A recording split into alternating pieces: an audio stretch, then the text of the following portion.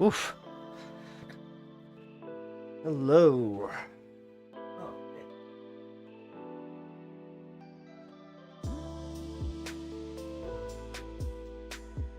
Coffee is acquired. How is everybody? Hello, Kirk. How are you? I'm not sure if you saw your Discord. Had a bit of a situation today, which I will go through here in a minute. Make sure that everybody check in and say hello. Good. Oh, man.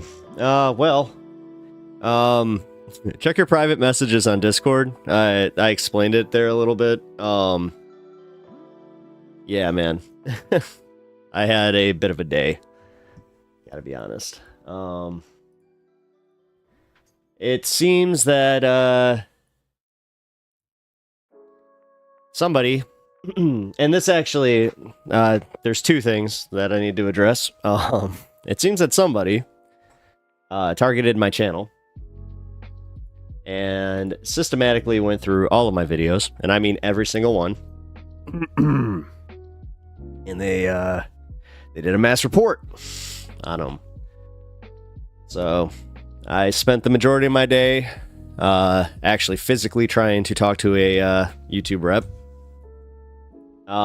which I do have good news.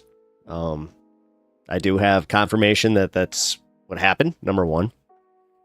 So I'm a little bit pissed. They said it was one person. They couldn't tell me who. That's the one part I'm a little pissed about. Yeah, so that was fun. And then had another little issue where, for some reason, and this is completely unrelated, it just happened at the same time, completely coincidental, where I had my my Streamlabs account audited, and they determined that, yeah, there was some stuff they need to look into. I was like, okay. Which, again, there's nothing there because I spent the majority of my day, again, talking to live reps on their end too. And yeah, so, yay. Oh, the fun side about being a streamer, I gotta say, man, it's wondrous, completely wondrous. Oh. I agree with your assessment. This is awful. Yeah, man. Yeah, so also, I'm not sure if you noticed that the YouTube algorithm is not exactly kicking today. Because that mass report did some damage there. Yeah, man, I'm pissed. I'm actually having a real hard time keeping this one in. And, like, yeah, I'm really pissed off. I'm, like, really pissed off, man. They didn't notify me. Twitch did. Great. Yeah, so. Hey, Ryan, is chat gonna work today? Yeah, I think so. I think it is. I'm just explaining to everybody that I'm dealing with the finer nuances of being a YouTuber, where I have somebody who got angry, and man, this is what sucks. Now I'm here speculating, and I gotta be honest, guys. As much as I want to play games, or like I enjoyed the games and I thought it was funny, I think that there's I'm not dealing with any crap anymore. So it's one of those things, and I think you guys know what I'm talking about and who I'm talking about, because I can't confirm if it was him or not. And the fact that it's we have a chatter that is that unstable that I honestly have to question that kind of makes me wonder what the hell. And yeah, oh nice. Yeah, man. Man, you've got to be kidding me, YouTube. All right. So, obviously, like the stream, guys, and it'll be fine, my friend. You are playing the long game here. I know, Scott. Trust me, man. I know And it's so dejecting. Like, I have no idea what or who you're talking about. Oh, it's okay. Sorry, Ryan. I can't really add too much context because I'm not trying to do call outs right here. It's more so I have a problem where we've had a chatter that I'm not sure if he's like been acting in good faith because, you know, 1 minute he'll be fine. He'll be engaging and he'll also just, but then he'll just go off the rails. And I mean, like completely off the rails, attack my mods. He got banned over on Twitch. So it's okay. It's just an unfortunate situation. Yeah. Man, I'm literally watching it happen right now. Like this is rough, guys. Like this is rough. And how the hell am I supposed to not think that this is like a systematic thing that's starting to happen? Like that's where I hate the fact that my brain is going there where I'm just like, oh, you know, the fact that both these things happened at the same time. And then I'm just like, But Scott, I appreciate the kind words. It's just, man, it's rough. So either way, I'm not going to let it affect me too much. I want to have some fun here. I want to make sure that we keep it kind of jovial and just keep on trucking, you know? Did you get the dono last time? Yeah, so here's the thing. Like, they're just, I can tell you kind of what's going on a little bit on that side. They're just keeping my account locked right now, and it's up for review.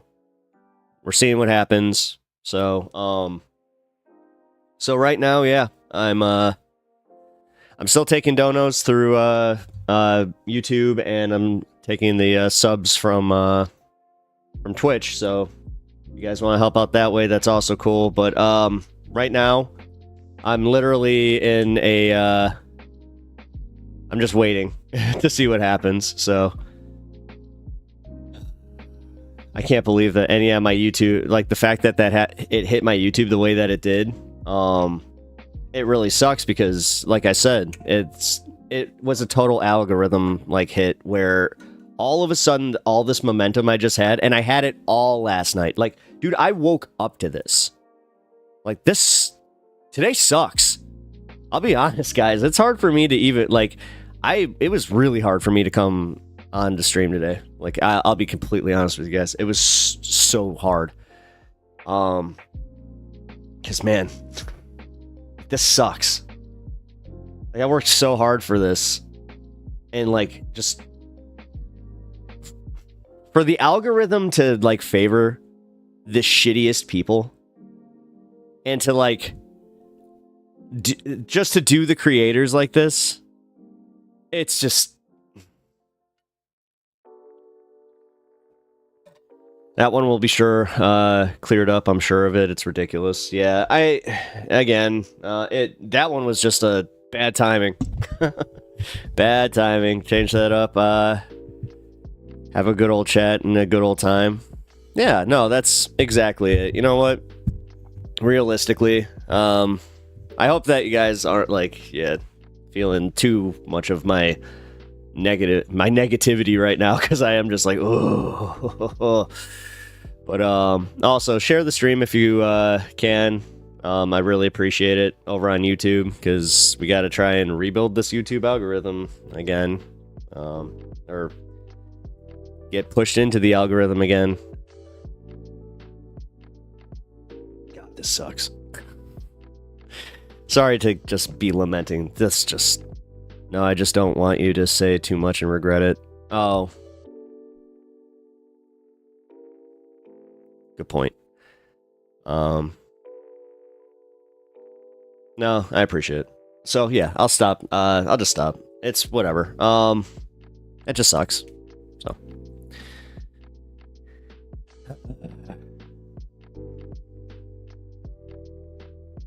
How have you guys been? Bloodstone, hello. It's always good to see you. Your little smile thing always brings a smile to me. So thank you. I needed that. Man, it's been a day. It's been a day. I mean, I thought dealing, like, number one, without saying too much, again, I just could say that I thought dealing with cable customer service was bad. Holy crap. Yeah, that was fun. But yeah. God, I just can't believe all in the same day. All in the same day. Like, I had such a good stream with you guys last night too. That's why I'm like all mad about it. I'm just like, oh. Either way, Bloodstone just had something happen. Not too pleased about it, but yeah, there's a reason that the bar is not there today. We're taking care of that, and then yeah, we also if you guys didn't get an alert, I'm just chilling here after work. What's up? Well, number one, Bloodstone, did you get an alert on YouTube? Because if you guys didn't, like, seriously, that just confirms my worst suspicion that I may have lost some of my push in the YouTube algorithm because I had somebody go and mass flag my channel. So, I spent a good portion of my day trying just to get a hold of somebody, but when I finally did, they were helpful, so I want to shout them out. But yeah, man, I had a talk with number one. I do need to like actually shout that out. Yes, I got it on YouTube and Discord. Oh, okay. Ooh, that's bringing me back just a little bit, because honestly, that the feeling of being targeted is definitely unnerving. Bro, thank you for saying that. God, you guys really are like therapy, because I need to hear that. I feel like, yeah, man. It's beyond unnerving, because it's also like, I hate to be this guy, but like the no good deed goes unpunished kind of thing, where it's just like, why is it so hard? Why is it so hard? Why? I try to be nice to people. I try to be fun and like chill and just, man, what am I supposed to do? Ugh. Anyway, I appreciate it, guys. Went to sleep at 3 a.m., woke up at 4 a.m., had breakfast at 5 a.m., fell asleep and at 7 p.m., woke up at 10 p.m., had instant noodles, and now it's 12 a.m., and here I am. Don't know what today was. How do you, dude, sleep. You need sleep. Your body needs sleep. You were mentioning that your joints hurt. I'm not even kidding, man. Like, that's a big part of it. If you're not getting enough sleep, your joints will feel inflamed, and it'll just keep getting worse and worse, man. So I want to be careful with that. Although as much as I appreciate you being here, so your health is way more important. So take care of it. Definitely take care of yourself. But on that note, yeah, I'm still feeling like complete crap on that too, where yeah, kidney issues are a bitch.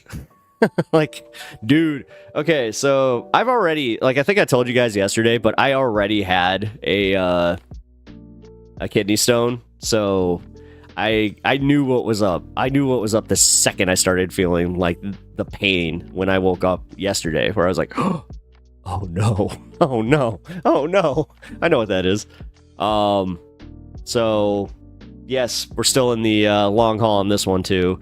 Your circadian rhythm must be jacked up. Yeah, this is for my mental health though. Oh, hey, cool. I appreciate that. Oh, like I said, as much as you guys are like therapy, I hope I can help out a little bit. I am not a therapist by any means, so definitely seek out therapy if you are feeling like you need more professional guidance on that end. But if you're looking for just some friendship and good conversation, this is a good place to be. So also, yeah, as I said, guys, anybody, if you can pop between Twitch and YouTube and just hit the like buttons and just help me play the game a little bit, because I did have that, I had a conversation where they informed me that might happen. So again, I'm happy it happened. Like, I'm happy it happened the way that it did, where at least I got help as far. Hey, what's up, Mike?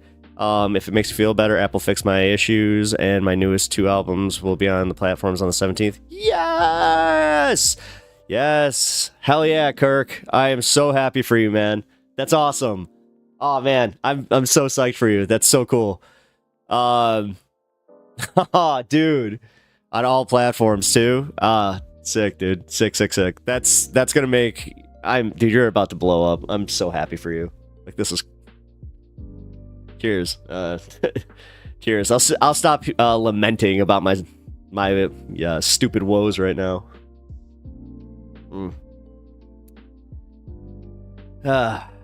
Now I feel bad. LOL. I want to be happy for you. It's okay. It's okay, man. It's okay. No, man. Whatever. Just going through it, man. I chose this. I knew what was gonna happen. I have had enough talks with some other creators that they didn't need to reach out to me the way they did, and I don't want to blow up. Like, I'm not gonna name drop, and I don't want to blow up spots, but they were really cool, and they kind of warned me about this. They were just like, hey, so you just got to be very careful. Just understand that, unfortunately, there are ways that they can definitely throw, like, you know, a stick on the, or what I'd say, like a coin on the tracks. So it's like, yeah, you know, it's harmless, and then all of a sudden it just derails everything. It's just like, oh, okay. So yeah. This is really just I think it's so odd too, man. I feel like this was a like, I don't believe in karma, but I feel like this was like what'd I do? Like, why did this all happen in one day? Like, one day I'm dealing with a kidney infection. I'm also, it's nice to have yeah, that at least, yeah. Yeah, again, shout out to, at least the YouTube, crew that, they seem to care, as much as you think they wouldn't. They seem to care. I gotta say, the guy I talked to was pretty funny. He was just kind of like, yeah, you know what? He's like, he kind of said, that's how you know you made it. Mike James. So I had somebody that had the time on their hands to go through my YouTube channel and flag, like, report every single video that I have. So, yeah, that was awesome. I woke up with a very, very awesome email, and it was definitely alarming, because the way that they word it, I, again, can't say too much, but I'll just say that the way they worded it made it sound like, oh, you need to take care of this right now. I'm like, okay. Oh gosh, yeah, man. Yeah, and all I can say is, like, I thought that dealing with, you know, my cable company and my internet, the internet company out here was, like, hard enough. Like, this was definitely, like, a MAGA moment. I hope so. I hope that's what it is, because they can't tell me. So this is kind of one of those, I have to play the guessing game, but this also sucks because, like, it's forcing my hand, man. I have to be more vigilant. I can't just let you know, people in my chat go off the way that a certain chatter does. I don't want to call them out either, because I also don't want to give them too much attention, on top of the fact that, yeah, I do feel bad. Like, actually, legit, see, this is my thing. The fact that I can still feel bad about this. Like, why? Fix this, guys. Fix this thing in me that makes me care. Because it makes it seem a little bit easier if I didn't have that. But anyway, whoops. It's okay. What do you go for? What was, they can't tell me.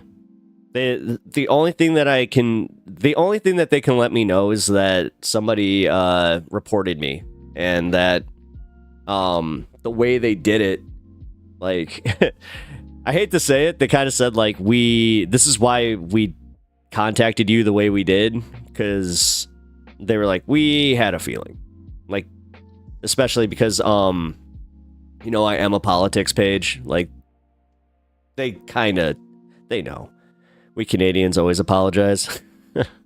I got a little bit of that in me. I mean, hockey play. I spent so much time like around. All my coaches were Canadian, so well, except for when we would lose them. For I don't know, man. Like, they would either go up to like AAA hockey or something, but all of a sudden it's like, hey, by the way, Tanner's dad is your coach now. It's just like, let me guess, Tanner's about to get that captain's position, is he? Tanner got the captain's position. I called it. Because it's kind of pathetic thing to right on, eh?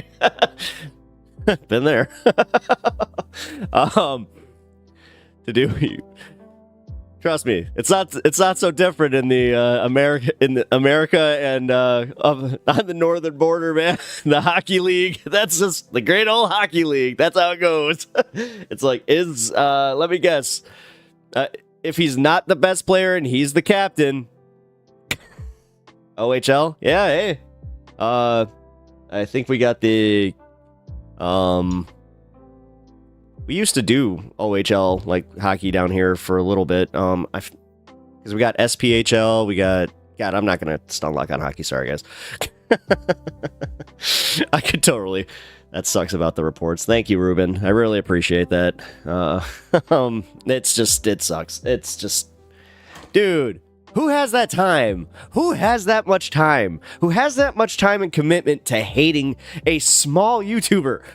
What the hell, guys? Like, damn. You want to talk about some pathetic BS? Like, what the hell, dude? But all I can say is shout out again to the fact that YouTube cares, and I have to say I have a little bit of hope. I have a little bit of hope for these for all what we're going through with the platforms. Ugh. Minor league hockey is a blast. I was a Ice Hogs season ticket holder for 8 years. So, yeah, man. God, I used to drive for most like I pick and chose. I did not do a lot of weekday games, which whatever. For some reason with the minor leagues, it's almost like better just to do a season.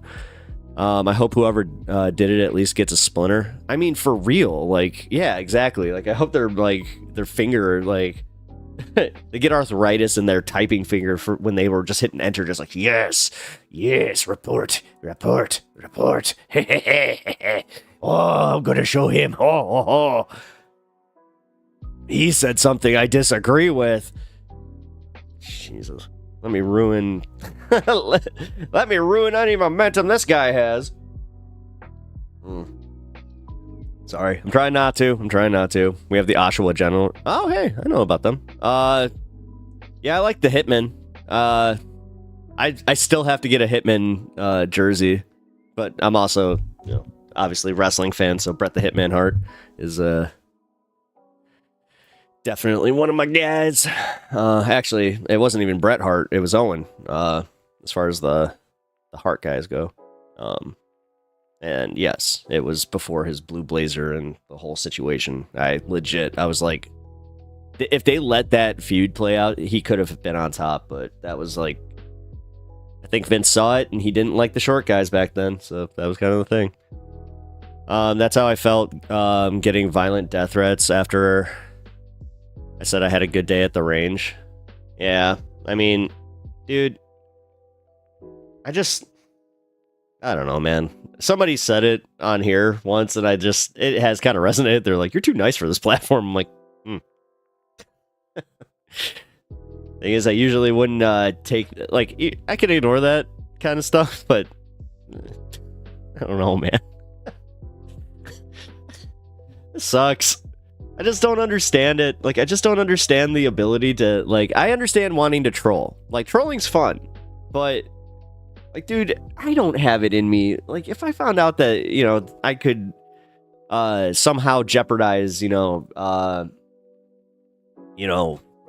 Ted from Wyoming's trucking company during a Facebook argument because, you know, we got into it. Yeah.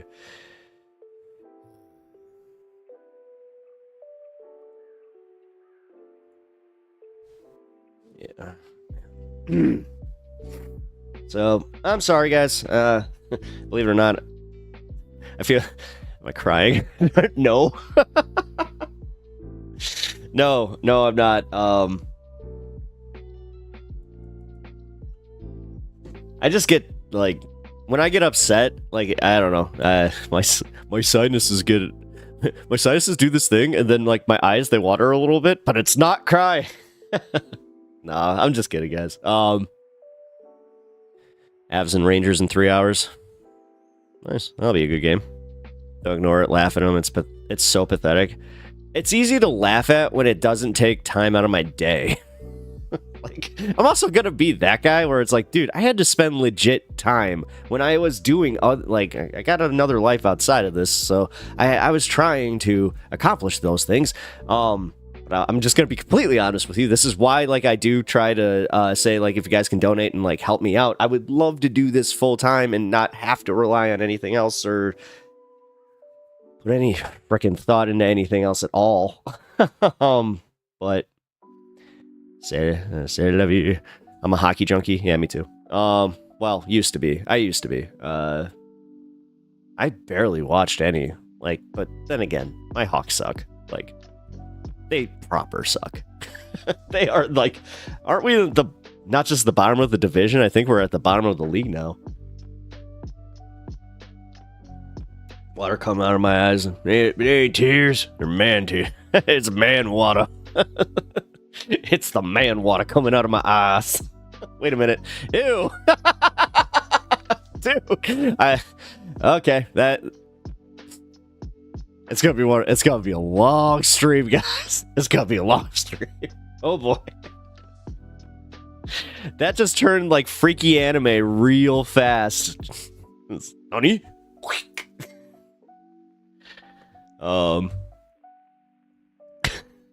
Jeez. Okay.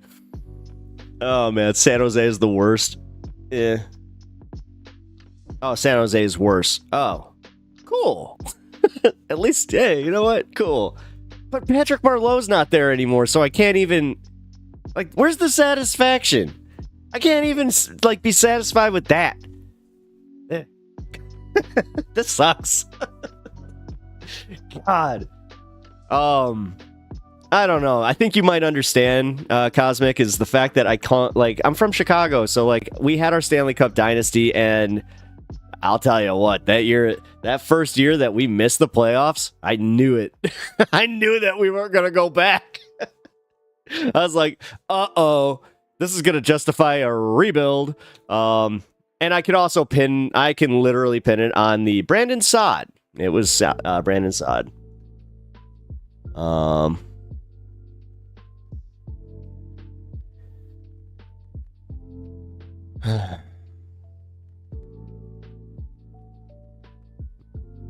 All right, Brian. Well, I'll just tell you right now, man. I've had a bad day. A really bad day. So.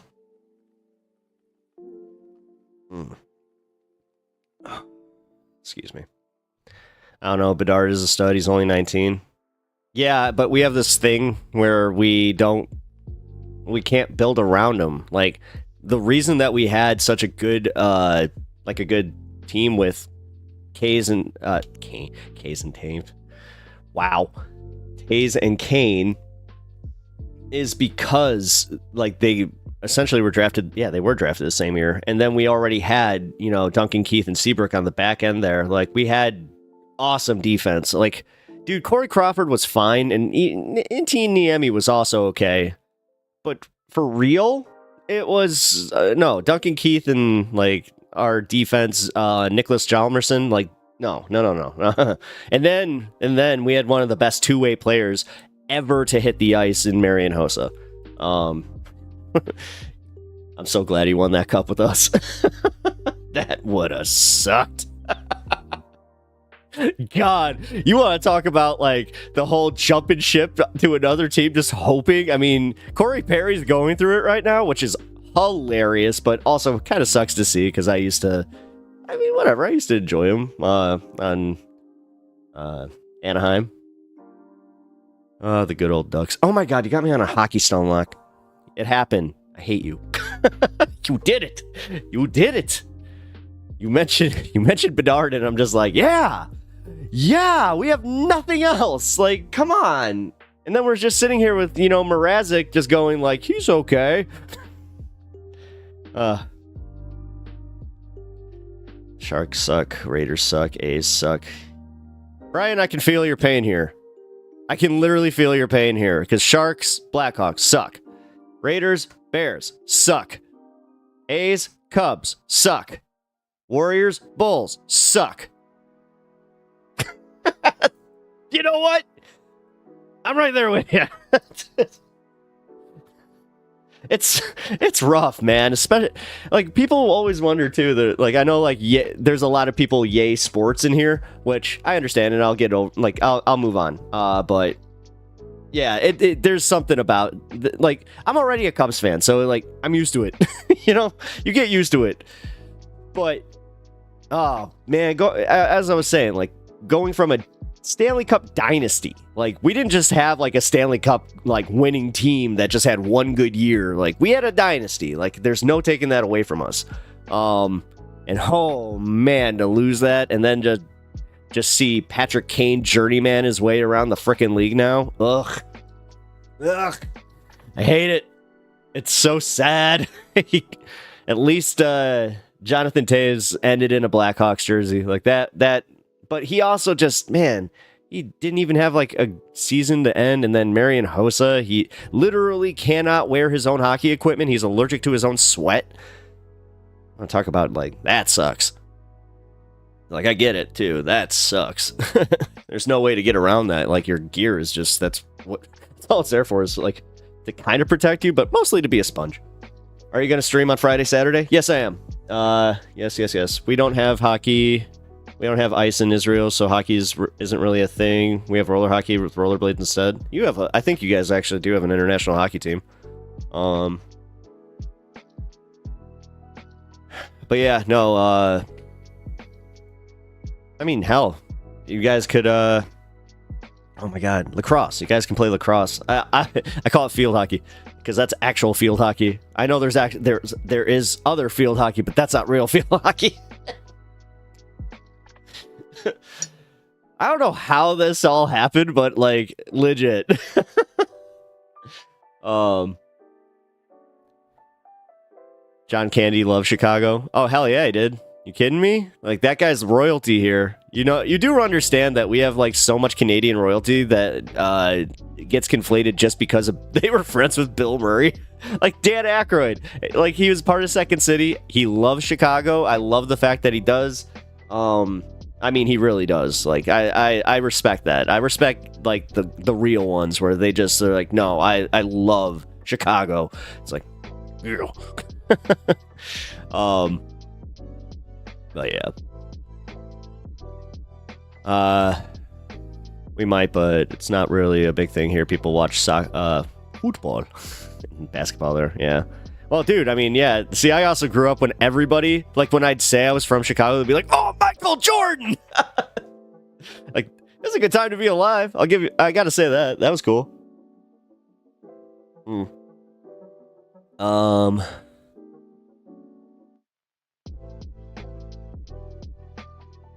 During the same time period, my team was the worst in the league. Then we drafted Nate McKinnon and still suck. Still suck for a few. Yeah, dude, but no. I'm just saying we don't have we don't even have a coach. We got nobody. Like, where are we gonna get Tortorella? Yeah, that's gonna go real well. Like, ugh. That's another thing we gotta we have to NFL our coaches because like what's that coach from he's Dan Soder's friend from the Dolphins. The Dolphins head coach. At least you're not a Clippers fan. We were top dogs for 20 years. Now we are the Cleveland Browns. Yeah, have some faith. No. I have none. None. I have none. For none of my team. Dude, although, did you guys, I'm sure that any of you guys that watch the NFL, did you see how much we celebrated that win over Green Bay? We didn't give a crap about any game that season. That was the game. We won the Super Bowl this year as far as we're concerned. Oh, man. It was satisfying. Oh, man. There's nothing. I don't know why. You want to talk about rivalries? I usually don't get, into the tribal rivalries of, sports teams. I'll, play along, but I don't get the people that are like, I'm going to fight you over this. It's like, oh, that's weird. Okay. When I went to Philly and a guy legit, I was wearing my Blackhawks hat at a rest stop and he was like, I want to fight you. I'm like, can I just enjoy my Wawa? Wawa, this should be an international, piece of peace, a place of peace, but man, you're gonna harsh my vibe and also I don't get to enjoy my hogue? Ah, damn. Actually, for real. Not even trying to joke on that one. A Wawa hoagie. Man, for a gas station sandwich, you guys, they know how to do sandwiches there. What, a roast beef one? Damn. It's so good. I have a Raiders tattoo on my leg. Ooh. I'm not I look at putting sports tattoos on your body, kind of why would you put your ex-girl, it's like putting your girl's name on there, yeah, the times are great now, but that actually should have the same rule where it's just hey, you need to think about this. If you win a championship, cool, fine with that. Because, yeah, commemorating championship years is fine. Whatever. I love the ones that do it before they win, though, and then they're stuck with that until they gotta go get a new tattoo. Once again, on a mission to make me hungry, Ari. Oh, yeah, you need to start eating. So, yeah, that's actually, yeah. If my show gives you the munchies, that's actually a good thing. Also, for real, if you're ever in the States on the East Coast and you just happen upon a Wawa gas station where you're just why would I eat something from a gas station? It's because I'm not even kidding. Their sandwiches are freaking delicious. It's funny. Every gas station in Maine and has a kitchen in it. It's where to go get food here on the road. Our restaurants just suck. Yeah, Kirk, I was gonna ask you about that at some point, and I kind of just forgot to. But yeah, you just got. Do you have any Wait. Maine lobster. Come on, you don't like seafood? I mean, I love seafood, so fuck, man. I'd have a lot of fun there.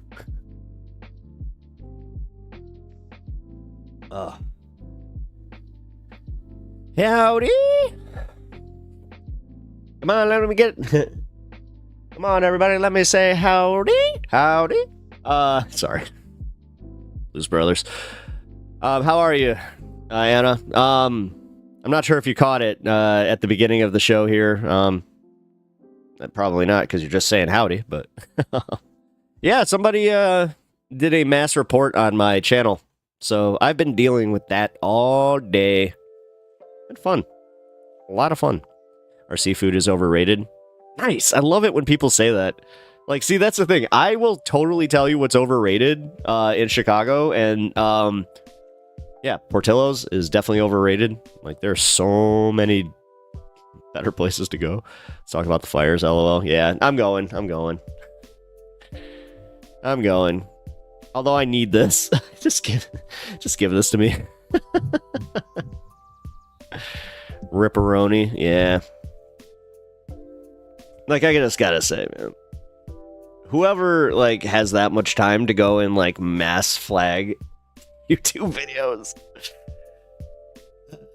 That's a special type of sadness. There's proof now that 2 of the firefighters were Started right around, or the wait, to the fighter. Started right around a very big power line.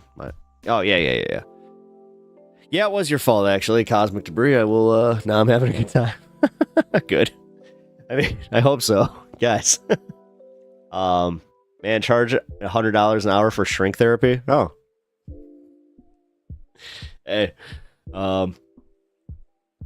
If you guys, yeah, actually, just real quick, if you guys want to donate to stream right now, I've got a situation I have to clear up first. So, for today's stream, if you guys can donate over on YouTube, that'd be great. And you could also gift subscriptions and all that fun stuff over on Twitch. Yeah, I'm also... It's just, I've had a really bad day, guys. I've just had a really, really bad day. I woke up with, like, my kidney issue still not going away, and then just getting an email that from YouTube that was not exactly saying, hey, we got great news for you. Was awesome, and yeah. Then, as far as the, you know, stream payments go, it was also a thing where I was just like, what? I really didn't need this. And, yeah, just on top of it, you know, there's a few just life things that I'm like, okay. Like, unfortunately, I love talking to you guys about this stuff. I'm an open book anyway. Yeah, my poor dog, you know, she's old, and she's starting to have some issues. So, like, it's just, it sucks. Said another fire broke out in Ventura. Yeah, you know what? Here, guys. You guys want you want the fire news? I'm going to the fire news. So I appreciate you guys sitting through this and helping me out and just doing all this. I'm just still so pissed. Like, I'll be honest. I'm more upset about it where I'm like, why? God. But as I said, I appreciate all the support. If you guys can hit the like button over on YouTube, that today especially really helps me out, because I was informed that what happened to me could actually, like, that's kind of the whole thing where it could just kind of push me out of the algorithm. So keep those likes incoming. It's free, and it really helps me out right now. It helps me out in general, but yeah. Actually, to your point about the power lines, I saw that the first excuse me. The first lawsuit came out and now they're making it class action. Jeez. Oh yeah, and comment and share if you can. Thank you guys. Thank you, Kirk. All right, let's go. Let's do this. Let's get a live shot of my stream here. At this point, I just don't care. Here, we're just going right to it. Usually, I would go back, but here.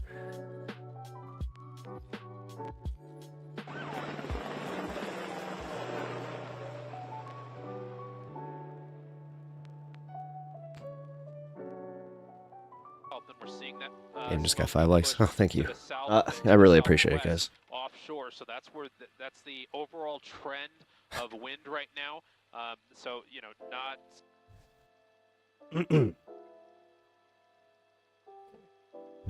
beautiful job.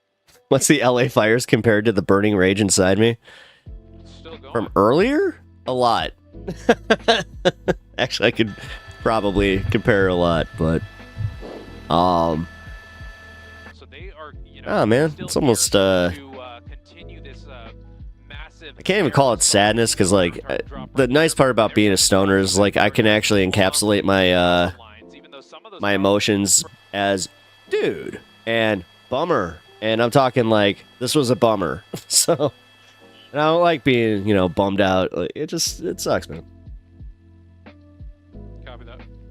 I don't like, you know, the harshing my vibe, especially when, man, I was in a good mood. Like, I ended stream on such a high note yesterday. I was having such a good day. Yeah, this is all live happening right now. Yeah. Yeah, these are all live cams from News 18. Finally found a page that I can use.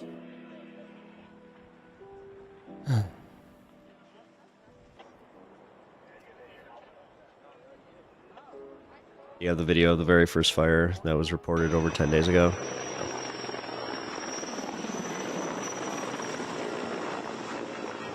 Pat, make sure you drink water and go to the bathroom if you need to. Thank you. I appreciate that. Now I'm finishing my coffee and then I'm going to go. And you have these helicopters. Thank you, guys. I do appreciate that. I feel like I'm being babied now. No, but I actually do appreciate it, and I need it. The fact is, I forget. So, damn, it hasn't stopped. No, at all. No, it's getting worse. No, the fires came in last night, and it made it go a lot quicker than they thought even was going to happen, and it also changed directions. Here.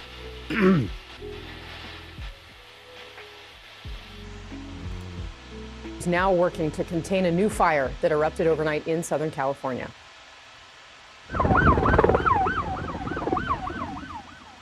This one is called the Auto Fire. It's now at 0% containment. Wind gusts today could reach hurricane force, up to 70 miles an hour. A rare type of red flag wind warning also in effect in LA and Ventura counties until Wednesday because of those winds, threatening more new fire outbreaks, spreading the Palisades and Eaton fires. The Auto Fire. I spoke to the LA County Fire Chief on Monday. Are you worried that these new winds may undo the progress that you've been able to make?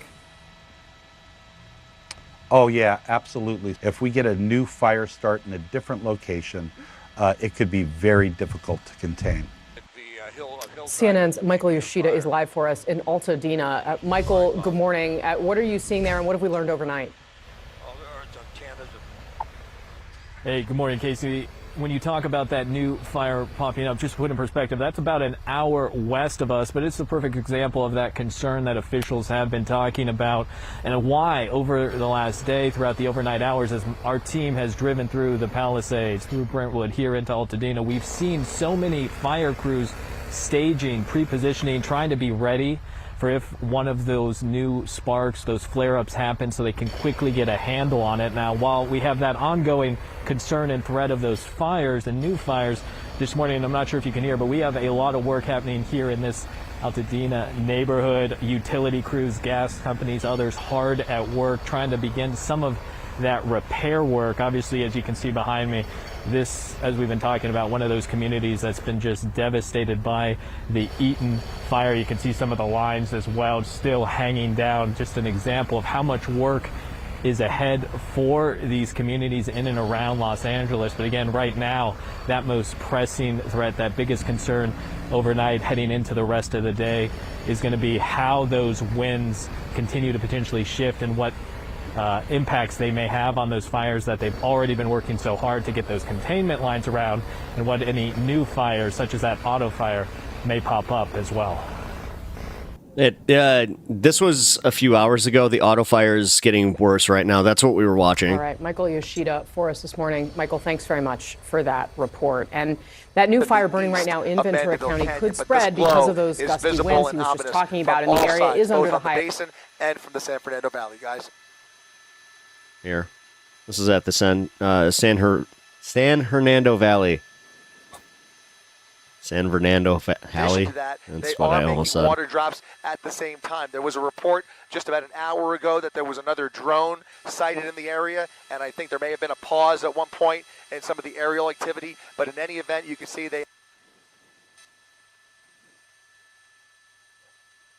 These idiots with their frickin' drones, guys.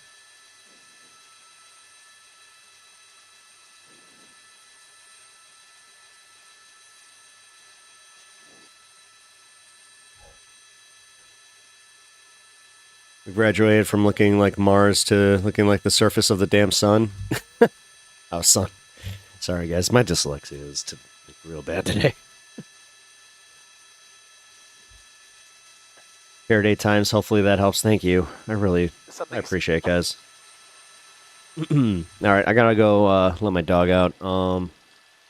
Yeah, it looks like a volcano. That's what I was saying yesterday. I was saying that about the one in the Hollywood Hills yesterday. I thought that's exactly what that looked like. All right. Here, let me play this. As possible threat level. I'll be right back. From wildfires. Let's go to Yeah, our let my dog meteorologist, out. Allison Chinchar, with more on what to expect today. Allison, good morning. Yeah, good morning. And I think that's really been the biggest concern all along. It's not necessarily, the fires that are there. We have several that are at 100% containment. It's all these new fires that just pop up. What happens to those, especially as those winds continue to rage throughout the day? Here's a look at the red flag warnings that we have in effect for today. And some of these even go all the way through Wednesday afternoon.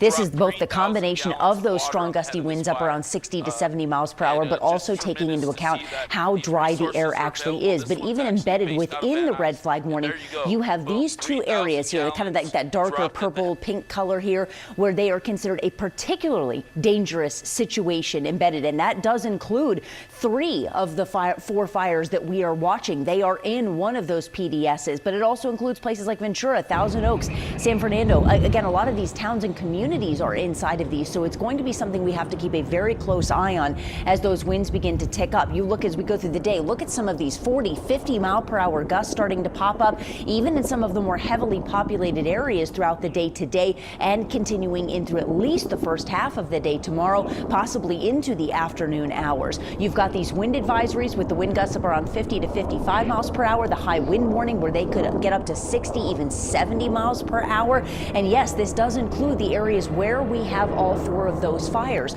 So we'll have to keep an eye out. But the one thing, Casey, that they really need is rain, and we just simply don't have that in the immediate forecast. Yeah, really difficult. All right, Allison Chinchar for us this morning. Allison, thanks very much for that.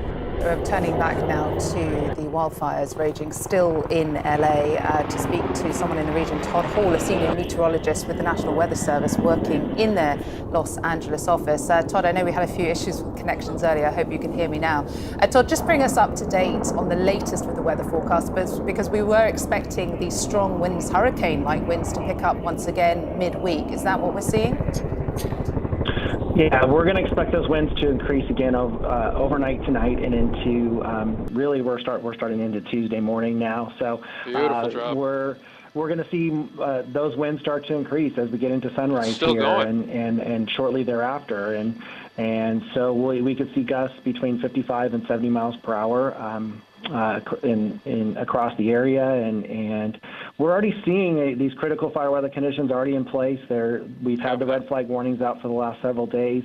I have the other audio going just because they are currently monitoring the situation. Type red flag. Southern San Fernando I feel like I need to go meditate. Still a concern. Just get my don't brain. let your guard down and we start to see the smoke is moving away from you. That's still something to be LA City. Okay. There we go. Drier air push in with the Santa Ana wind event. As important is the direction of those winds, isn't it? And whether or not they're going towards the built-up areas. Can you tell us anything about that?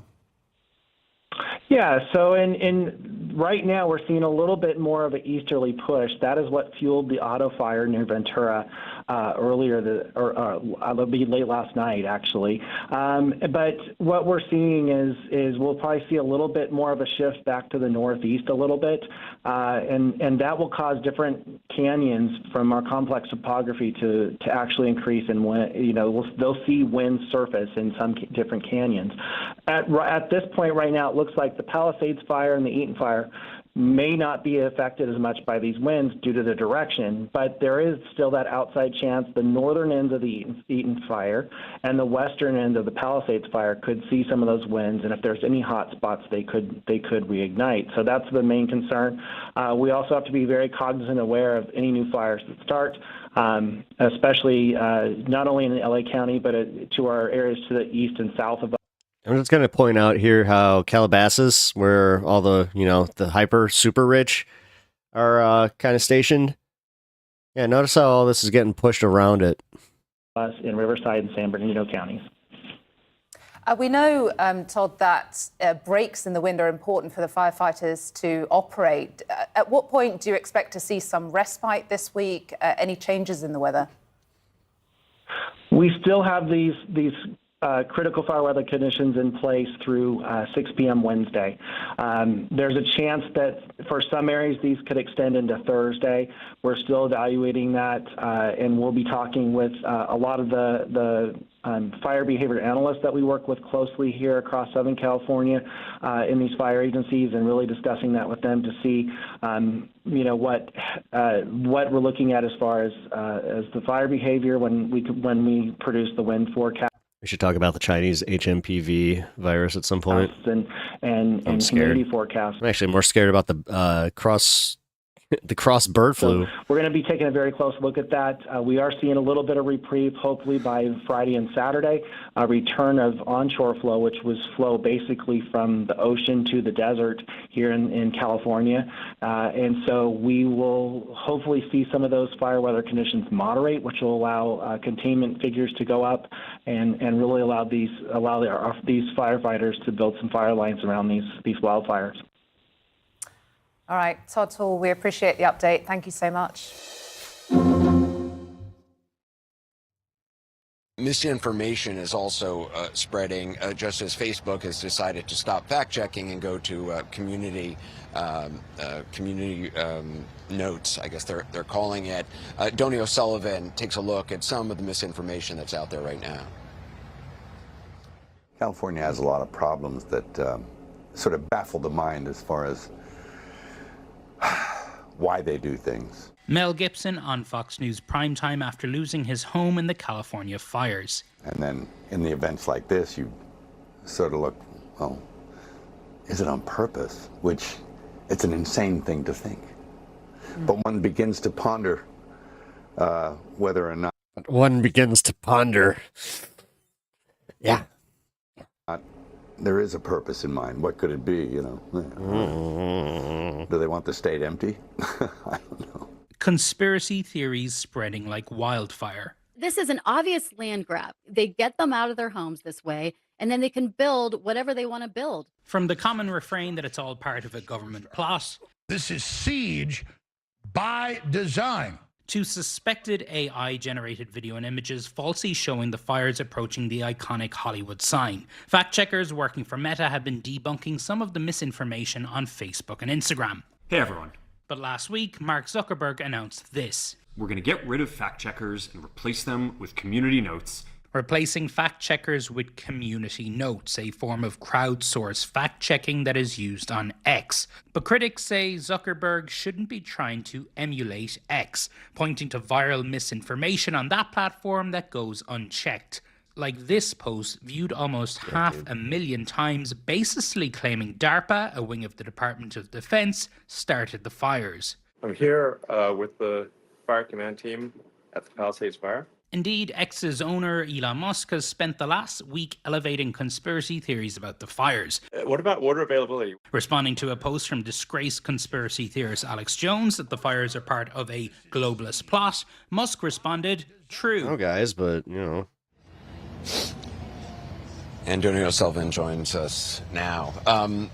In a situation like this, it always happens, but it seems particularly acute right now. Absolutely. And look, one of the big issues, particularly which we saw last year with hurricanes Helene and Milton, and also before that the Maui wildfires, is that a lot of this misinformation makes people who need support from government agencies, whether it be local agencies It's a crazy dramatic shot, though, with the Hollywood That's something sign. we particularly saw after the AI, hurricanes. We're seeing less of that here right now, but what we are seeing is, and of course, look, there is a political debate to be had about the policies here in California, but it has gone beyond that. We have seen the president-elect coming in with just straight-up false claims about policies here, and then, of course, Elon Musk, the owner of X, as you saw in that piece there, engaging with really wild conspiracy theories in terms of that this is a planned event. All right, there's responsible journalism, and then there's just like really leaning into this sort of culture war stuff about DEI, diversity and inclusion policies, and everything else like that. So it's really just a pretty toxic stew online right now.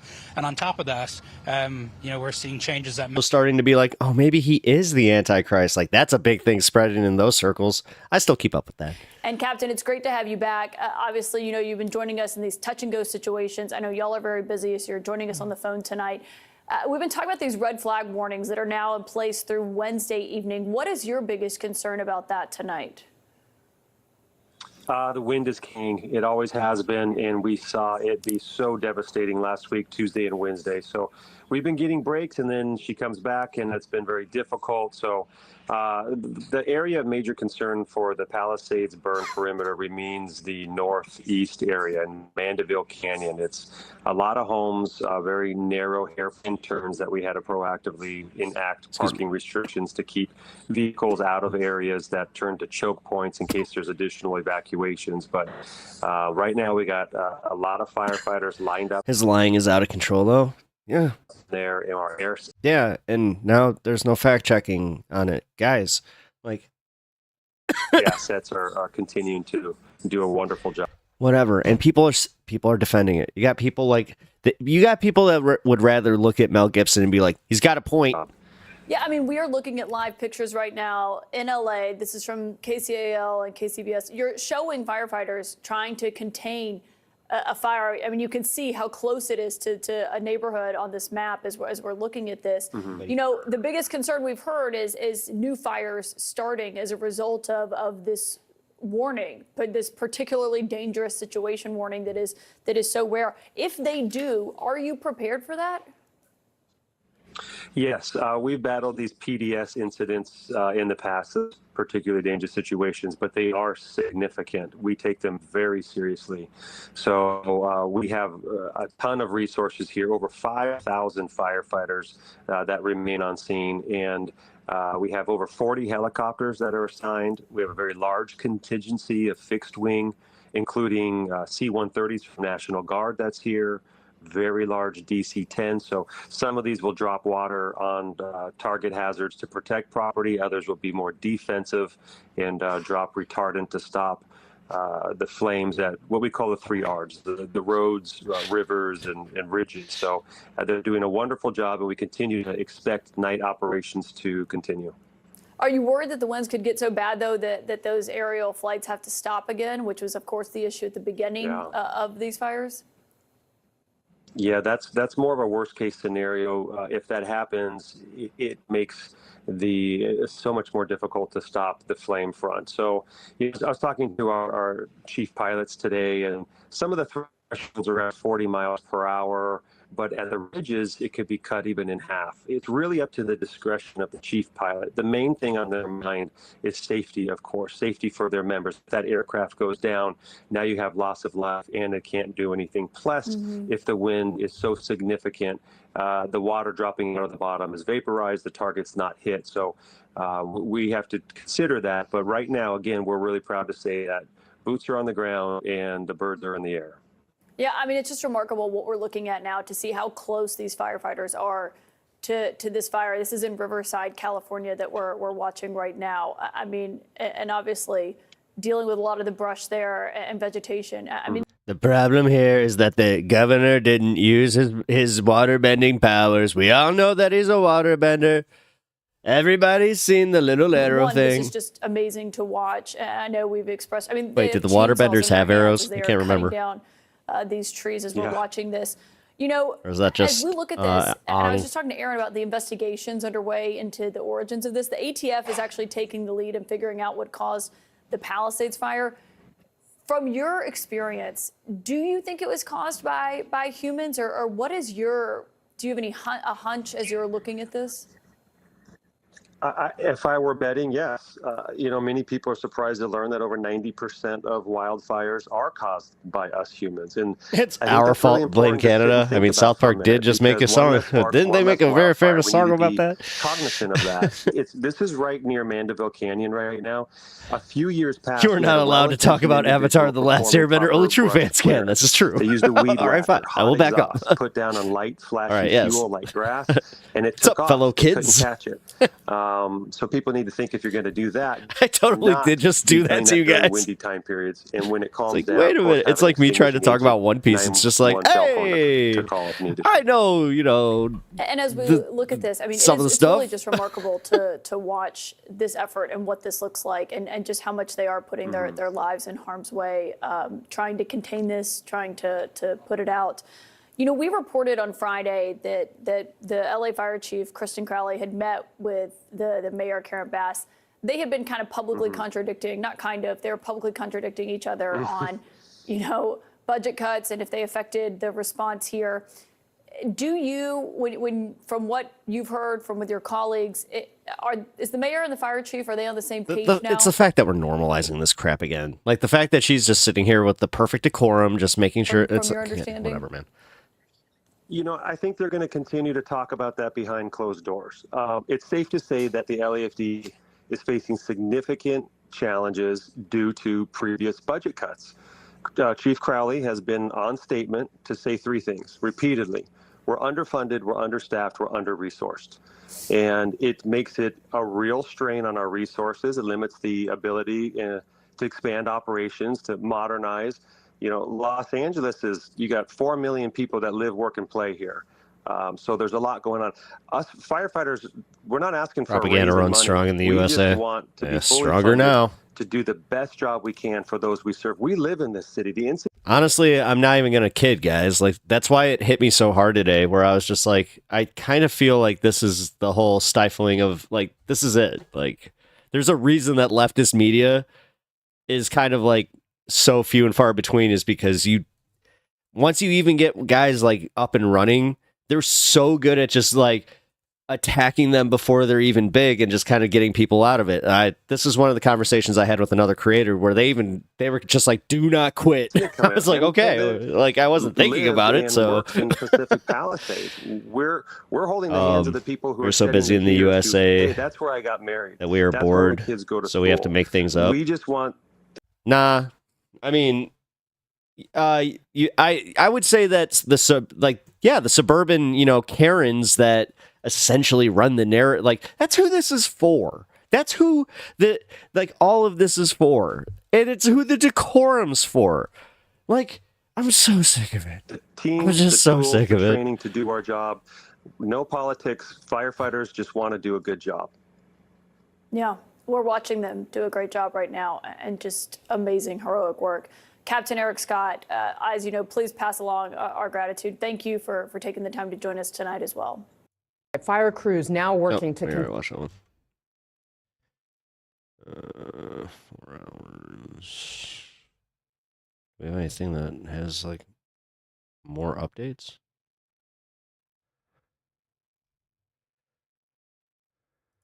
Parts of Los Angeles and Ventura counties are now under the highest level red flag fire warning. Dangerous winds expected to gust Remember up when to 70 CNN miles had per live hour. feeds of Officials Iraq? warn the Yeah, it conditions was like could half my cause childhood, bro. Explosive fire growth. At this moment, firefighters are racing to contain a new fire that erupted in Ventura County. Let's get right to CNN's Stephanie Elam. She is in the hard-hit Pacific Palisades. Good morning, Stephanie. Good morning, John. And the good news about that auto fire is that they're saying that they're able to stop it from progressing further, even though it is not contained yet. But this is exactly what officials want people to be aware of, the fact that we're going to see these stronger winds. And I can tell you it's starting to pick. Yeah, it was like literally like war stuff and then court TV with the O.J. Simpson case. A little bit here. We're going to see these stronger winds today and tomorrow. And just because we have the Palisades fire burning and the Eaton fire burning doesn't mean those are the only places where we could see blazes erupt and grow with these winds. And so that's why they're asking everyone to be prepared to evacuate. Have your emergency kit ready to go in case you do need to get out. And that was the situation for one couple in the Eaton fire. I want you to take a listen to I was a Cheryl 90s Cruz. kid with She cable. was coming home from work when she saw the flames in the distance, and it was caught on their Ring camera. She was able to tell. And a mom with depression who, for some reason, was just like, this. Her husband Jeffrey that like, they needed to go. But take a listen to her experience. It's weird. As I grew up, I was like, no wonder you were. Wait a minute. Like, that was kind of the start of all this crap. Panic mode. Oh, Brian, here's that video you were talking Just about. trying to get out as fast as we can. We did see the embers flying. It was almost like snow flurries, but instead it's fire that's coming around, and we did not Or maybe not. It just happened to be by power lines. My think bad. about whether or not those embers were going to ignite on a dry brush around us. That it was just a matter of we had limited time and we had to go. But when we rewatched the footage, we didn't realize how many embers were flying around us, and it's That's crazy. It's almost like watching a horror movie in a way. Oh my God, it literally looks like snow. Like, that's crazy. Now, the couple did wet down their roof and they did flee from their home, and their home, amazingly, is still standing. Of course, it is also worth noting that, according to the Los Angeles Times, investigators are looking into what was going on with one of the electrical transmission towers that was I don't know what to do with my hands. there. For their part, Southern California Edison, the power company, is saying that their equipment was working at the time, although they have been named in a lawsuit at this point. But still, all of this still a very active fire scene, and we have more threats today. That's the big takeaway. People need to be prepared, John. Yeah, a critical 24 hours. People need to remain vigilant, which is hard because people are just exhausted. Stephanie Elam, thank you very much for your reporting. Kate? Yeah, let's get the very latest. Joining us right now is Battalion Chief with CAL FIRE, David Acuna. Thanks so much for coming back in. Imagine what these people's lungs look like right now. It's so tragic. Winds Yeah. picking back up today. Dude, What do 70 mile per hour gusts mean for firefighting efforts at this point? Thank you so much for having me on here, Kate. And as Stephanie mentioned, there's so much. She stands like an blowing idol. through. Imagine if you're driving down the freeway at 70 miles an hour, you stick your hand out. Idol me? Flat, I don't know what that have is. the wind press against that. Then you look at it. That smoke is going to go all over it. I mean, it kind of already From is. the point of view of that is the wind that's happening from Ventura I know what to do with my hands. to Wink. northern LA. Nice. And the entire region that's in California is under this red flag warning. That pressure just blows fire in the direction of the wind and will pick The video shows it started right by power lines. That doesn't mean that the power lines started it. up these embers. As much as I want to blame the power company and like, dude, everybody's doing this right now. Like, I'm gonna wait for the fire inspectors to actually like really find the cause, because this is what's causing all this crap. Me characters like the Wii game. Oh, yeah, gotcha. Not go over our control lines.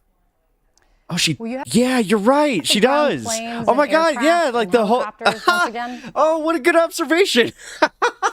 That's too funny. So yes, when it gets over about 30 All right. miles per hour, depending Good one. on the Good aircraft one. and the pilot's determinations, because they're professionals and dedicated, they want to be up.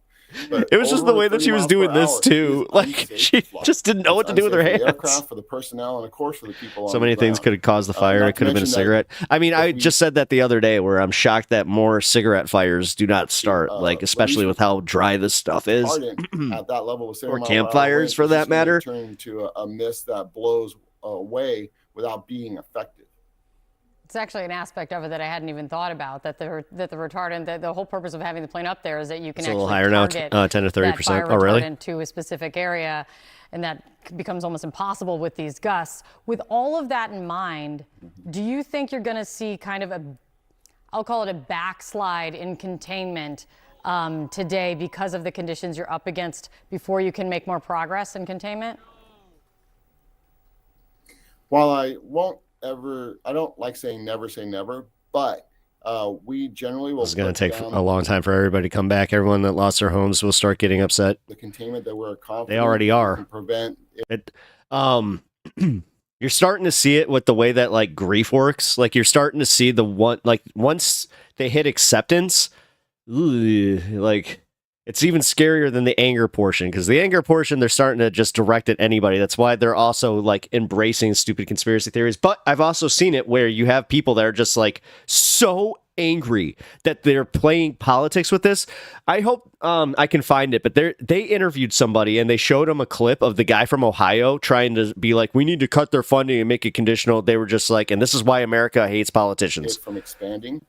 However, where our real concern is, Americans don't feel like this, but these politicians are ghouls, and they really inspire the worst of us. is the next fire. Probably was just an accident, statistically more common than We arson. need the Yeah. public's help in order to make sure we do not have any additional sparks. No mowing where you could strike a You rock. have to keep in mind, if someone was campaigning in the mountains with 72 to 100 mile per hour winds like that, they would want to start a fire. Well, I mean, that's the thing. They had like a bunch of laws enacted where they, like, as far as I know, you cannot set a fire at, like, in LA proper. So Dragging change with the vehicle, make sure your vehicle's in good repair so it doesn't kick out a hot piece of catalytic converter. there will be massive funding for them. This is a community tragedy for everyone in the county, including conservatives. 2,000 degrees.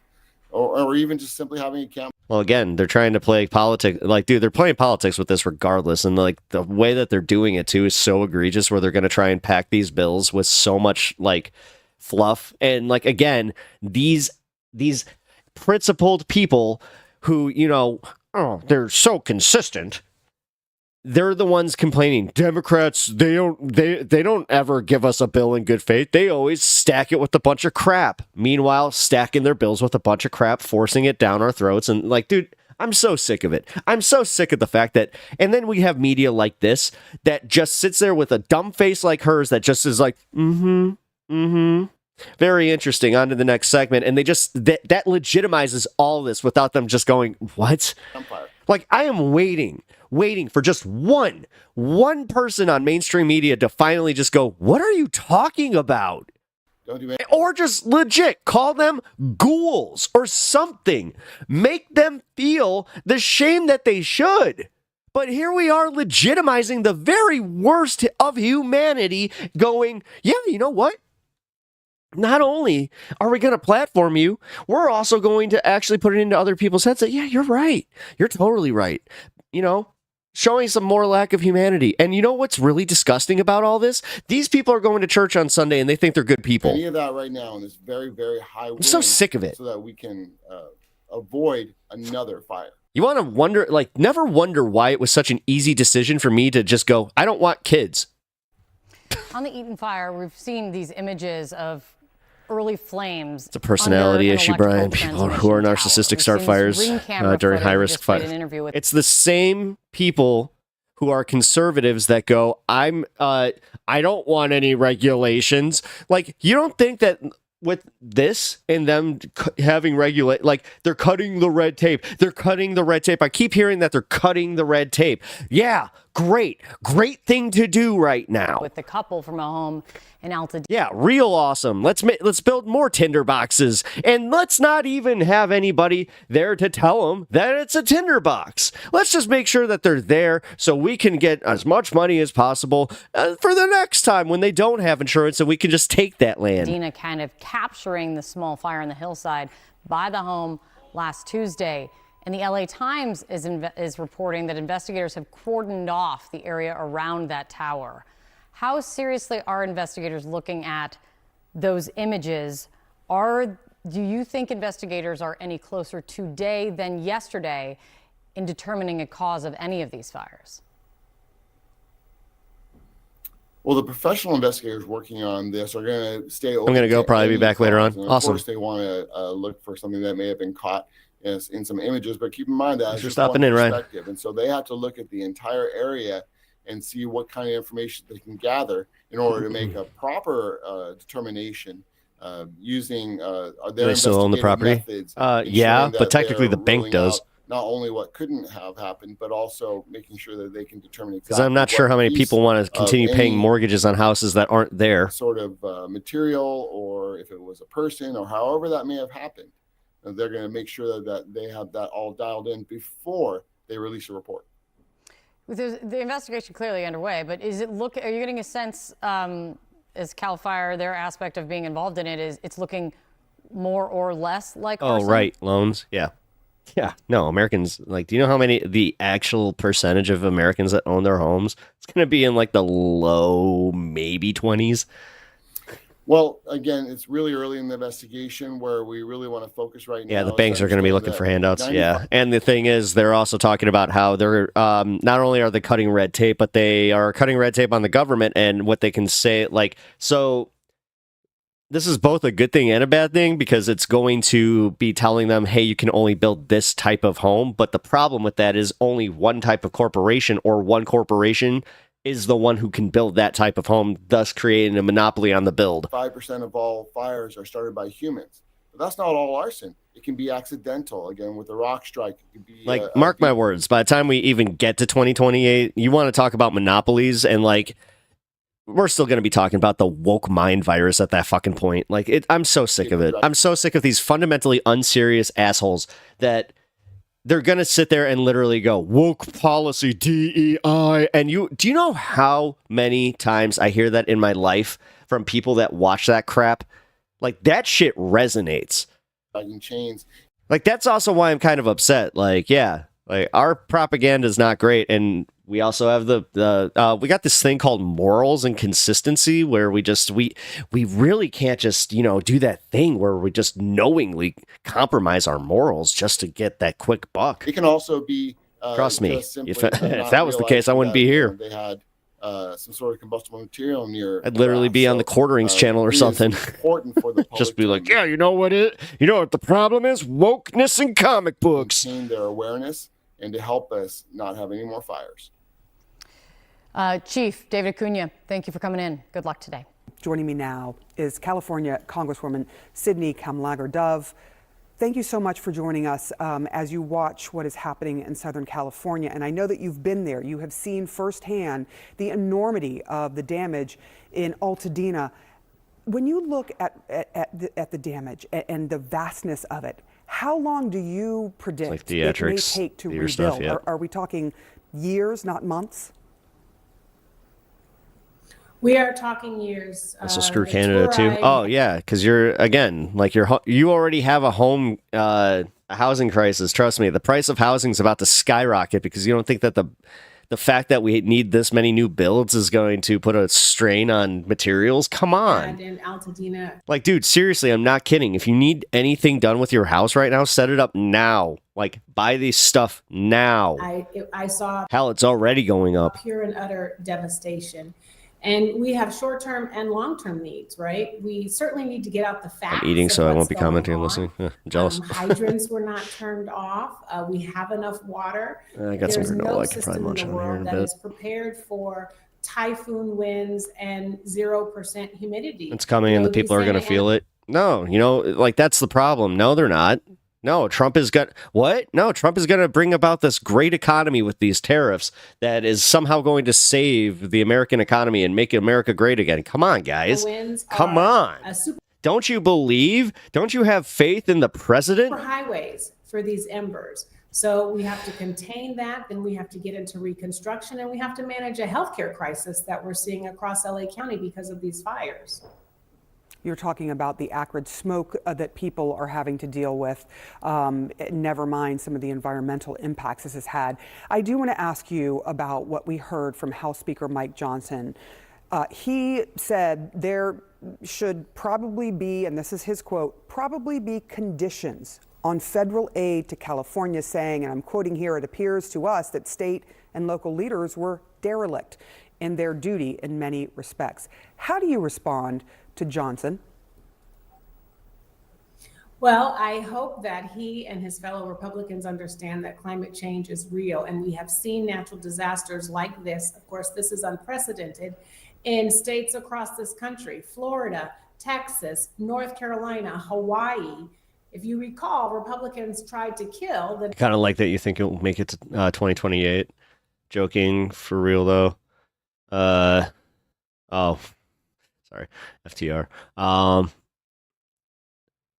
But we really seriously are effed as a global civilization. People don't understand climate change science. No, they don't want to. The thing is, understanding climate change science at this point is acknowledging that we have contributed and that we continue to contribute, and just going, oh, you're telling me that I'm not making... No, I'm making a great world for my... Like, it's the same thing our parents did.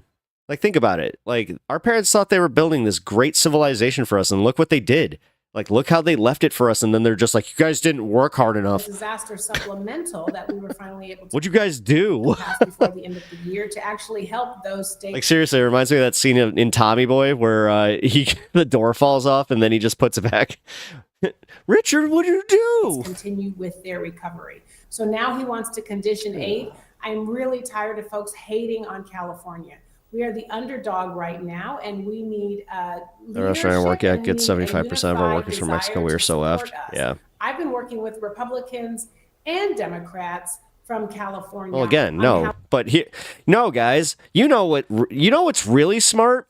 This whole, how our economy and like our housing, oh man, such big issues, right? That a lot of Trump supporters definitely voted on. Oh man, such a big issue that they're so short-sighted that no, they can't see there being a run on just materials or anything like that, but they definitely can't see there being a run on labor or the fact that their labor costs are about to skyrocket and that their projects like these are going to get pushed back to the who knows because they won't have enough labor. But just remember, guys, they have it all figured out. The good old white America really they're taking our jobs, they're taking our jobs. Just remember what they're actually trying to do. They're trying to make the millennials and the young, like the young people, into the slave class again. How we can make sure that These people are disgusting and just, I'm fucking tired of it, man. disaster support that we Oh, but they got to get Greenland, yeah. You talked about this, but are you worried that when Donald Trump does take Again, office, so he will serious. punish California for political reasons and for its ability For the lulz. We literally have a 4chan panel running our fucking country. to get aid? Judging from what you're hearing from Johnson, who says he's going to be speaking to his colleagues about putting these conditions potentially in place. While Elon's simultaneously refusing to hire Americans. Los Yep. Angeles have reached out Because to we're too President dumb, Elect remember? Trump and have invited him to survey the damage. I am also asking Speaker Johnson and some of his Republican colleagues to come to Altadena with us to see what is happening. We need a full-scale, all-hands-on-deck approach to how we are going to help California recover.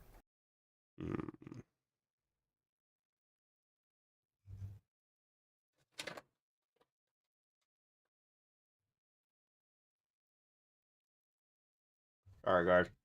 I need some food.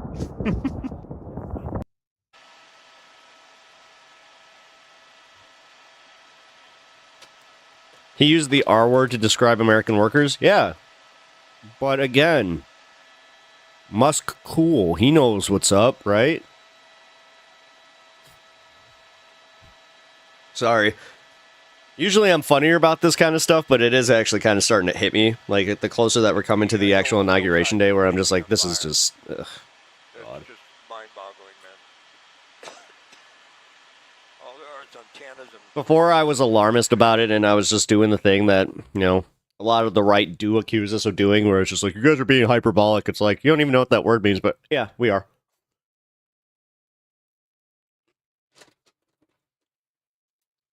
Like, oh, look at you. Somebody actually watched a political debate on YouTube. Sorry. It's sad. He's such a brilliant mind with the personality of a toddler. He's not a brilliant mind. No, he's a brilliant business strategist. No, dude, seriously, stop with that beautiful mind crap, because what you need to do is you seriously need to look into how he screwed over his business partner in PayPal. I mean, I'll go into it, actually. Like, I'll do a little research for it for the stream here, but just on your own time, though. You should, I mean, dude, the first step is realizing that he was not self-made, that his father is way richer than you think he is, that he had way more influence than you think he does. Like, and that, honestly, like, it's like calling me a genius. If I just had the foresight to go and buy a bunch of corporations just because I like science and I like science fiction crap. Like, because I like Star Trek, I go buy SpaceX even. But then that's just because I bought it. Does that make me brilliant? Simski, hey, how are you doing? Welcome to stream. I appreciate you stopping by. To the east of Mandeville Canyon, but this glow is visible and I have ominous. a joke. How do you from all sell? sides, Get rid of a both on the company, sell it to basin Donald and Trump, the San and Fernando Elon Valley, Musk. guys. Where's the joke?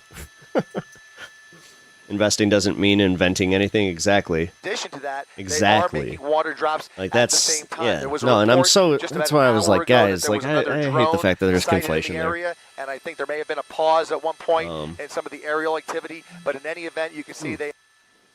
Also, Simski, I just realized that you're a new chatter. Yeah. Thanks, been chilling. Been a long day here. Oh, yeah. Solidarity. It's been a very long day for me. Trust me. It has been... God. Such a day. But no, I hope you enjoyed just chilling with us. we're catching up on the fire stuff and just Something's gonna go through some news here in a little bit. Okay, I'm back. What I missed? Nothing. Not too much, honestly. Guess I missed.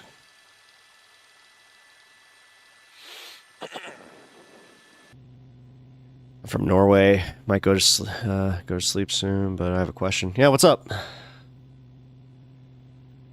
What's up? Awesome that you're from Norway. We definitely stand Norway here. Have a good night, y'all. Cosmic Debris, thank you. Thank you for swinging by. I really appreciate it. I really appreciate the support, man. Thank you.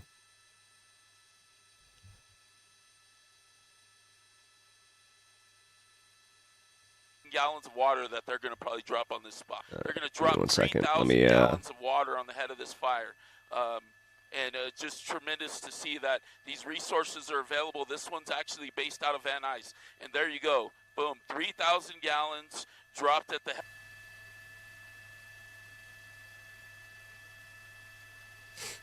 Did you know that the American Chinook is the fastest helicopter in our military? That actually makes sense.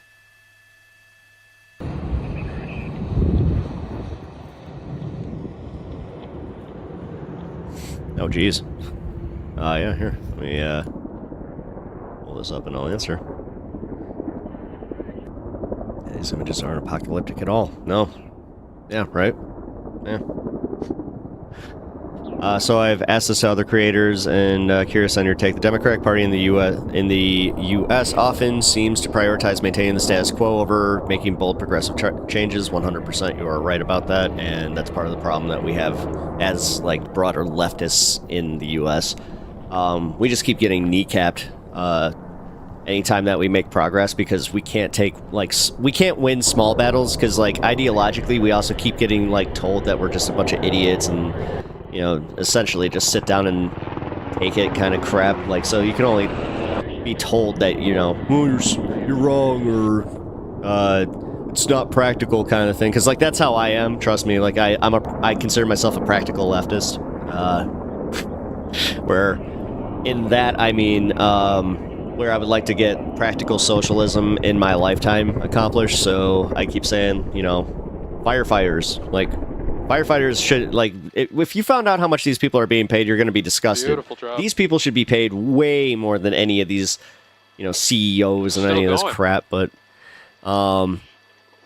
as someone with a platform on TikTok, do you think there's a way for younger creators and activists to push beyond these limitations to the two-party system and promote more radical socialist alternatives? Unfortunately, this is what I was kind of just going with right there. I think that trying to work within the left-wing Southern party, San the Fernando Democratic Valley, Party, like the way that's that still a Bernie concern. Sanders was, like Don't, these are these are good ideas. Unfortunately, there's been the smoke is moving away from you. some That's poor still execution, something and to other be times there's just been like we do get stifled right at like. The biggest one was Bernie not being able to get the past the DNC. That was a big one. Yeah, inequality is so huge. But the other thing that we're seeing right now, actually, you know what? Here, just before you go, we'll watch this one. All right, y'all, welcome to the show. Got a lot of stuff to dive into today, so in just a second, we have a dire warning that was laid out on both CNN and MSNBC by an NYU professor. A lot to say about that. Where the hell is we it? have my boy, Stephen A. Smith, is officially snuggling up to MAGA more and more as the days go by. Sorry. That's pretty sad. We'll get to Mehdi Hassan repeatedly pounding Piers Morgan over and over again in a beautiful clip. Then later on, MAGA's Greenland scam is officially busted. You have a British journalist who mercilessly destroys Elon Musk.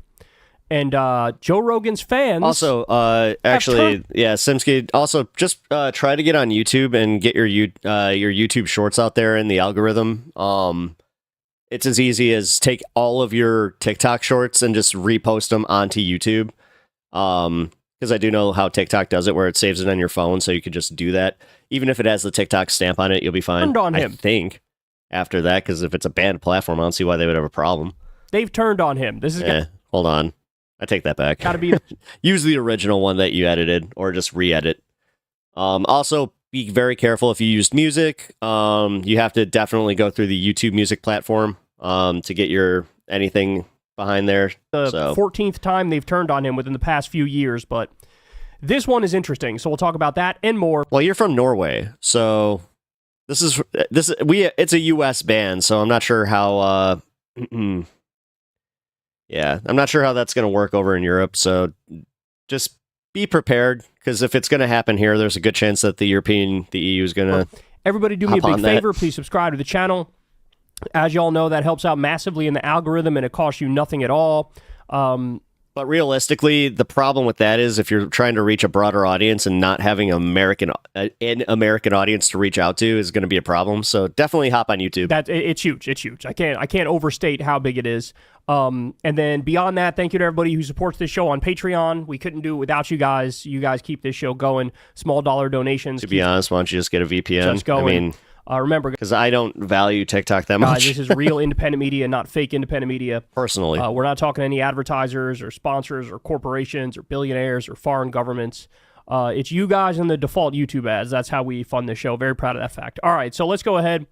They're cooking yourself, yeah. And dive into it. So there's a professor at NYU by the name of Scott Galloway, and he's been making the rounds on CNN and MSNBC, and he's been sounding the alarm. He's given us a dire warning here. Let's listen. A lot of these tech billionaires are kind of following or trying to play catch up, I guess, with Elon Musk and making inroads with the new administration. And the best trade of 2024 was Elon Musk put $250 million into the Trump campaign.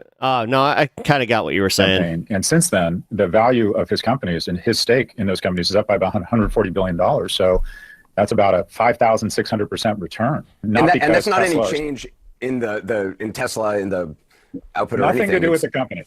Right.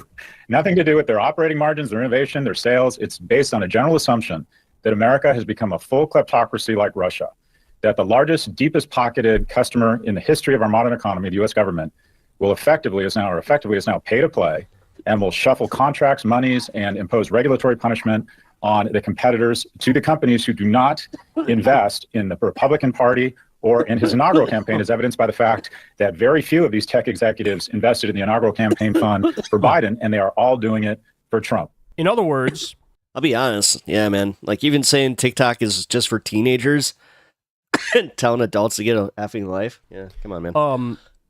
That's how and why Elon Musk is now the richest man in the world. I may not agree with it, but even I'm not like that much of an ass about it. By far. What he just described right it's there. Just like, you stupid for you. Yeah. I do think that, like, my personal opinion is it is contributing to the shortened attention span of, not just America, the world. That this is irrational. But I could say the same thing about Vine. Rational market hype. Based on the fact that people know Elon is snuggled up to power, snuggled up directly to Trump, has a direct line not only to Trump, but also to the Republican Party, which is the governing party. This is the recognition that, okay, you win, right? So give him more money, give him more power, and anybody who bends the knee and kisses the ring. Can we just acknowledge that there's no more, like, hello, fellow kids than a bunch of the moms that are on TikTok? I will agree to that. Of MAGA is going to get that same treatment. This is complete and utter oligarchy, kleptocracy. Now it's out in the open. We've been in oligarchy for a while, but back in the day, there was a veneer over it, right? Facebook was supposed to be for college kids rating girls. Come on, man. Veneer of democracy and capitalism. Now that veneer is gone. Now it's all out. Personally, I can see the negative consequences of the algorithm and how we leave power in us. Yeah. And you have the world's richest problem. Man. But also, as somebody who works with an algorithm, I can tell you, helping to direct policy run into problems like that. Gone full kleptocrat. And if you don't think this hurts everyone, this raises prices, and for the little guy or the companies that don't want to engage in this type of pay-for-play, it hurts them. This will increase prices and weaken our democracy. This is absolutely no different than how Putin became the wealthiest man in the world. Do you think this is a long-term change in the political direction of these tech companies, or would they shift course when the president-elect leaves office? Yeah, absolutely. I mean, there's two things going on here. This is good for shareholder value for Meta to not have to live up to the standards of traditional media companies. News Corp decided to circulate misinformation around Dominion voting machines, despite the fact they knew that was false information. They were sued because it resulted in economic harm against Dominion, and they were punished to the tune of about $750 million. What happened at News Corp on Fox was a dumpster fire compared to the nuclear mushroom cloud of what took place on Meta, yet Meta is immune. So what you have is these companies that are circulating, or kind of a misinformation lollapalooza, quite frankly, are just running away with it in terms of profitability, in terms of shareholder value. So they're totally driven by shareholder value. They're doing their job. We're not doing our job in terms of electing representatives who have the backbone to stand up to attempts to weaponize the government and still believe in a democratic America where there's competition, where misinformation, where a lack of truth, a lack of trust in our institutions remain pillars of our society. That seems to be eroding, but they will go where the puck goes, and that is whatever increases the value of their shares. And that's why you keep seeing all of these robber baron billionaires, one after the other, bending the knee, making the trek to Mar-a-Lago and giving Trump $1 million checks for his inauguration. That's why you're seeing that. It's pay to play. It's, hey, keep the corporate welfare coming, keep the subsidies and government checks coming, keep the tax cuts and the deregulation coming, and we will be your servants. We will be your servants. All right, but he's not done yet. He's got more for us. So here's Scott Galloway, this time on MSNBC. And this is, for Morning Joe, this is a massive truth bomb. Here we go. Once you get above a certain level of wealth, you get no incremental happiness. So why on earth would you not go back to a tax policy of the 60s, 70s, and 80s, where, say, above, pick a big number, 10 million, you actually pay more than 10%, maybe more than 20%, maybe more than 50%, because the difference between 30,000 a year for a household and 50,000 is enormous to the well-being of that household. Low-income kids in low-income households have higher resting blood pressure, but the difference between making 10 million a year and 15 million a year offers you no happiness. But these individuals have weaponized government, and we risk revolution, whether it's CEOs being murdered in the street, whether it's a Me Too movement that had righteous components of it, or Black Lives Matter. What are these movements? They are targeting the wealthy. We are in the midst of a series of small revolutions to correct income inequality. And the reason we put an insurrectionist and a rapist in office is because for the first time in our nation's history, a 30-year-old man or woman isn't doing as well as his or her parents were at 30. Why?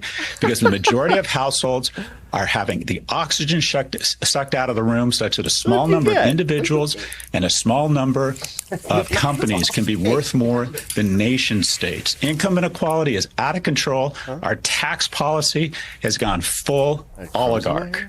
That room is not ready for those kinds of truth bombs. That room is not prepared for that.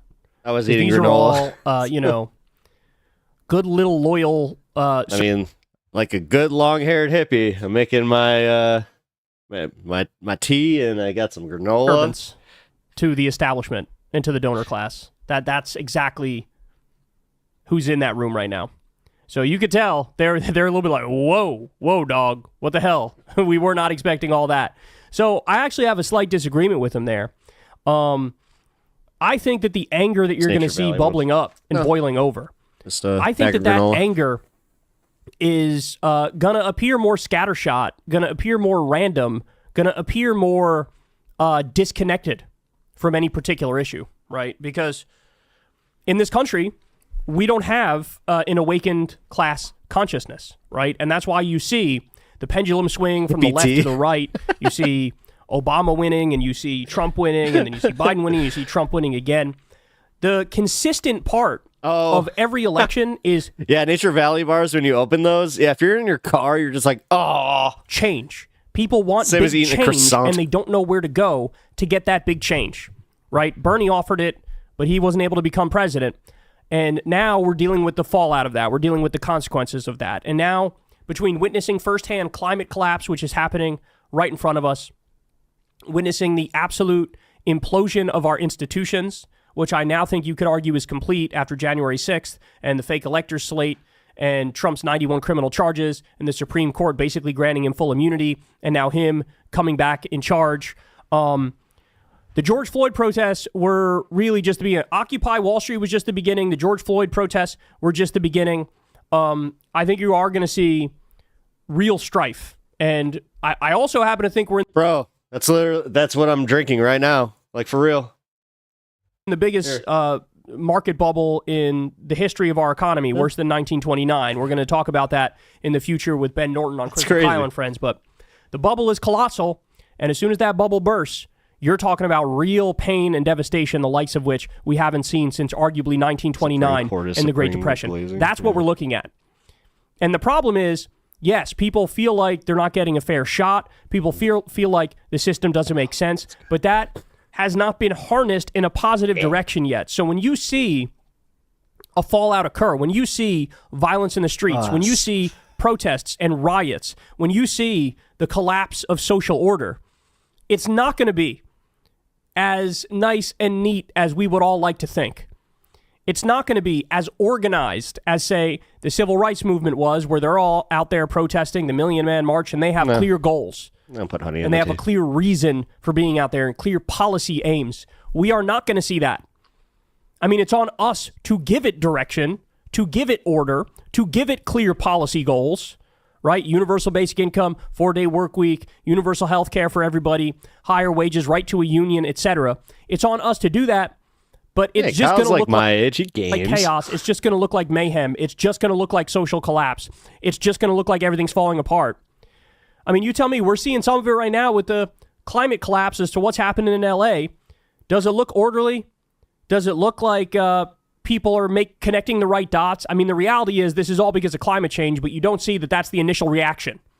You just see people like their lives being turned upside down, not knowing what to do, not knowing where to go, not knowing where the leaders are. That's what we're witnessing. But he's given a dire warning. Basically what he's saying is like, this is what FDR said back in the day. He was like, all right, wealthy robber barons, here's the deal. You could deal with me, or you could deal with the people with pitchforks that are coming right down the road behind me if you don't listen to me. Mm-hmm. And so it's time to give up some of that money. It's time for me to raise your taxes. It's time for you to reinvest that money into jobs programs, shovel-ready projects, the New Deal. Yep. It's time to give people a fair shot. Yeah, I just saw this meme going around. It wasn't even a meme. It was actually just a statement where anytime that there were these farmers auctions, people would put hangman nooses in the front of the barn to remind people that if they had tried to get the farm, that was waiting for them. So what they would do is they would just bet, they would all just raise their hand for the lowest bid, and they'd give it back to the person that they were trying to take it from. Because if you don't give people a fair shot under American capitalism, is afraid that TikTok is radicalizing people when it's really just the government's failed promise of the American dream and corporate greed that radicalizes people. There will be a communist revolution. That's the argument he made. And he was able to effectively save capitalism by moving us towards social democracy. The other problem is like the fact that for some reason our like, and I hate to scapegoat the boomer generation, but like my parents, it's just so weird that they lived so like they were just immortal, you know? Like they there was no foresight or any of that, and then the whole hoarding of the wealth. They're just like, yeah, like I swear to God, you would think that they're bringing that to heaven with democracy, and giving people dignity, giving people a job, giving people a chance, right? But we don't have that same ideological framework just waiting for the moment the collapse happens anymore, right? There is no organized left in America today. And so God bless this guy for going out there and saying, look, man, you guys are going to have it. We're going to have to raise taxes on the wealthy. We're going to have to redistribute unless you got maybe regulate it like guys want a revolution. We're already living in a kleptocracy. Do you want a revolution to go arm in arm with that? And then the other thing is, you guys know I've been saying this for a long time. I'm not convinced there will be a quote unquote revolution because we have so many good distractions now. No, I just love how the youth are actually trolling the hell out of everybody where they're just like, oh, okay, if Chinese data is a problem, then you know what, we're going to make number one on the App Store. Right? And it keeps everybody sort of that was hilarious. Purposely stupid. I have to say, that was just an objectively funny story. And distracted 24/7. So, are we going to be able to harness whatever energy is out there in a positive direction? But here's what I would bet on. I would bet on social order collapse. I would bet on things going in the wrong direction. I would bet on bodies in the streets at some point over some issue, the likes of which I cannot predict at the moment. But when things get bad enough, right, and I think we're definitely going to see that when the next bubble pops. When things get bad enough, the ruling class is going to be shook. And they're going to probably go all out crack down martial law style in order to try to return order. But you can't really return order when people don't have a home to go back to, when people can't pay the bills, when people can't make it. And you can't sell these people on the idea that, oh, you're going to be rich like us one day, maybe when your house is rebuilt. You're going to deal with permanent why everybody unrest in a sounds like scenario Bill like Maher that. in that regard. And this is a warning Yeah. coming directly from an NYU professor. One of the most diabolical things the right did was convince a generation that they will be millionaires someday. Yep. So if you don't take my word for it, some asshole you... Yeah, they're I can't tell you just how that still permeates. And it permeates with so many boomers that just like... that don't make that money, they're never going to. My mom's husband's that way. Take his word for it. He's so annoying This with is it, coming, man. especially now with the Trump administration being in there, kleptocracy being obvious, more tax cuts for the rich, more deregulation, more tax cuts for corporations, letting the wealthy loot the treasury, bailing out the crypto market, which is coming. As all that goes on, there's going to be more social unrest. It's going to be tough to deal with, so heed the warning in advance. Heed the warning in advance. You better give people a fair shot or prepare for the worst. Hey, y'all. Yeah, and it's funny because everybody that's just like, well, what if we invested smart into crypto? It's like, well, that's about you. And then you become one of those crypto bailouts. Sounds scary as AF. Yep, well, it's coming. They're doing it. All right, let's see. No fires erupt. Nope. Do something here.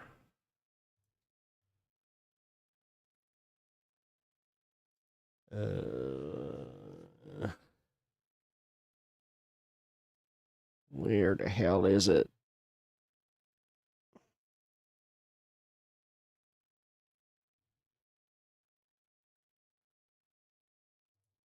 And great job mocking an ethnic last name like the piece of shit bigot that you are. So I didn't know that asparagus. Okay, this ties in. Alrighty. So we watched the Ben Dixon video and I thought it was awesome. I thought that he was pretty good faith about it. Well, it turns out that Anna did not think so, and she went on social media and proceeded to give some behind-the-scenes details on Ben Dixon. And now it's turned into a full-blown drama. So let's take a look at what's going on. Is a ethnic slur towards Armenian people. Hey, what's up, ARC family? This is Nicholas Tirado once again. This photo right here was taken this morning of the young men going and fight the fires in Los Angeles. We have set up a fundraising campaign for the incarcerated firefighters at Pine Grove. Please check out the link on our profile if you want to donate. Every dollar you donate will go to them after they get out of custody. They are out there right now fighting fires, risking their lives. So please, y'all, let's show them the support that they deserve. Hey, what's up, ARC? Oh, yeah. And so Caroline and Hassan went to fire. interview them. There's really none. So that's like the thing. So California State doesn't have any sort of like reintegration program. California has an MCRP program, and thank God for Scott Button, he's trying to integrate his ARC program. So MCRP is the reintegration program from being incarcerated to being on the outside. It's limited, but it's... Aw, the Everything app. Why you do this to me? Is he watching that on X? I don't know what it is about playing video. kind of just keeping you on a leash. Man, he really screwed that up too. I remember the days where you used to be able to play some videos on Twitter without having to buffer. Very limited because you're usually private-owned companies. And they most likely have you do it yourself. Like when you put up a parole, they have you do your own parole. It feels like out of 10, only 3 go. I feel what like, about the rest? I feel like if you had a job coming out, if you had something lined up, kind of like this program, if it was Cal Fire or if it was anything else, you're not gonna fuck around. You're not gonna want to lose that job. You're not gonna want to fuck over. You're not gonna fuck around with X your is parole. terrible. No, it's the worst. It's a tie down. Yeah, that's what is so frustrating about stuff like this. Is that, I mean, it's just so dispensable, like expendable. They just discard you. They're like, all right, fuck off. You know, all right, you did your time. Fuck off. There's freedom of speech, but then there's literally the way that Elon was just like, you know, it would be funny if I just totally platformed all of like the most racist and worst of humanity. That'd be really funny. Like, don't you just think that would be really funny? And it's very frustrating. So you said you kind of do political. Yeah. transportation, right? Since you've been kind of shining the light on some of those spaces, have you seen any like progress being made or kind of any like development within that field? I mean, yes and no. I feel like people are very resistant. They're very resilient. They don't want to see the humanity of other people. That part is true. Sorry. What message? Clips. I think they posted more clips, right? Did you see my message, or did I break it? Give right now that they're on the fire line. I don't think you There's broke not anything. so much to give Give me right one second. now, right? They're fairly good right now. I'll be honest, my Streamlabs right? chat's been a little off. There's not a TV that's working in some places, right? There's the boots are all fucked up, and they need better boots. Like there's just things that are not so sexy, but that they need. Like you never think this, but we're getting a shower truck dropped off. No, I know what you're talking about. Yeah. By the way, God bless. God bless the dudes at Coachella. Which one? I'm not sure They got a shower truck coming in. These guys haven't showered in like. If you want to just repeat it. So just stuff like that, and then I think also when they get out, if they want to work for CAL FIRE, as soon as they get out, how are they going to pay rent to wherever they're getting hired? How are they going to pay utilities? What about a car to get to and from work? Right? Those are give right now that they're on. Those are all really important things you don't think about too, right? It's like right before the you've part. paid your dues to society, you get out of the prison system, and you've been working within the prison system sometimes for $5 an entire day, for an entire day's worth of labor, hard, grueling, very dangerous labor, fighting firefighters, not showering for 4 days until they can get a remote shower system set up, and then at which point it's like, you'll need a lot of resources, and these resources should be provided, because isn't this the idea? You want people to get back on their feet, hard workers. You want them to be able to provide for their families. You want them to have an honest day's pay for an honest day's work and get out there and be contributors to society. Incarcerated youth firefighters of Pine. Are you talking about, do you think that there's a way for younger creators and activists to push beyond the limits of the two-party system and promote more radical socialist alternatives? I kind of I thought I touched on that a little bit. Sorry if I didn't touch on it enough. No, I do, like, honestly, as much as it seems ridiculous, streaming, definitely getting involved in these types of spaces is really good. Also just kind of being open to hearing other people's ideas and not just being like, oh, you disagree with me, and just shutting down right away. Definitely try to be more friendly, I guess is the word I'd be looking for, but somebody said it today, I forgot who, that it's just like, oh, we don't have room for centrist Democrats in this chat. I forgot which even one I was in, because I was watching a few streams today. And yeah, I was like, what? I'm like, yeah, that's really good. That's a great way to build on the left, It's just by saying, oh.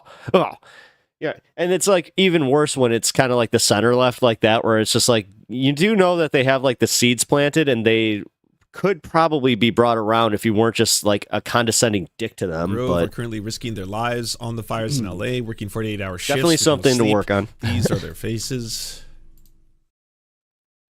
And I say that as like what I deal with. So. And like, I know fucking the worst corners of the internet. I hope that answers your question. Sims, looking up, I mean, it's a good question. Hassan talked to, rather than like take any of this in and do anything productive with it, and be like, well, we actually looked up what they're in jail for. Did you know this one guy actually like robbed an old lady, or this other guy actually like broke into a car, or stuff like that.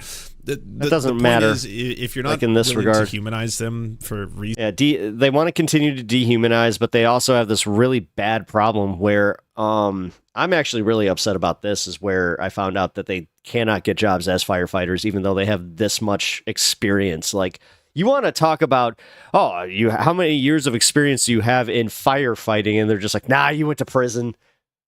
Reasons. Yeah, that's ridiculous. Then please. Definitely seems tough. I apologize. I'll split it into two here. People commit less crime. Aren't we all on board on that idea?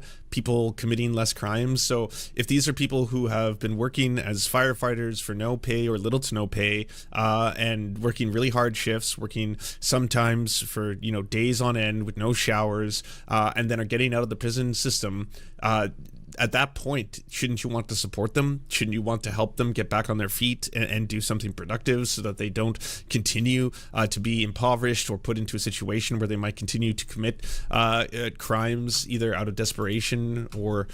I mean, even Fox News was willing to talk about this. You've been watching our coverage. You've seen some of the firefighters this is cool. who are out on the front This is really lines cool. I covered this are yesterday actually inmate about groups, Hassan. incarcerated firefighters.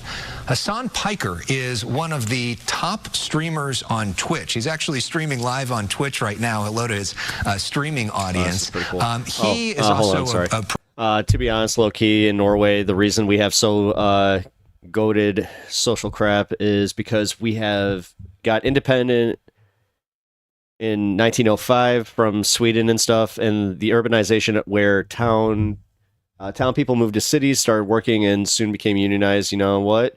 The work givers felt pressure by the wants of their workers, but could have continued if not for the rising threat of a certain classless ideology. Yeah, to make it short, leaders of business want more power or want power. Communism threatens that. Sometimes paying attention in class has helped me. Felt like the time I picked that up, it did. Yeah, well, you know, that's a great way of looking at it. Honestly, I'm glad that that's what you took out of it too. Like, because a lot of people, like specifically in America, we're so like red scare-brained that it's just like, yeah, you know, it's ridiculous. Spend the months for Blue. Did you see the thing with payments Biden is giving to fire victims? It's sad. No, I didn't see that. What's the long and short on what's going on there? It's okay to feel weird about it. Yeah. Robin, hey, what's up, Robin? After Trump's election fraud must set America's forests on fire. CLA, that's where patriotic garbage leads. Did you just link to my own channel? He's offering a whole $770 to the victims. Oh God. Progressive pundit, and he's that's why I was just like, if they thought federal funding was like actually going to like really help, no, like trust me. Actually, I'll find it here after this, but after this story, we'll watch one of the news pieces where they interviewed a whole bunch of people that are still left behind from the floods over in South Carolina. Went out and met some of these incarcerated firefighters, There you streamed go. Thank live you. with them, and learned a lot from talking to them. Hassan, good to see you. Welcome. It's good to be back, Alex. Thank you for having me. Talk to us about what you learned meeting these firefighters. Yeah, so approximately at any given moment when there's wildfires happening All right, in watch wildfire this, but season we're in gonna go for it. California, there's around 30% of the people fighting those wildfires are incarcerated firefighters. The California State and Cal Fire have a... And real quick, just because I had something go happen over on YouTube, if you guys can leave a like over on YouTube, that would really help me out if you are over on Twitch. And also follow me on Twitch if you haven't already. Thank you. Collaborative program with the Forest Service I where really do they appreciate it, basically guys. train some of the incarcerated at what they call camps, conservation camps, where they learn how to clear brush and reach areas that bulldozers can't get to by foot. It's a lot of trekking. They're going and putting their lives on the line basically to ensure that Californians are safe during wildfire season. I met on one hand, there is a huge potential for space offered by water areas, for example, between offshore wind farms, which has so far remained unused for energy. In addition, wind power and solar energy could combine. A now friend Scott Budnick, who is a Hollywood producer. He produced Hangover, Project X, and Old School, and many other projects. He actually started this thing called the Anti-Recidivism Coalition. And I found out that he was actually working with the governor and also simultaneously expanding these programs. And I got to meet some of the youth offenders. This is a camp pilot. Sometimes I feel like a lot of people are pressured into joining the military or lied about it, lied about the nobility. I can go back to my generation. Most of it was post 9/11 patriotism, and then it was also, just the for God and country. But then, trust me, that changed within about 10 years. Started in 2023, where they, for the first time ever. But I could also speak to the fact that, it was because they were offering a bunch of school programs. Like, I remember when they came to my school, they were just like, do you guys want to pay for college? Well, we'll totally pay for college if you do one thing first. Are bringing in youth offenders, young offenders that have been incarcerated under the age of 25 or committed crimes under the age of 25 that are now part of this training program as well. And, I mean, it was an incredible experience overall. And one of the things that I was kind of shocked by is the fact that these guys just kept asking, like, why do you care about us? Why are you here? Like, they were shocked at this level of attention. Because they don't have access to the news as readily available, so they're not exactly aware that, like, there are a lot of people in the civilian population that's talking about these guys right now. And one of the things that struck me was the fact that they understand that these are very dangerous conditions that they're putting themselves into, but they really are appreciative of the fact that they get a semblance of dignity and a way to help with these communities that they're a part of. So it was truly true. As somebody that's being an electrician, it's big potential, but it's a complex problem, though. I mean, it's the U.S. we're talking about here. Tremendous experience overall. Yeah, I appreciate your take from not being in America, because that's what we need more of too, is just a bunch of people from other countries just being like, you do realize how stupid this is, right? Even though, be careful doing that to leftist creators. Like, trust me, I know how stupid it is. Very eye-opening. And we talk about people going behind bars. Most people that go behind bars are eventually released. And so you want there to be a rehabilitation process so that they come out potentially even stronger than when they came in. And I know for you were really struck by the sense of hope that these guys felt. Yeah, so it's not a secret that the county jail structure and the prison structure in the state is... We're just two guys watching a guy. That's what's up. Is pretty bad overall. Like, the conditions are pretty bad overall. There's a lot of violence. There are major problems. And from what I understand, aside from the fact that... Simsky, I just wanted to shout you out real quick. I appreciate you stopping by the channel today. And you've been awesome in chat. So just wanted to give you a special little shout out. Being able... How does the Fox News possess empathy? Just to be clear, this is for their local station in LA, right? This is Fox 11. They're not going to be the same as the national Fox News network. I'm not going to go out and say that they probably haven't done segments that I would also find appalling. I'm sure they have them, but in this case, it's not just one and one the same. This is a local affiliate. Being able to volunteer for these programs allow these inmates to shave off some of their very long sentences. It also gives them an opportunity to train and potentially an opportunity for gainful employment after they're out, after they are released. And there have been a lot. But if it was like even a remotely center-right network. Timothy Waterman, hi. Hello. Even better. Welcome to stream. I appreciate that. I always like when people are just like, hi. I say that for the fact that people are seeing this message, and this is important. You're doing well. It's important to throw down the mystique that every single person who's been incarcerated is there because there's some weird, violent Joker-esque villain who just wants to see the world burn and is completely happy with robbing old people and punching people in the face and smashing into houses. Yeah, ironically, these same people that think like that think about that, where they're just like, they're just these prisoners, they're so evil, blah blah blah blah blah. But then these are the same people that are just like, if you gave me the chance, I would end pedophilia real quick. You know what I'm saying? And every single full-on capital punishment crime, and that's what separates like society. For the 20th, is he talking about Biden right now? No. Put in time and work hard, and those who are willing to just for the destroy 20th? it all because they're evil. That's not. You're in a community that's just sitting here going, okay. I mean, right now it is just, dude. The reality that we live in. The chaos that's already instituted, and it's like by both sides. I love the fact that he was just like, I'm not gonna.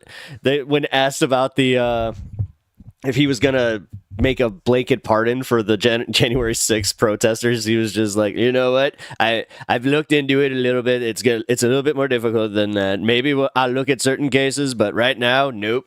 It was like, the idea oh too boy, is he mad. If you have a prison system and you have people who are incarcerated, especially people who are incarcerated, who are junior incarcerated back from dishes under the age of 25, who are in there for a variety of reasons and want to now turn their lives around and are volunteering for a very dangerous Democrat lied. Even though I literally am like, oh yeah, big liar. Like, come on, man. Which, I hate that crap. They're paid what, $5 a day. Like, this is the thing. It's going to be so much harder for you guys in the next 4 years to actually troll because we're, number one, used to it. We've already been through this. And realistically, when actually faced with like just objective facts, it always, like, you guys do nothing but just triggered. Are you guys triggered? You guys are so triggered. For the entirety of the day. Well, they're at the training camp, and then it's fun. They're working in the fires guys. themselves. It is hilarious. $25 a day for the entire day. Sometimes working multiple days, with very little sleep or very little breaks. Working without showers, stuff like that, and very, very dangerous. Hey, what's up, Marlin number one? And good to see you. Conditions.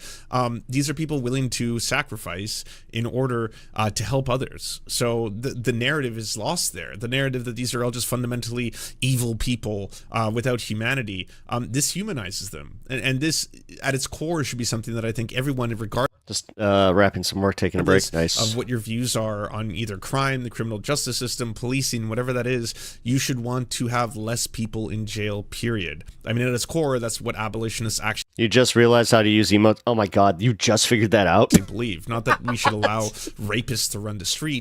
It's that they already get away with a lot of their crimes, and the system working as Let me guess, you're still in Top Chat too, huh? Incarcerating people who have been racialized as in society, people who are disproportionately poor, and a lot of this. If you're still in Top Chat, man, that just means you are like simply welcome to Boomerville. Continuing to increase police budgets year after year after year after year. Click on top. If you're not on your phone, if you're on your computer, click where it says live chat or where it says chat. If it says Top Chat, you're in Top Chat. When it comes to people who are incarcerated and who are doing these volunteer programs, then just click on it, and then you'll get the option for live chat. Serve their time. There should be safety nets put in place so that they can then. You're on a phone. Then you're in live chat. Afford to pay rent once they get out, have a place to live once they get out, be able to apply for jobs such as becoming a firefighter. Which I know Gavin Newsom. Me too. Still figuring it out. Changes to that after.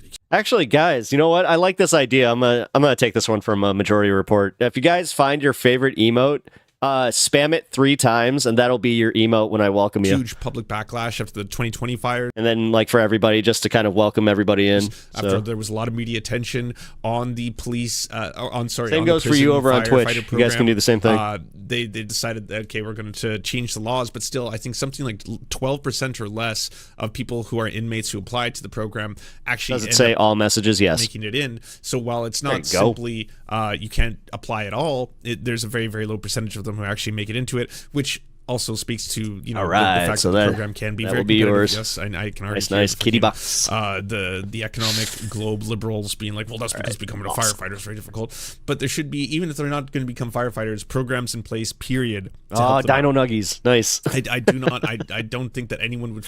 It's one of the only things from like BreadTube, like that whole arc from like what was it? Right at the end of like 2020. I still like the Dino Nuggies arc because it's like, you know what? I do like me some Dino Nuggies. Ethical of a process as possible, especially in recent years. In the past, the best a lot of these firefighters, the ones that taste the best. A lot of the incarcerated firefighters could only get seasonal employment, and they could never get municipal employment in the Los Angeles Fire Department because if you have a felony, you're not able to get an EMT certification. And if you can't get an EMT certification, you can't become a municipal firefighter. But nowadays, they're working on expunging some of the records as well for demonstrating good behavior and service for the community. And I think it's wonderful because one of the things that I heard. If you see that in the MR chat, that's me. From virtually every single person there was the anxieties that they had as far as what they will do once they are released. What they like, how will they find an opportunity to reintegrate into society? This is something that obviously I read extensively on. There's a lot of data available on this. but it was truly interesting just seeing it in person, where these guys were also talking about the anxieties that they have about like wanting to become productive members of society. And this program, I think, is fantastic. And there are still some issues, of course, specifically around their wages. I think since the 80s, they had not seen any meaningful wage increases. Right. I believe they were getting around $5 a day. And they're doing basically the same thing that everyone else in CAL FIRE is doing as well. One of the hardest jobs on the line, basically. Oh, it's coffee. Well, yeah. When I'm in MR chat, every time that if you see me in there and I say morning, that is legit me like just waking up. And now that wage has been increased to $24 a day, and I feel like sometimes I'm late. It's a wonderful opportunity for reintegration. It's a wonderful opportunity for rehabilitation, and the conditions of the camps are significantly better overall than the conditions of the prisons. But having said that, I think that there's still room to grow. Yeah. This program could grow as well. And hopefully their wages can be fair in terms of adequate compensation. Sure. Because utilizing incarcerated firefighters as a way to displace the existing Yeah, sure. Okay, let's wrap this up. Good. It's been good talking. non-incarcerated firefighters is also, I hate that, and honestly, I'm getting used to that because I've actually had a situation where I was talking to somebody and I missed my cue, and I know the cue where it's like, oh, you're speeding me up. Oh, right, I gotta say goodbye. All right, cool. the wages of Did Hassan did Hassan pay those inmates for extra for their work? Since they get paid so little. I know that they said no, he couldn't, but I do know that he donated a whole bunch of crap, like a whole bunch of like clothing. I know that he was talking about if he could, he would donate like mobile showers. And he was just like donating like PlayStation games and stuff like that. Hassan, thank you so much for bringing this issue to our attention. We really appreciate it. And honestly, yeah, incredible work by both him and KLEIN. This stuff doesn't just make me proud to be a leftist. It just makes me proud to be a human. When you see statements like this, I agree. It's honestly Great this take. is the pathway forward. This doesn't have to be a left or right issue. You can get past all the nonsense culture war bullshit that right wingers continuously trying to pour on you. They are obsessed. Have you covered with his Bernie stream politics. today? They're No. obsessed with talking about identity politics. They're obsessed with trying to reduce everything to but what about the tampons in the bathrooms? What about the people doing sign language on TV? What about this? What about that? CRT, DEI, bridge, sweet baby ink, blah. And at the end of the day, when hold there's on, a guys. major If you guys are going to donate to the stream right now, don't use my donation link. Try and do the just standard through Twitch chat or through YouTube chat, because right now I'm figuring out I got some stuff going tragedy, on. So. You'll see lineups of people donating blood the next day. They're not asking who the blood is going to. They're not asking. Oh, we're talking about donating blood. Political affiliation before you donate blood. They're not asking that kind of stuff. In the same guys, case with I'm this, very tired. people will see these kind of things and realize, wow, so those are people who are literally saving lives right now. Inmates are willing to go at the front lines in very dangerous work to be able the to 12 try people and, watching on YouTube right now, you have to be my favorite. Reduce the damage that these fires are doing and the areas that they're spreading to, and they're being paid nothing, and they're hoping to do it for a chance at a better quality of life for them while they're incarcerated. Yes, but who the fuck wouldn't want that? Who wouldn't want better meals, better living conditions, better sleeping conditions, and potentially more regular showers? Being humanized. Import that system that's supposed to be coming in after 4 days without it. Yeah. Who wouldn't want the ability that once you get out, not only have you said that you've actually had some professional work working as a prison inmate work program in order to be able to help during a devastating wildfire in LA, but ideally there should. Holy shit! Kirk, thank you for the $100 donation. Be more again, saving that's put in afterwards. Holy crap, dude! All you ever see in the media so is just the constant vilification of these people, just consistently being like, tonight at 11, crime is out of control. People breaking into supermarkets. All right, now I have to really be good. Formula, stealing products. What are they doing to destroy your lives? That's all you ever see. You don't see, hey, here's the people they're talking about. Here's a bunch of junior inmates, and look what they're doing. They're actually being paid barely anything $5 a day, even $20 a day or $25 a day to be working on the front lines in a fire is brutal. Like, these are modern day slave wages, and it's done as part of this worker program. They're human beings. Look at this.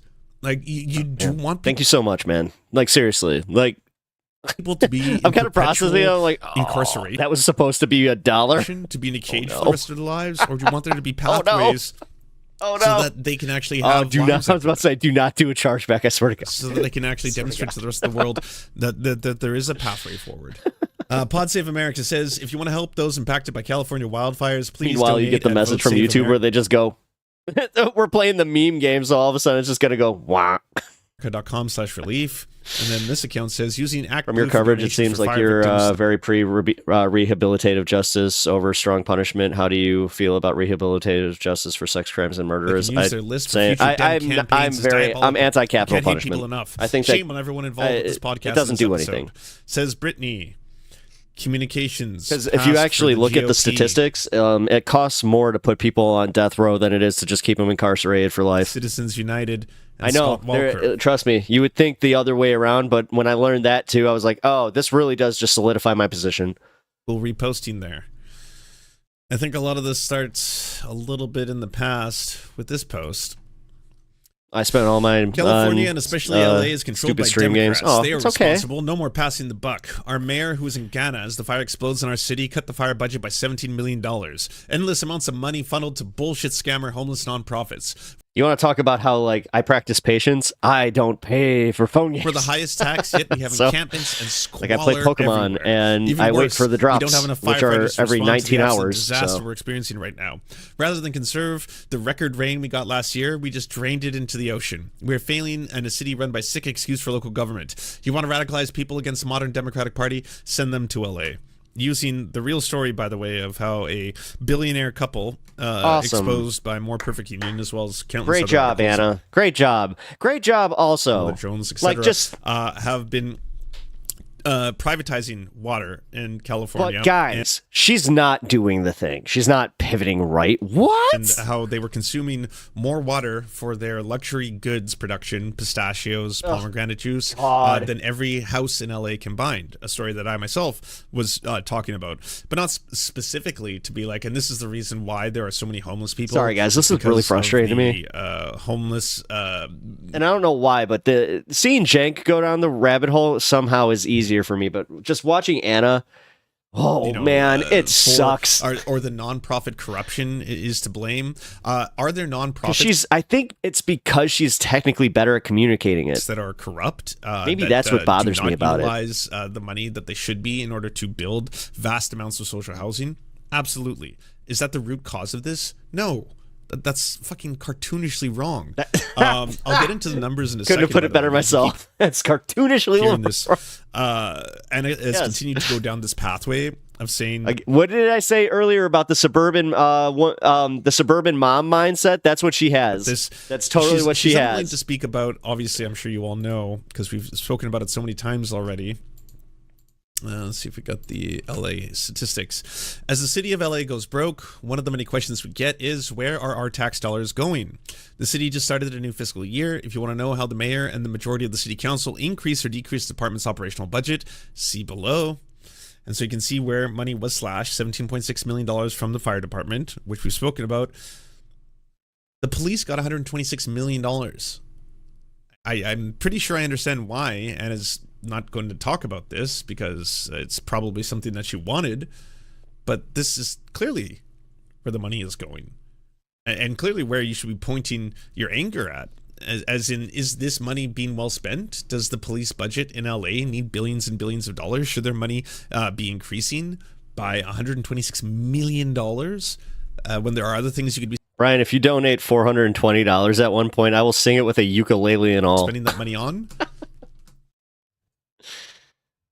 Let's first look. I'm kidding. At, Don't. Hey, Anna, any comment on the allegations that the $17 million budget number is completely incorrect? That's not what the fire chief says. The Los Angeles Fire Department is facing unprecedented operational challenges due to the elimination of critical civilian positions and a $7 million reduction in the overtime variable staffing hours, known as V hours. These budgetary reductions have adversely affected the department's ability to maintain core operations. I asked because, for example, Norway has a very rehabilitative justice system, but then when a guy who killed over 70 people got 21 years in prison, has a better living conditions than many low-income people in operations, such as technology and communication infrastructure. Trust me, I do wrestle with that, and I understand. But I'm pretty consistent and just like I don't see how that solves the issue. Training, fire prevention, and community education. Especially if he's not getting out. Impacts, the reduction in V hours has severely limited the department's capacity to prepare and train for and respond to large-scale emergencies. But I'm also not one of the what is it called? The Uber left. That is just like, no, I don't think that we should have any criminal justice reform at all because it's just no. That's also ridiculous. Or what's it called? Prison absolutish.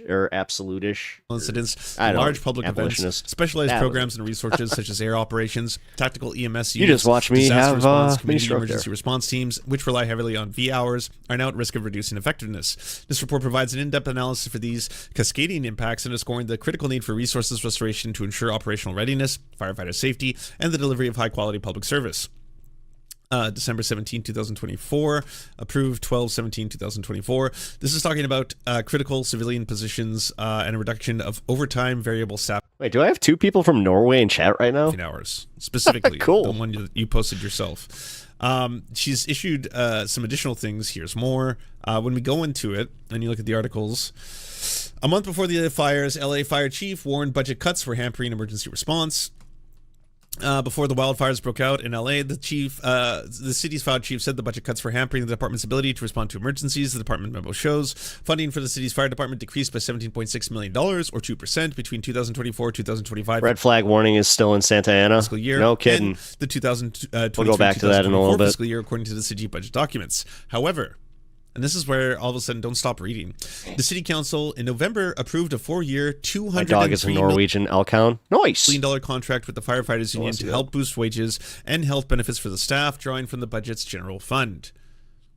This is important. Tell the full story. Don't cut it off at a certain point and just use the lucky 17.6 million and then end there and then be like, we're not going to talk about anything else. The city's council approved a $203 million contract with the firefighters union to help boost wages. Look at the big face. The budget cut drew criticism as firefighters scrambled to continue ongoing fires. Look at this guy. LAFD Fire Chief Kristen Crowley wrote to the Board of Fire Commissioners the budget cuts adversely affected the department's ability to maintain core operations. Crowley said the $7 million reduction in overtime hours severely limited the department's capacity to prepare for, train for, and respond to large-scale emergencies. I'm not saying that you should continuously slash budgets from fire time or firefighter overtime hours. I'm not on the side of that. In fact, I am for giving them the overtime hours and the overtime hour pay that they need. I'm for funding firefighters. Please, for the love of God, put as much money into that as possible. But it's really crucial that that second part of the story be told, specifically because it comes down to this now. Despite the budget cuts, Jack Russell, man. Is your Jack Russell, is he super hyperactive and is he very loud? Because I'll tell you what, man. An additional 53. They're very smart dogs, but I have two Jack Russells right next door to me that are loud. $3 million in pay raises for the firefighters. And they also have a Chihuahua that they somehow put to shame. Other equipment in November, increasing the LAFD's budget by more than 7% over the fiscal year, the LA Times reported. You can just admit that you're wrong. There's nothing wrong with that. You can just admit that you either didn't read the full story, you didn't read beyond the however, or you didn't read every detail of it. You know what? I had a mutt that definitely had some Jack Russell in him. Yeah, man. He was smart. Like, you could literally see him, like, doing the math in his head, and he would open doors. He could open any cabinet. He was so smart. Or you just wanted to ignore this, or you just wanted this. You wanted to have this I love selective, stubborn, cognitive dissonance. That's adorable. When it so comes to funny. this, but please scroll past the headlines. My neighbor has a Jack Russell, always catching, killing rabbits. I'm not trying to shame, but one of the worst days I ever had was when I had to clean up the murder scene of some baby bunnies because of him. Read your sources, look into the topic. That was because, of course, yes, it paints a very easy narrative to be like, well, $17.6 million was slashed. And that's all we're going to talk about. And that's why the fires took over everything. Okay, no. If you are being responsible, the first and foremost thing you should be talking about here is climate change.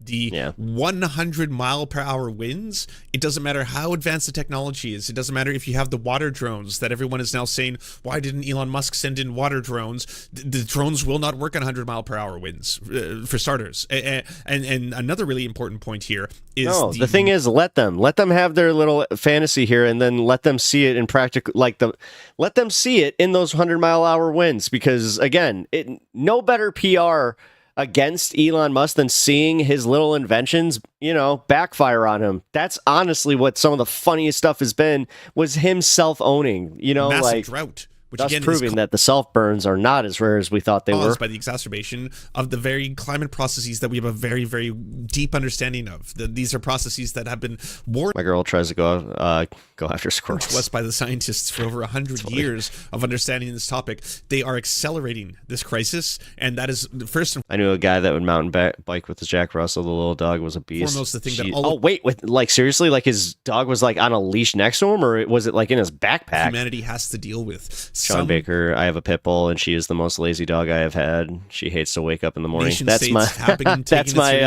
Others have not. Others lab. She's so lazy. Have been playing this push and pull of basically, well, we should take this kind of seriously, but you know who we should really be throwing the hammer at? Those kids throwing soup cans. It's the kids throwing soup cans who are saying, why are they doing it? Because of the climate crisis that could doom us all. Make sure that they get really severe punishments. People who are blocking traffic, I want to make sure that they get 20 years in prison for those traffic blockers, because they're disrupting the social fabric. They're the ones who we should be looking at. No, we have to talk about the climate crisis. Next, if you want to go to mismanagement, of course there are things that we can point towards that we can all critique that the Democratic mayor and Democratic governor have done, and specifically I would say towards the non-stop increase in policing. But Anna wants that. You want more money to be spent on cops. So that's why you're choosing to avoid that entirely. Nice. You're not wanting to talk about that. Go after specifically just them, when you can look very clearly where the operational budget is going. Yeah, how come this isn't like being shown in every graph like that the right wing keeps talking about, like specifically when they're talking about how, DEI, it's like, yes, here it is. Here's the DEI, the diversity inclusion, the diversity of including the police department. There's no argument for any other. Wait a minute. If the water drones. Wait. Why don't they have water drones? Why don't they have how come they don't give the police squirt guns? Nothing comes close. Nothing comes remotely close here. Pastor Benjamin Dixon says, Anna Kasparian really hates homeless people. It is, it's a cute little jab, but come on, man. She's so bitter, she's blaming the LA fires on the money the city of LA gave to homeless people. And look at the squalor out there. I was going to leave TYT alone, but as long as you have this bird brain traitor to progressives and the unhoused working there, you don't deserve another penny from progressive dollars. Gonna drop a new video on these clowns in the morning. Absolutely disgusting, Anna. Be better. I'll watch that tomorrow. Anna responds with, "You're a fucking joke, Ben. Imagine defending the people who stole from both taxpayers and homeless people. You're fucking scum. And great job mocking an ethnic last name like the piece of shit bigot that you are." So I didn't know that asparagus is a ethnic slur towards Armenian people. It's not. Come on, you dick. No, stop it. I would not use it. Stop it. As an ethnic slur. I hate when... No, I hate that crap, because he was acting so like outraged when the right was, doing their thing with Kamala. He was following along with that narrative, like just because it conveniently fit his whole, thing that he does. Because like this is the only thing that bothers me about Lance sometimes is things like this, where it's like he can be totally called out on being performative. As I told you before, I feel ethnic slurs towards any group are low-hanging fruit, and I will avoid them. So if we've learned a new one, because this was a new one to me. Apparently, it is a racist term to use, I think, or I don't know. Again, Come on, Lance. I would also This say is what sucks about when like somebody you like does something like that, where you're like, oh, I'm gonna call them out on it. But then I've had that happen a few times where they're just like, oh, I didn't appreciate when you called out Lance. I'm out. That's the name. Okay, fine. The Young Turks. It is referencing the group that committed the Armenian genocide. So something to think about as well. If you look at the comments, and I'm not going to open them up now because a lot of them are also filled with slurs themselves, it was mixed. The right-wing audience that Anna has cultivated on TYT, some of them were like, whoa, whoa, whoa, you're going woke. Don't do what they do, and stuff like that. Other people were like, destroyed him. Ben has been effectively completely eviscerated. Yeah, my old lady's allergic, so we bought online. That's what my dad did. So Anna goes on to say, poor Ben got super salty that TYT gave Rashad a show over his boring ass. So much so now that he's defending the misuse of public funds that were specifically allocated for homeless people. Nice job covering up for the thieves who robbed California's homeless population of $24 billion in 5 short years. Oh, I didn't know that part 2 has already come out. I didn't see this. And somehow it's totally fine for this bigot to mock an Armenian last name. Is this a known ethnic slur towards Armenians? It doesn't matter, dude. Like, okay, man. Like, again, picking and choosing, but the second that somebody were to make fun of another ethnicity, like say Palestinian's name, then you'd be just like, well, that seems like a bridge too far. Come on. I hate when people do this and they're just like, well, I'm consistent. I Googled it. I was trying to find it. I was like, is this a slur, a racial slur towards Armenians, an ethnic slur towards Armenians, asparagus? I couldn't find anything, but I'm willing to learn. All right, I am willing to learn, and if this is something that the Armenian population has for a long time been fighting against, and they'd rather people not refer to them if they have a name that sounds similar to asparagus, that's the thing. But again, I could not find information related to that. I will say this, though.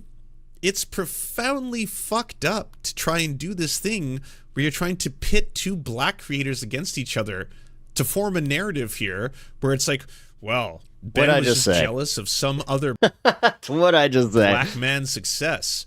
Another black creator on the planet. That's what he took from it. This is her being the racist because, wow.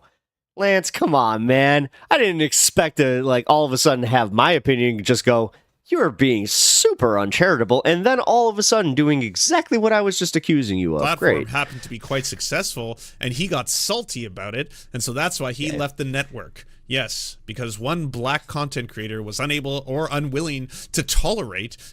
And I like how somebody actually said this to me. They're just like, oh, if you want to work with these people, you got to learn how to be more charitable with their takes like that. I'm like, no, I would still love to work with Lance. I'd love to go on the leftist mafia, but I'm not going to let that stifle my opinions of them. Like, what? I'm supposed to self-edit just because it's like, I need to grow in this space. And in order to do that, I need to definitely hold my opinion back about people that I watch in this space. Another black content when they're being completely unfair and inconsistent in their do well in their analysis of this. What the fuck? Again, and this is so weird because legit, Anna's she's pivoting even harder. She's making this even like this turned into full-blown drama, but Pastor Ben, definitely the adult in the room, Anna Asparagus. Are you serious? That's where you went with this, while at the same time being like, how dare you? How dare you say that? You're using an ethnic slur, a racial slur against Armenians here? No, it's just, again, it's playing the same. I have to admit, like, all right. Live? And it's a lie. Ben corrects the record, man. Very clearly here. Actually, I left TYT because you were making money off of me on YouTube and you didn't say anything to me about it while only paying me for Facebook. How many other content creators have you done this to? Yep, there you go. You and Jank. I'm quite sure Judith Ben Ezra has the details. She was livid when I told her, and I wouldn't let you steal from me. But congrats on shedding the last part of your, quote, ethnic self. You're a full white woman now, trying to pit me against Rashad Ritchie. We down like 4 flat tires. I was one of the first guests on his show. Enjoy being full MAGA. Anna Asparagus, Karen Kasparian. And he brought the receipts. This independent contractor agreement is entered between... Oh, wow. between the Young Turks, a Delaware corporation, and Dixon Limited Liability Company, formed under the laws of Georgia. Client and contractor shall be referred to. This is the fun part because I was not standing up for Anna. I'm sorry if that was misconceived that way. Contained therein and intended to be legally bound. Client and contractor represent and acknowledged as follows. Services. The program video accrues the following schedule of 60-second views as defined by Facebook. Insta data with 12 weeks of the full publication of the client's Facebook page. Tier 1 bonus, 250,000. 60-second views equals a $500 bonus. Tier 2, 500,000. 60-second views, $800 total bonus, inclusive Tier 2, 750,000 views. Now, as someone who doesn't get paid at all via Facebook, I don't know when the metrics kick in. I don't know enough about that. I do get paid by YouTube, so yeah, I understand why, if you were a content producer working for a company that you would sign a contract with, where you produce videos for them, and you produce videos for them that they upload to Facebook, and you get rewarded for how well your videos do. So there's incentivization for you as an employee of that company to produce a video, make a video, and then you upload it to Facebook, and you see them get views, and then you're like, okay, so I got 250,000 views, you made more money, I get to eat as well, right? Like we get to share in this, and they're like, yes, you do. Here it is. Here's the tiers. If you get this many views, we'll give you a bonus. Yeah, we get more money, you get more money. You know, it just seems like kind of a fair deal. And then finding out that you're also uploading the videos that I make for you specifically for Facebook, where you generate income, to a second location that also generates income, YouTube. But I don't see any money from that. I don't get paid for the video for that, and I don't get paid for the bonus for that. And then being like, is that fair? Can we negotiate that? Can I please get money for my YouTube videos as well? You're not just uploading exclusively to Facebook. You're uploading them to other locations. You're generating revenue from that. Can I get money from that? And clearly that was the reason why he decided to leave, because he was only getting paid for one of the 2 locations that he was uploading to. Not, you know, incredibly difficult to find. Apparently that does not change the fact that they wanted to paint a narrative, or at least Anna wants to paint a narrative right now, that he left because of jealousy of another black content creator. If she has any receipts towards that, which that would be something rather than just saying it out loud, which if it's just made up, is racist as fuck. I'm sorry. You can't on one end feign that you are outraged that someone called you asparagus and saying that is a slur towards an ethnic name, and how dare you bigot, Pastor Ben. By the way, the real reason that Benjamin Dixon lost, jealous of another black guy. Just saying. Another black guy had more success in our network. He got salty about it, decided to leave. That's all I'm gonna say. Yeah, that's fucked. And here's another part of the story that is not being told. You guys know what's ironic?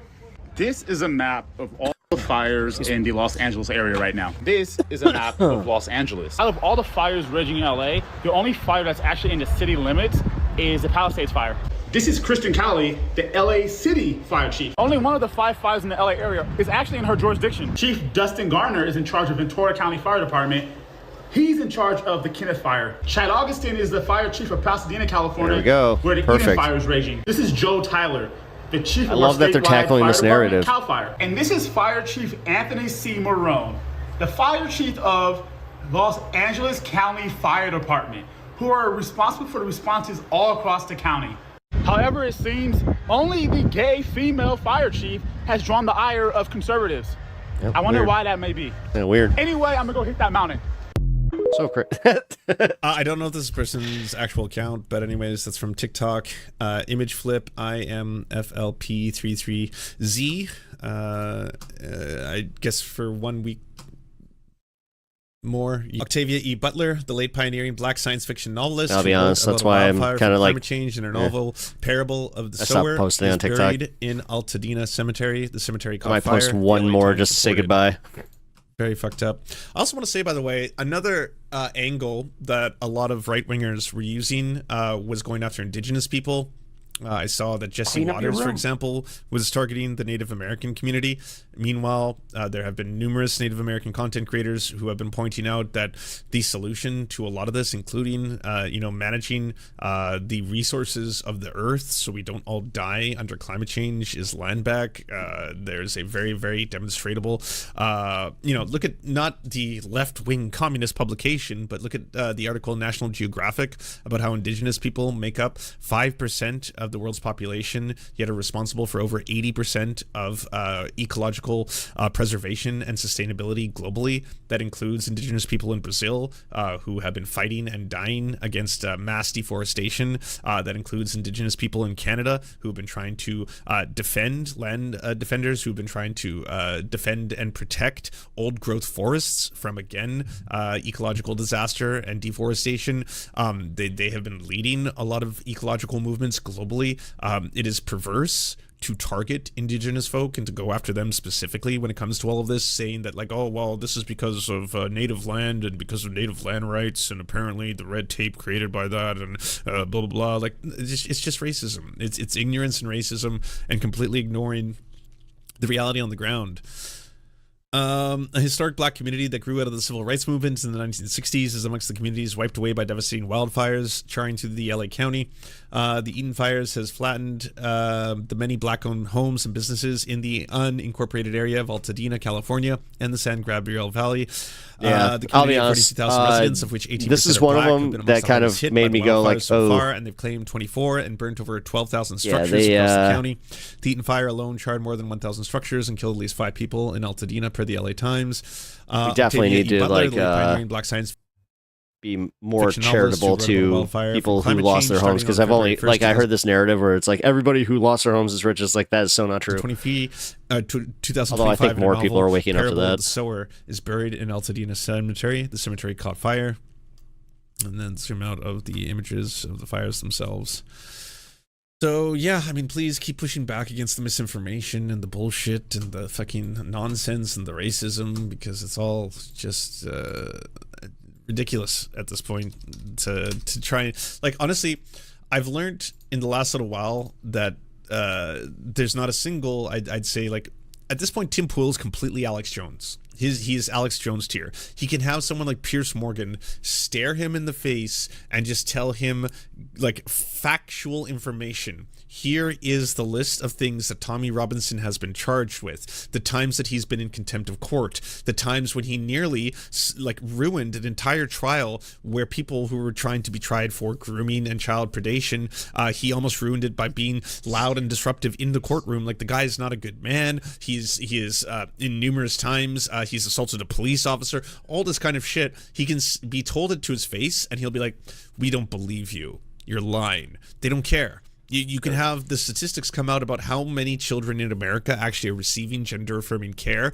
have it be very, very small. So small that it's in, like, the hundreds, not the tens of thousands, like, Matt Walsh talks about, yet it's the vast majority of their coverage. It's the vast majority of what they talk about, and we're talking about it affecting such a small percentage of the U.S. population. So small, in fact, that, again, in certain states, he would be hard-pressed to name, 20 children. Even though that's the fact, even though this is reality, they don't live in reality. They don't want to. They want to live in the own version of the world that they have crafted for themselves in their heads. Yeah, but I'm getting sick of saying this about everything. They do this with everything, and I'm tired spread of that it. to everyone else. It's so dangerous. And they win. People used to do 'cause that. they're the loudest. In like high school, and I never thought one day that they would control media empires. But that's the world we live in. Thanks to the blessings of social media and the unrestricted growth of some of these channels and networks, and the fact that they are not called out from their own, the fact that they are not checked by their own, because all they want is just liberal tears. All they want is wins. Well, then, yeah, you cannot take any of them in good faith anymore. You cannot sit there and be like, oh, you're lying. Here's the facts. I got all the information. I'm going to read it out to you. By that point, they moved on to the next story. It can go from, we give Canada $200 billion worth of welfare every year, apparently, or something. I don't know. We basically subsidize them. That's what I heard. It's like, that's not true. Google the word trade deficit. Look at what that is. You're not subsidizing mayonnaise when you buy a jar of it in the store. That's not subsidizing. Too late. They moved on to the next thing. They're apparently on the shores of Greenland now. They said that they're going to liberate the country, and their sons and daughters need to die for the liberty and glory of the American empire. Get out there, grab your muskets, and go charge. And it's like, okay, well, we don't have enough time to be able to keep fact-checking the post-truth age, right? It's all nonsense. So for the absolute and complete fascists like Tim Pool, mock the fuck out of them, make fun of them, laugh at their asses. Again, it's the only real course of action, because anything else will require people to have to sit down and be like, But I'm bored now. Oh, whoa, Trump's doing something. He's being loud again. Mark Zuckerberg is saying that he's getting rid of all the tampons in the men's machines, and that men need to be masculine again. All right, I care about this now. New shiny thing. What's this all about? I mean, dude, just remember, when Zuckerberg was just like, I'm not going to do fact-checking anymore, the top story about Facebook on the right-wing circles was, him getting rid of the tampons in the bathrooms. In the background, Trump can be completely gutting and destroying Medicaid. Right. And that's something that Politico just leaked papers that shows that that's what they're going to try and do. They're going to try and do that, and they'll get away with it if everyone is distracted. Oh, did you guys see that there is a bill passed in the House? You know, their priorities are definitely on point. They passed a bill just going after trans involvement in sports by the shining keys the whole time. If anyone is consistently distracted by that, that's oddly enough, I think they only focused on female sports though. That's why you got to promote and honestly speak about the courage of anyone who's using their platform in the way that Caroline Kwan did, using it and using the thousands of live viewers she has to go speak to junior prison inmates fighting the fires. This is a reality. These are who these people are. Humanizing them is so important because it cuts through all of this bullshit politics. You can talk about trans people bad all day, Bud Light makes you gay all day, and then all of a sudden, if you are looking face to face with someone who happens to be 19 years old, has his whole life ahead of him, and he's sitting there not being like, oh, I want to kill the white man, but instead being like, prisoners. You know, I want to help people. I mean, I want to fight that fires, to that too. And I want to work. And I hope when I get out, I have a shot at having a good job, a decent paying job, and a place to live. And one day I can have a family. And that's all I want in life. You're like, oh, whoa, shit. I've been lied to. I've dehumanized every single one of these people to the point where I just see them as scary, violent criminals all day. And now I'm looking at that and I'm like, whoa, that's not true. You've been lied to.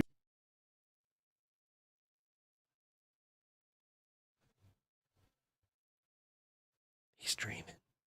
You're force-fed so much fucking propaganda 24/7 that when you see the humanity in the eyes of these people, suddenly it's like, oh wow, okay, well that maybe we don't need to spend all of the city budget increase on police, every fucking $126 million on this shit, and then lose our minds over woke programs. Well, apparently the city was spending money on woke programs. Did you hear about the woke programs? Yeah, $400,000 was spent on things like gender diversity, spent on things like $400,000. What is that, a cough? Like, it's gone compared to this? Compared to the weaponization, the militarization this guy seems quacked of the police out. force? What are the police going Yeah, Kirk, I could see him definitely annoying you. to do when society is burning down? Are they going to shoot the fires? Are they going to arrest them? I mean, yeah, see, but he's got good takes like that where I'm just like, yeah. I hope they've learned. I hope they learned how to do that shit. That was good coverage. I didn't know about the second part with the Ben Dixon thing and Anna Kasparian. I mean, that was the whole reason I watched that, was like specifically for that content. So, plus, you know, Lance is cool. I jumped into his stream right after Majority Report yesterday, and it was kind of cool. I had that moment where it was like half the chat from MR that just went there, and they were just like, "Oh, fancy seeing you here." Kind of funny. Darn leftists getting on my nerves.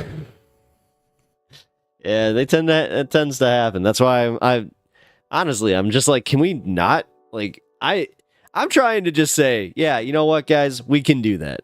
I do it. I've done it within my own life. Like, I have one friend specifically that has, I admire the fact that he's so open with me about it, because he was talking about one conversation we had, and it was back during the election where I was kind of smugly just being like, how could you? Things are just going so well, you know, people would vote for a geriatric dead man over this guy. Look at him flailing, look at the polls. And then all of a sudden I'm just like, oh, they abandoned the working class. Oh, they brought out Liz Cheney. Oh. There was so much of that. The Liz Cheney one got me. I gotta be honest. Like, I don't know. Maybe it's my age, but... And then Dick Cheney came out, was just like, yeah! It was great. Great. So, I don't know. I appreciate Lance's take, so. I also appreciate the fact that, yeah, he puts out good content, so. That's fun.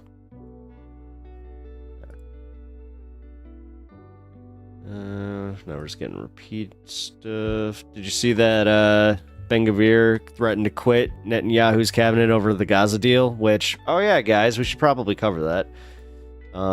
Big news. Look. So, the funny part about this is the fact that, again, Ben-Gvir is just like, I'm going to quit. This is too This has too much humanity in it. Israeli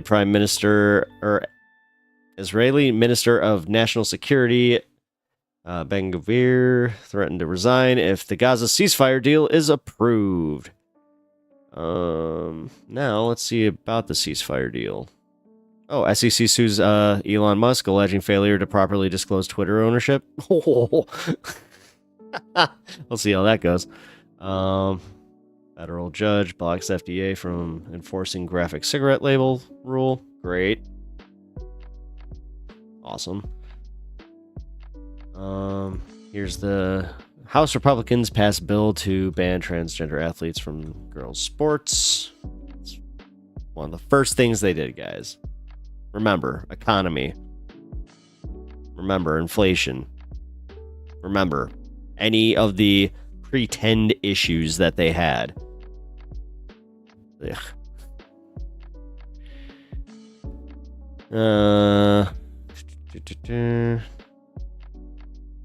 No, it doesn't look like they have it. So here. Oh, really?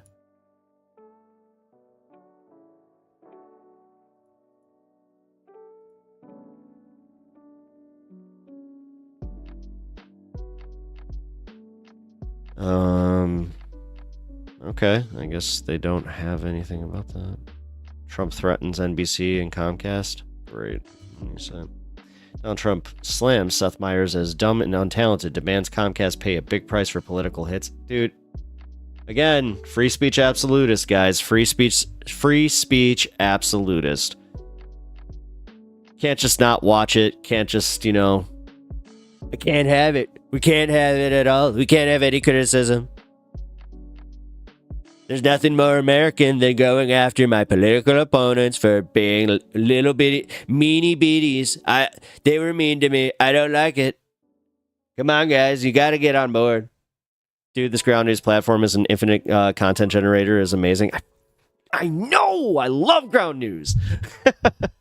This is why I actually am with Ground News. And, yeah, you guys should definitely sign up. I will put the code in after the segment here, but yeah, man, if you guys like this, it's awesome the way that they break it down.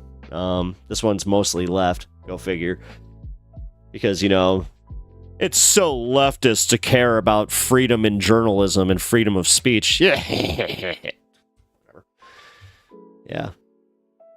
Marble mouth.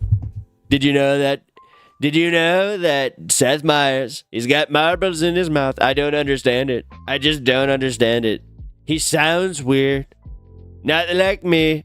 Nobody sounds as perfect as me. Nobody can even do an impression of me. It's like I'm my own. I'm such an anomaly. Did I say that right? Could you imagine Trump getting high? Where it's just like, guys, anomaly. What a weird word, right? Anomaly. Anomaly.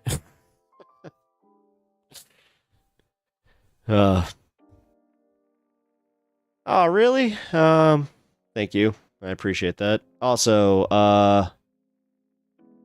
yeah, probably should have been onomatopoeia. Onomatopoeia. What a weird word. Onomatopoeia. Did you know that? God, I love. Oh man, whatever. At least I have that. At least I have that.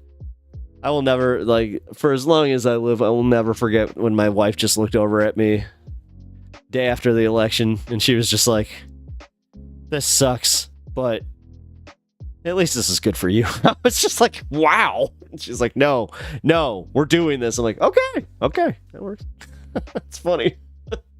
I think it's funny. People think Trump is just gonna leave in 2028. There's not gonna be another election till after the 22nd. Yeah, man. Trust me. I know. More people need to be like. I mean, he's literally doing this thing where. What do you mean authoritarian? I'm not doing any. I don't do anything with much authority, even though everybody says I'm the best boss. Somehow, I have the laziest way of doing it. He really does. Like, I've always said that, where it's just like, I make all the best deals. I listen.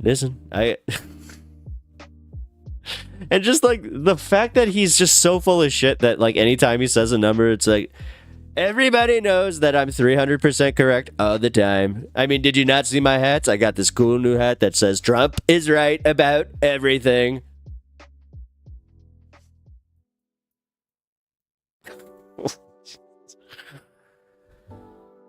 Onomatopoeia. Sorry. That was really funny. All right. And then we're going to go through. I had one more story I wanted to find, but I can't find it. This is all stuff from yesterday. What the hell? Oh, here it is. It's literally on the front page. The U.S. Securities and Exchange Commission has filed a lawsuit against Elon Musk for failing to disclose his ownership of more than 5% of Twitter shares in a timely manner. The SEC alleges Musk's delay allowed him to save $150 million by purchasing shares. Again, a piddly $150 million he does this crap for. Like, he couldn't just do it. He could just pay it. Like, you're worth almost $1 trillion, my guy, and you're just like, you know what? I need to save up. Maybe I need to build a Gundam. I don't know. Maybe I need... Like, what... Dude, this makes no sense. It makes no sense. Like, that literally, that's the shit right there. Like, it makes absolutely no sense. The lawsuit seeks to have Musk return unjust profits and pay a civil fine. Oh, cool. Of $150 million. Yeah, cool. Again, nothing. So he's just like, you know what? I can be lazy. Like, he treated that the same way you treat, like, just accidentally missing a bill. Like... Well, no, and then that's the thing. You hear from, you know, the Republican math whizzes that somehow, with, you know, the fires and everything, it was underfunded.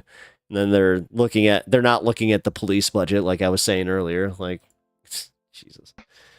It's so ridiculous. Okay, so, real quick, gonna put the link for Ground News into the chat here. I really appreciate you guys checking it out.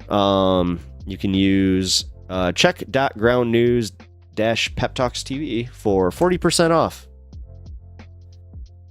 So get your 40% off your subscription. You know what? I'm not even kidding, guys, though. Like, I know that everybody has like their sponsors and everything, but this is a sponsor I truly do not only believe in, I use, and I think everybody else should use. So, and it really helps out the channel. I mean, it really helps out my channel if you guys do subscribe through them. So they've been pretty happy with me, according to their emails. So maybe that's what I need to do. I just need to read the happy emails I get.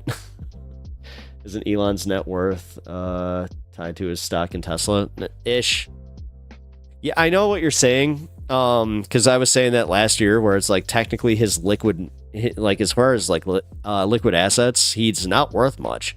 It's all tied in like a bunch of like security exchanges and things like that. Securities and I don't know, whatever. I'm not a money guy. If I was, you know, I might be better at doing other things in life, but whatever. At least I can make people laugh, ish. So, my wife asked how I don't get bored watching you. I told her to pack her bags and leave. Thanks for ruining my marriage. Oh man, did you just really do the meme where it's just like, look at that cat on the road. Oh, I hate cats. And then it's the so now I'm in your truck just like, what's up, dude? Bro. And also, hey, ow, how do you not get bored? Wow. Ah, that hurt. Damn. Wife has daggers. Like, for real, man. It hurt. That's cope laugh right there. That's true cope laughter. Damn. All right. Well, let's do something so I'm not so boring. Fuck. Let's check the wildfires. Nope, nothing there. Nothing there. Did that. Here we go. Here's a fun video. She only sees you. You're on my headphones, so I can't blame her. Oh, sorry that I'm not, doing like, whoa, and doing just so much activity. Sorry, I'm not XQC. Is that his appeal? Is it just like it's the manic man? Sorry, damn it. Clipped. Man, I give you material. That's what I'm not sure if that's like something that's good or bad. But hey, all right, here we go.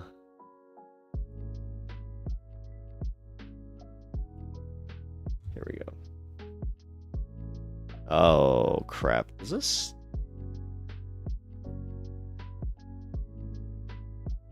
She'll let me watch this, right? Let's see. Page 3 are averaging a loss of 10,000 subscribers a month, and as you can see, they have been losing subscribers for a while. Matt's kicking in, and I have to retype my last comment like 5 times. Nice. Well, I mean, if you just disappear, I'll play. I mean, I'm just real quick. I'm playing your music at the end of stream again. So popularity is declining, and is that because a lot more? Jesus, I am sorry about that. I didn't realize that it started playing the way that it did. All right. So H3 hits a new low. Let's see.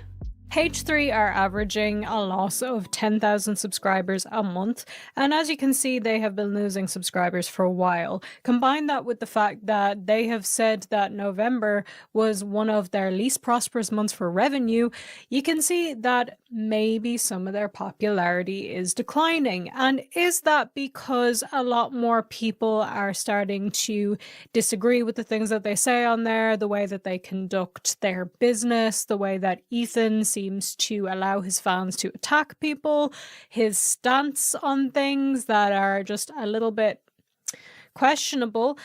I don't know. I appreciate that from her. If that is the case, it looks a little bit like questionable. They may be actually started gambling too. Oh fix that a little no! bit. Wait, really? Oh man, you're not homie, dude. I appreciate you. I really do. Thank you for the $100 donation. I really appreciate that, man. I'll hit you up tomorrow and let you know what's going on with the other stuff. Also, watch that account, because if you get a refund, then you might know before I do. So, inside baseball. That's kind. Isn't Yes, he went to Vegas with a few popular gamblers and did some gambling. Ugh. Man, yeah, I'm actually one of those weird, like, I'm very anti-gambling. Like, there's one, again, I surprise people with my Second Amendment stances. I surprise people with quite a few of my stances, but holy bud. Yeah, gambling, I've watched it wreck too many people's lives, and this is back when casinos were even hard to go to, and somehow they did it. So I don't check my bank anymore. Try and keep things growing rather than declining, and silence their critics. I can tell you're getting sleepy. By copyright striking people who speak out about them. This is ironic. Oh, well, this then is that makes you ironic cool. for a lot of reasons, but firstly, what's crack? It's Evangelina Skov, and welcome to another episode of Yes, I am aware that Side Fringes are still going to be out for the next 4 to 8 months-ish, but you cannot tell me that this look doesn't eat, so I'm just getting in there early, and you can call me a trendsetter. I'm so not a trendsetter. That nobody would ever call me I that, appreciate her ever. content. She's cool. I'm sitting here in a turtleneck, dressed like Dwayne "The Rock" Johnson, so... I'm aware I'm a fashionista, but what I am Does she have a fanny is pack? somebody who, you all know this, dislikes Ethan Klein and generally H3 as a whole. Now, I'm not somebody. Wow, so she's been on that train for a while. Because I don't like Interesting. them, and I don't make a habit of keeping up with people that I don't like. I know that might be a shocking take because a lot of people like to hate watch stuff. I don't like to hate watch. I like to be happy. I like to feel joy. This is why I appreciate it. Because it's like, I feel the same way, guys. You know, my peace. I get my hate watching done through other streamers. Like, I let them do the research on these people, so I'm just kind of like, all right. Like, Tim Pool, I'm not watching Tim Pool. I'm here today. The only Tim Pool episode that I watched was the one that he did with Sam Cedar. And if he brings Sam Cedar on again, I'll watch that. I didn't even watch the Jenk one. To make myself feel I started less becoming for the not purposes of a fan of H3 after the Vosh thing. Yeah, dude, that's actually that's when it started with me too. Soviet mind. Mega thread that came up on Reddit. Another thing that I don't like is Reddit. I Sometimes piece you that together until know you said they that. got the facts, they got the receipts. This is on the H3 Snark subreddit. Confirmed. Who is this leprechaun spawn? Be nice. She's Ethan great. Klein hired an attorney to issue Evangelina copyright claims Skov. against r/H3 Snark. Now, Here. if you don't know what a Snark subreddit is, because I know a lot of you guys who watch my content aren't Reddit users, neither am I, but I gotta know this stuff for work. A Snark subreddit is one that For just work. talks crap about You don't want to people not that they look don't cool. like, Come on, you know, admit it. influencers, YouTubers, stuff like that, documents their There you go. wrongdoings or questionable actions or things they just generally don't like and discuss it. There's a link This to her, is saying that Ethan Klein video. and the H3 subreddit and H3 have gone about.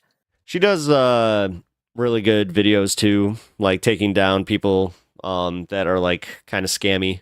Trying to issue copyright claims against the H3 Snark subreddit. Now, the reason that this is ironic is because Ethan Klein, over the years, and H3 as a whole, have said that they won't copyright strike people, that they won't issue copyright claims against people for using their content, unless obviously they're just re-uploading a full episode, which is, it's fair. That's right? fair. That's a fair thing to do. If somebody just re-uploads your content, you can copyright claim them. That's kind of what copyright claims are for. Yeah. But they have very Yeah, that's why I get so mad when like if I get one, I'm like, are you kidding me? I have to do the fair use thing. silently. It's not about doing fair use. It's about that I have to even argue it where it's just like, read the comments. If you read the comments even, then you'd see, why does this guy talk so much? Stop talking over the video. I want to watch the video. Stop talking. Started to go ahead and issue these copyright claims, despite their long history of saying that this is not what they stood for. People are allowed to talk. People are allowed to use their content. H3 was mad that Vosh was all of basically that. calling out their So we have for a detailed store timeline that of has been events accused leading of up to using this child labor. announcement. Please Yeah. see false copyright strike. Oh, I totally remember that. Yeah, because wasn't that the one that was like, it wasn't just them though. Like, I'll give them a little bit of credit where it was one of those YouTube stores that kind of targeted bigger YouTubers. And they were just like, hey, we can produce this for you on the cheap. And they kind of Tim Pooled it where they're just like, that's sus. Okay. Tracker Megathread. Ethan Klein is abusing copyright system to censor criticism about himself and the H3 podcast on Reddit. Now, I don't think you need the full timeline of these events and for me to read that entire thing. If you would like that, I can go ahead and read that for you. But I think this post on its own is enough to actually get an idea of what's going on. So, on the 17th of December 2024, the r/H3 Snark mods were sent evidence that an attorney acting on behalf of TED Entertainment Inc. has been filing DMCA takedown notices against videos on the sub. All right. An OP Damn it. I have whose to let my dog out. post/clips She's were removed by Reddit's legal operations team submitted an intellectual property inquiry with Reddit legal support and sent us screenshots and a PDF copy of Reddit's response.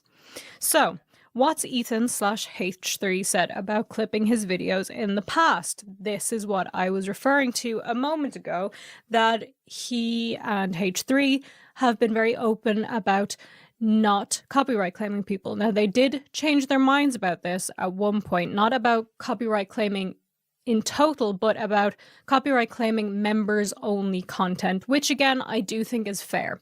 I do think if you are offering members only, Patreon only stuff behind a paywall and people just go ahead and re-upload bits of that, it is, it's pretty okay to copyright claim that, unless it's for the purposes of fair use, right? And fair use is a complicated thing, which I'm not going to get into here. Like, you all know what fair use is, right? Me showing clips now, as I will do, of Ethan and of H3 is fair use because I'm using it to make a point, I'm reacting to it, I'm discussing it, it's transformative. So on January 25th, 2023, Ethan announced on air that he was opening up the H3 IP to the world after being inspired by Hassan Piker and the Hassanbi, I'm sorry, industrial complex. I know nothing about Hassan Piker. I truly don't care. So let's have a look at that. What in the name of God? Why am I getting an ad for Ryanair? This is not Ryanair. This is Aer Lingus. I'm sorry. I should have opened it in the YouTube app where I have premium. Dear God. I am opening our IP. I apologize. That's why they were mad at Bosch. This is a message with peace and love. Equivocating child labor exploitation to CP, and they got salty. That's right, everyone. One is enough. I guess you Is that what you could. mean? That's not what I mean. That's not what I mean. No, gotcha. You can't make a fake H3 podcast. Although you probably could actually, because I don't think anyone would mistake it. I mean, if it's a parody, you can do whatever I you don't think want. anyone would mistake it. So Is that Winnie the Pooh? That's an awesome shirt. I got inspired by Hassan. He has the Hassan Industrial Complex. So I want the Ethan Industrial Complex. I think it's a good idea. I'm gonna tell Hassan it. what she said.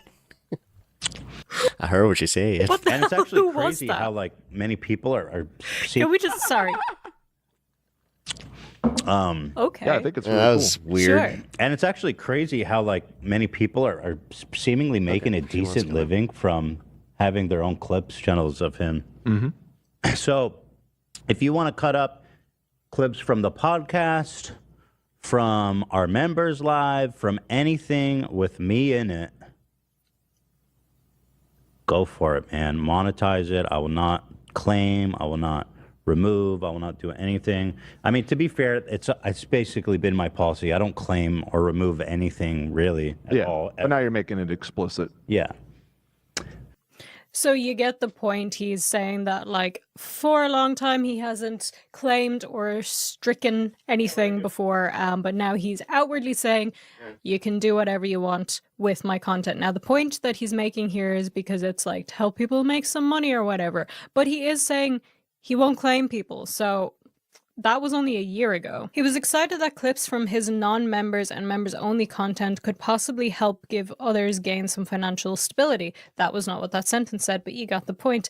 And even give them a chance to grow their own YouTube channels.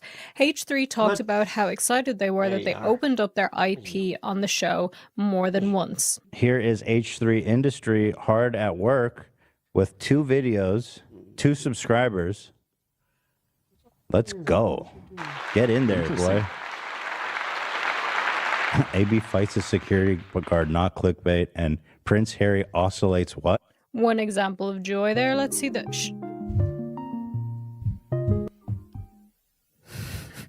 What an excellent time to be reminded that I need to take my antidepressant while watching H3 content. That feels ironic. I actually forgot to go to the pharmacy. So I missed a dose. I still haven't gone to the pharmacy. Nobody cares. Why am I talking about this? Anyway, another example of joy. Damn it, I thought I was open. Who are uploading content I started noticing. and are doing and I'm are telling you, getting views. people and I'm are very freaking happy. antidepressant I love that for schedules. them, so shout out to them. So he's very happy about it, clearly. But almost exactly a year later, Ethan made another announcement on air and via Instagram stories that he was going to start DMCAing all members' content. I'm not going to watch that because we can't watch every single thing, but it's saying exactly what it's saying here. They're going to start copyright claiming all members-only content and warn creators using members-only clips that they should remove those clips if they don't want to strike against their channel. Now, this goes against what they had said before, but he explicitly... I am an advocate for them, but I'm definitely not an advocate for putting people on antidepressants without more study into the person's depression. Because I'm just speaking anecdotally for me. I'm not talking about a broader thing here. But for me, man, they put me on antidepressants way too early, and without just establishing like, oh, divorce really screws kids up.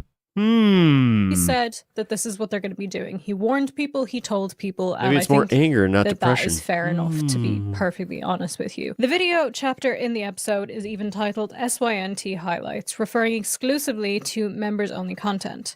Ethan said he felt it was unfair that content intended for paying members was being shared by clip channels for free, which, yeah, I do understand. No, that's true. And that's also why, like, I try to really limit anything from the MR fun half, and I try to, if I do release anything like that, then I do it later. Ethan never publicly announced like after that he they have the chance to release their own, and then I also try to link the original was videos. closing up his IP, or that he would strike clips of publicly Not perfect, but accessible I try. non-members H3 content. So we have the sort of, not dissociation, whatever the word is, for him saying outwardly, like letting people know his intentions. Firstly, letting everyone know, I'm not going to claim you if you use our content.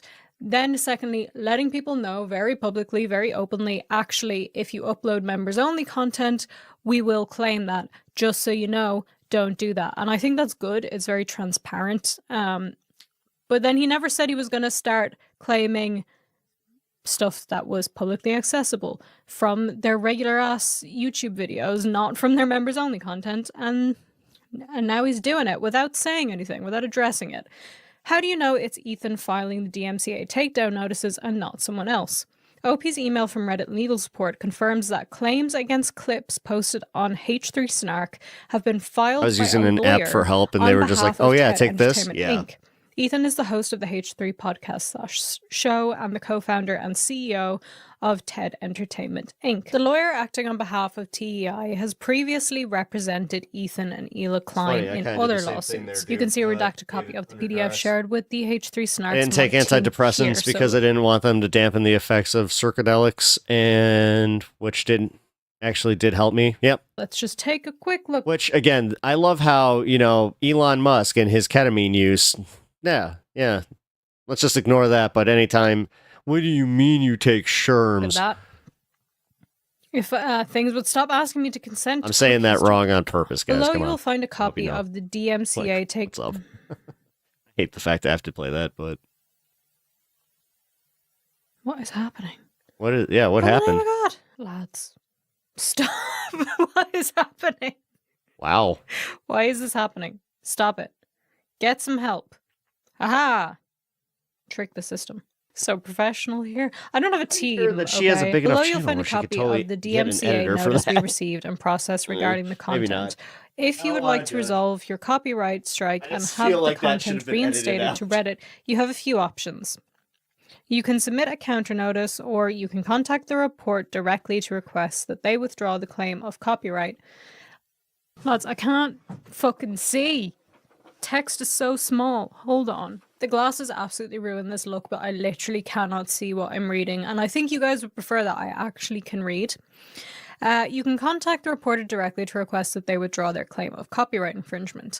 If they notify Reddit that they are withdrawing the bad look. claim, we may reinstate the content and remove I the hate strike. the- Otherwise, your Man. copyright strike will remain. Who made fun of her at the wrong point in life where all of a sudden she became very self-conscious about glasses?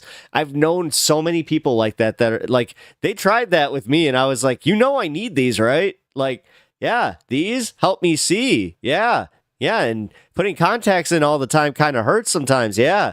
And the removed content will remain I inaccessible. don't know why If I you'd did like that more sounding like Norm Macdonald. Yeah. information about these options, please let us know. So here is what they are. I got these copyright things called claiming. contacts that Here's help a me link to see. my client's video at the timestamp in question.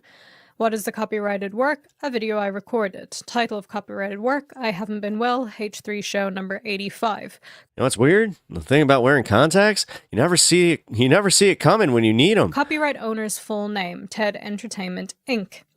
I am a licensed attorney and the authority agent of the copyright owner, TED Entertainment Inc. This takedown notice concerns the Reddit post titled, LB says, far leftists hate Israel because Israel is backed by the West, and this can lead to anti-Semitism. Ethan agrees, then says freedom of religion, speech, press, and control what happens in your own workspace would be under state control in communism. This goes on to give more details about everything here, but you can see that there's another copyright claim for We Play Poker with Ninja, Impractical Jokers, and more, H3 show number 83. Oh, hey, it's what you were just talking about. And it gives more detail on that as well. So we don't need to read through that whole thing. I feel like it would be boring. Nothing Yes, I wrong did with put on my needing glasses. so we could read Nope. it, but now I don't need them anymore. Yeah, but see, yeah, no, she does. Yeah, see, I feel bad that somebody had to make fun of her because I think she looks pretty cute with them. Everything's blurry now. That's Yeah, fine. wear This your text is glasses. bigger. How did this all go down? Here's a timeline of the events What are based you on doing? all the information we've been able to gather so far. Guys, On the 20th of November, listen. 2024, the H3 show aired a publicly Oh my God, available I can't live see stream it. titled We Play Poker barely with see your Ninja, face. Impractical Jokers, and more. At the time of this post, could do the my whole runtime stream like stands at this, I 6 guess. hours and 25 seconds. That is actually dedication to content. You can't hate on that, to be honest. 22nd of November, so 2 days put later, in the hours, that's for OP sure. published a post, P1, containing a 20-second long clip from H3 show number 83 on the H3 Snark. This clip, accounts for 0.00925% of the total runtime for this episode. The same day, the first DMCA takedown notice was filed by TEI's authority agent. Then, on the 25th Irish of November people know what it's like to 2024, be, which is 3 days later, oh, the Irish H3 people don't like show Israel aired a because we know what it's like to be publicly invaded by- available live stream titled I Haven't Been Well. Sorry. At the time of this post, the runtime stands at 3 hours It's a and little bit 56 vulgar. minutes and 35 seconds. That same The day, C OP word, eh? published a post containing a 1 minute, I 50 only wear my second glasses long clip on the H3 if I'm trying to look Snark. clever. Me too, which is all the time. This accounts for 0.776% Me with glasses. of the total runtime for this episode. On the 26th of November, the second DMCA takedown notice was filed by TEI's authority agent against Okay, the wait. If you're sad when you're wearing your glasses, Bloodstone, like, have you never like just found glasses that like really suit you that you really enjoy? I mean, I don't know. OP. On the 29th of November, That sucks. OP's first post was removed by Reddit's legal operations team in response to a copyright notice. On the 6th of December, OP's second post was removed once again in response to a copyright notice. On the 7th of December, 1 day later, OP submitted their intellectual property request about the first and second notice. On the 10th of December, H3 Snark Mods published a post titled We're Resuming Clip Posts on H3 Snarks, and they gave advice onto how to make the clips that they're posting transformative so that it's not copyright, it's fair use, and can be claimed. On the 17th of December, OP received the response email from Reddit legal support, which is what we read a second ago. Oh no, I'm sad for her. I love my glasses. Yeah, see that? Yeah, that. I don't understand it. So, why Ethan's striking clips of non-members' content on H3 Snark? We don't pretend to know what goes on in Ethan's mind. If you did, it would be a very dark time for you, I assume. We don't pretend to know, but if we had to guess, it's probably because he wants to silence criticism about himself and the H3 podcast/show.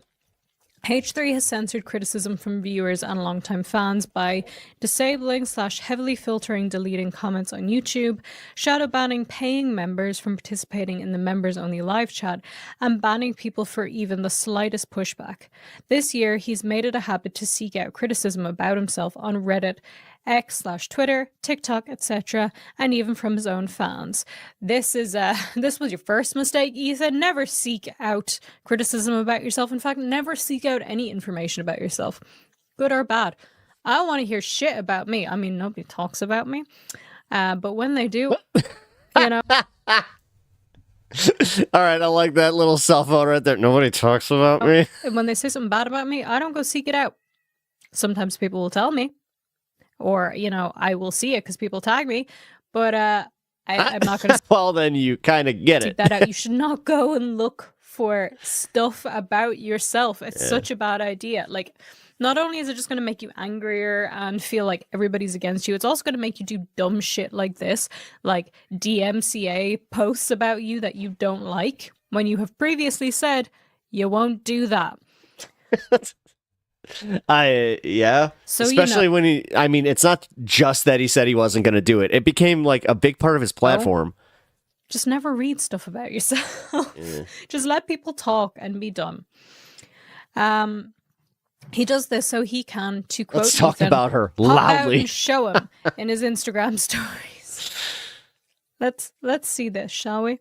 Hi, Yes, be nice to her. whoever and that is. her, Yes, I do know what you mean. That was my whole point. and How say, I dare you appreciate accuse your me work. of being a Jewish supremacist, you scumbag, while sitting across from a vile, hateless, talentless hack like Frogan. I keep hearing Frogan's name. Don't know who that is. So many clowns lying on my name. I do. She's a Twitch streamer who did the Habibi tier list. It's getting about time to I would love pop angry him comments out on my channel, but and show him. only because I hate it. Okay. I mean, you're allowed to respond. Hey, I mean, actually, you know what? I'm due for that pretty soon. I'm gonna be making some more videos just like for the main channel, and I can tell you right now that I get some mean comments to the point where I think I have 2 videos now where I've just read them. I love doing that with you guys, though. It's fun. It's a lot of fun because some of them are very creative. Then other ones are just like so lame where you're like, eh. But you could Squish, go about did I miss it in anything? A less Just gotta- cringe way, I feel. Gotta Maybe have to go that's to my whole work. problem. Yeah, actually, I think that I know that Kirk timed Brian out. I'm not sure for how long, but yeah, Brian was being Brian. We tried. I'm not sure if you remember from the very beginning. Yeah, issues are still issues, but Kirk dropped $100 dono, so shout out Kirk. And yeah, we're now just watching a video about Ethan Klein and his Ethan Klein's steady decline. Ethan Klein. Maybe it's simply See what I did there? that he's cringe.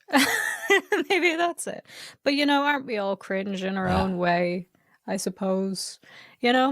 I'm cringe, but I'm free. Isn't that the saying? Longtime watchers of H3 also know that they often go back and remove footage after a live stream that they believe might spark controversy or bring them a lot of criticism or backlash.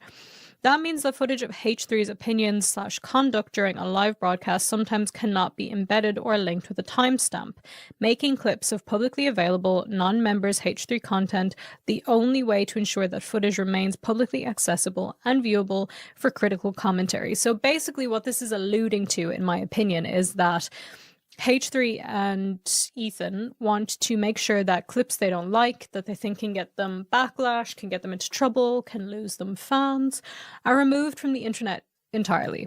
They don't want them accessible. They want to be able to delete their content and have it not exist anywhere else so that, people can't find it and, criticize them. They don't like criticism, which I'm going to get into more. How do you grow them? I say they don't Because like criticism. out of every shitty comment, you can. I'll actually say this: for every 5 crappy comments out there, you usually get one where you're like, I feel like Ethan doesn't like criticism. He does not like to be wrong. he supports an apartheid genocidal state, and then he wants everybody to say he's lovely.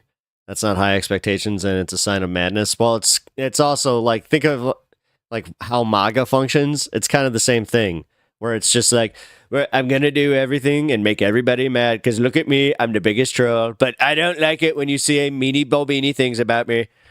He does not like to be criticized. He claims that he's okay with it, but he's so not okay with it. So Ethan's threatened to sue Reddit over the subreddit repeatedly. Very free speech of you, I guess. At first he said on air that his lawyer said that suing Reddit would be pointless. But it didn't stop him from wondering whether the literal FBI could somehow help him get this sub shut down. Ethan, I feel like the FBI have better fucking things to be doing than dealing with a snark subreddit. I promise you, they don't care. They don't care. probably you shouldn't care either. I understand why you would care. It's not nice to read mean things about yourself, but grow a backbone, I suppose. And like, I don't read mean things, but grow a backbone. I mean, there is like, something special about saying that. After, like, who did the FBI arrest? Like, actual criminals. Imagine them investigating a subreddit and having to learn about like Trisha Paytas. That would be hilarious. Actually, you know what? Get them involved. I think that would be really funny. Despite saying he's against snark subs, Ethan threatened to create a sub dedicated to snarking on Reddit executives if they didn't permaban snark. And even made up a conspiracy theory that a specific Reddit admin is the reason we're still up and running. That's really funny. Yeah, well, I'm gonna just like make a snark subreddit about Reddit administrators because you're not like getting rid of this subreddit that's mean to me. You're such a fucking man, baby. Jesus Christ. I said that in my last video about Ethan, and people were like, oh, you just don't get it. Like, it's just comedy. Like, he's just being funny. He makes jokes. Okay, well, the jokes are another video. So Subgenre like, cat impersonating Donald Trump. I mean, I'm laughing. You know what? I'm laughing. Oh, if I had an orange cat with like any sort of wispy hair, it'd be on. I take it back. He's hilarious. Ethan Klein is a hilarious man, baby. For over a year, Ethan's complained that he has no recourse with Reddit about getting us permabanned. I don't know what you're looking at. I'm just sitting here licking my crotch. I'm trying to get clean. Why are you being such a weirdo with the camera? Repeatedly made false accusations At least get my good with no side. proof about this subreddit, its community, and people who Meow. associate with us. He admitted on air to creating a snark, presumably Meow. to discourge people from joining. Actually, that's hard to do in Trump's. And participating in or slash H3 snark. That snark got Snark. removed twice, I believe, according to Ethan. He's aired uncensored screenshots of posts and comments from the sub to his reportedly tens of thousands of viewers on YouTube.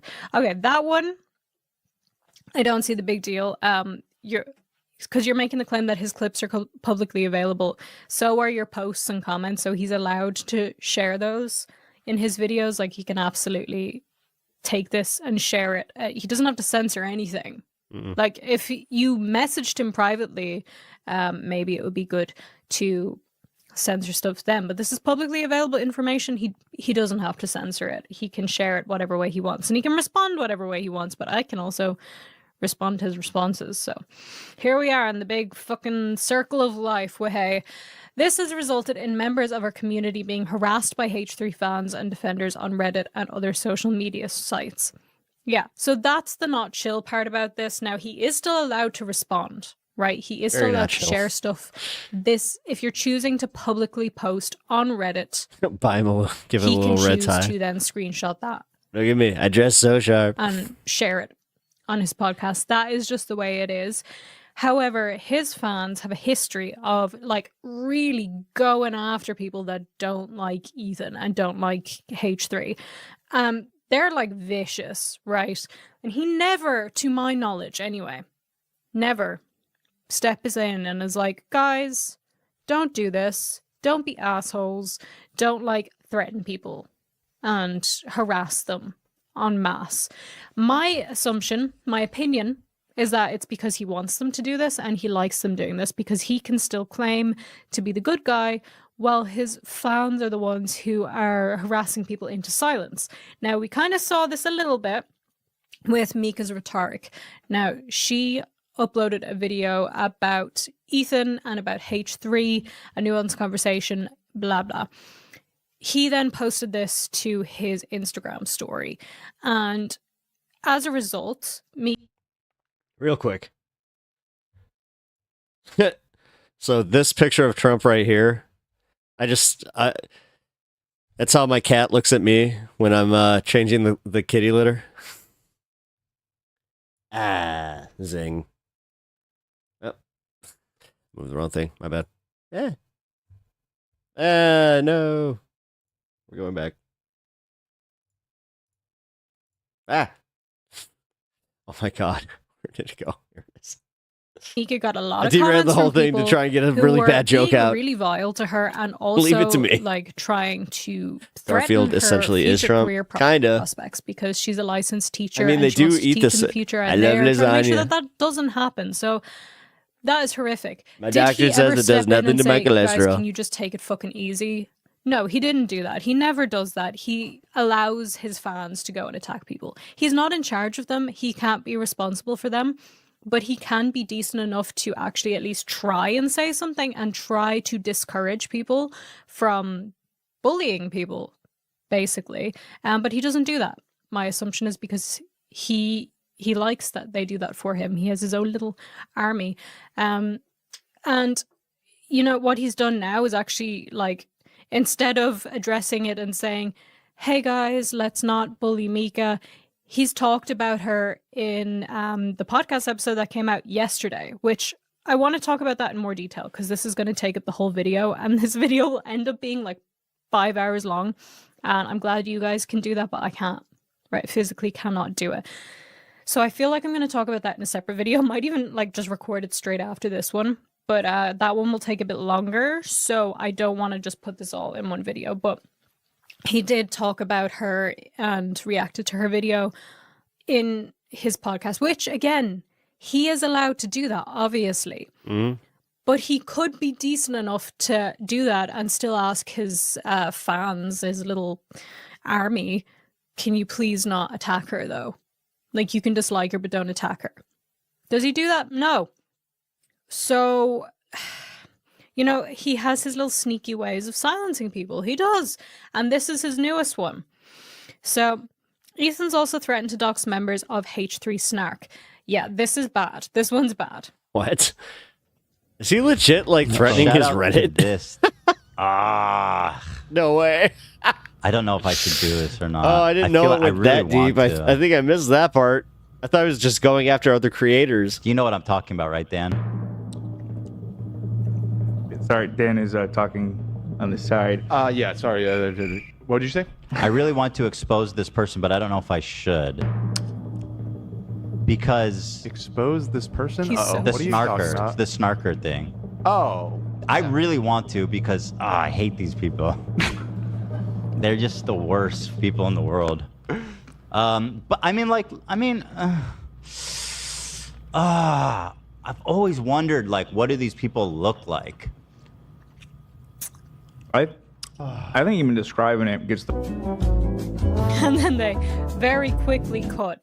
So you could see he's like straight up threatening to dox one of the people. Like, I'm going to show a picture of this person. I'm going to expose this person. Now, I don't know if he was threatening this because he was actually thinking about doing it and they had to pause the episode to be like, dude, you cannot dox people. Like, I don't know if he's actually that much of a dickhead that he would dox somebody because they're on a... No, I mean, after seeing this whole thing with Hassan and how, like, legitimately obsessed he is with it, and how he's also just obsessed with Hassan personally. Reddit. He would dox them. Nah, he seems like he can be very vindictive. Knowing that his fans are the way that they are, knowing that they'll probably harass this person.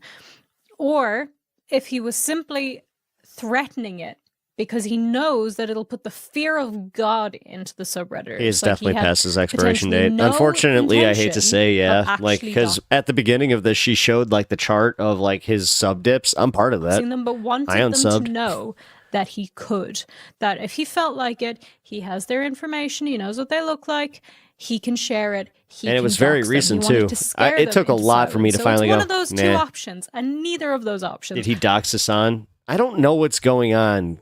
I don't think that he's doxed Hassan, and I don't think that's the intent, Bandit. But I think that, I mean, he did that whole thing during the fires. Literally, the fires are on his doorstep, and he's just like, "Look, ready to evacuate the family, but Hassan better like hope that my computer burns because he's gonna definitely want what's on here to go." Are good, and he little slime ball of a man. Absolutely can't deal with the slime ball of a man. He's even joked before about doxing people and having an anthrax hookup. Now, I guess it's a joke, but he recently combed through the profile of a user who criticized him on a different subreddit live on air because he suspected they were a snarker. They were not.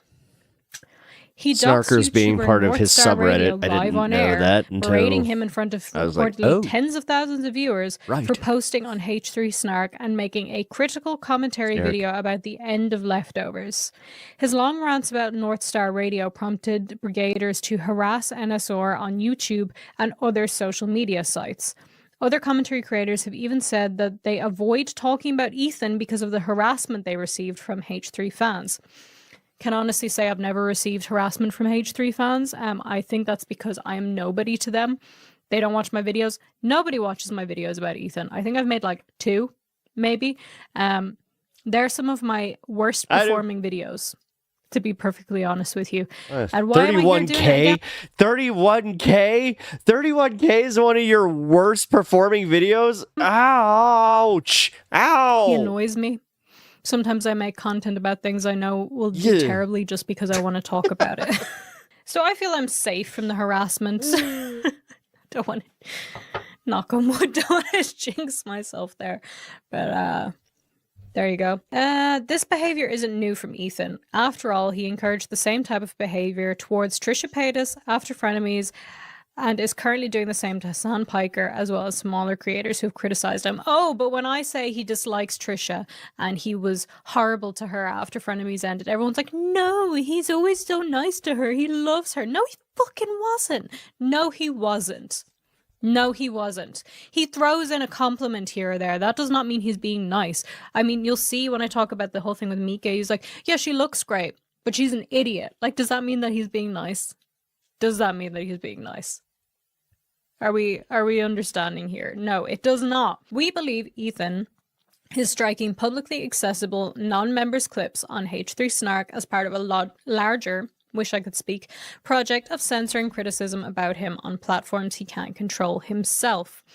This is what I was saying. He wants to silence everybody so that he is the only one. He and the H3 team are the only ones that can control the content that is out there, that they can control the narrative so that they can control what people see, what they don't, what they say about him.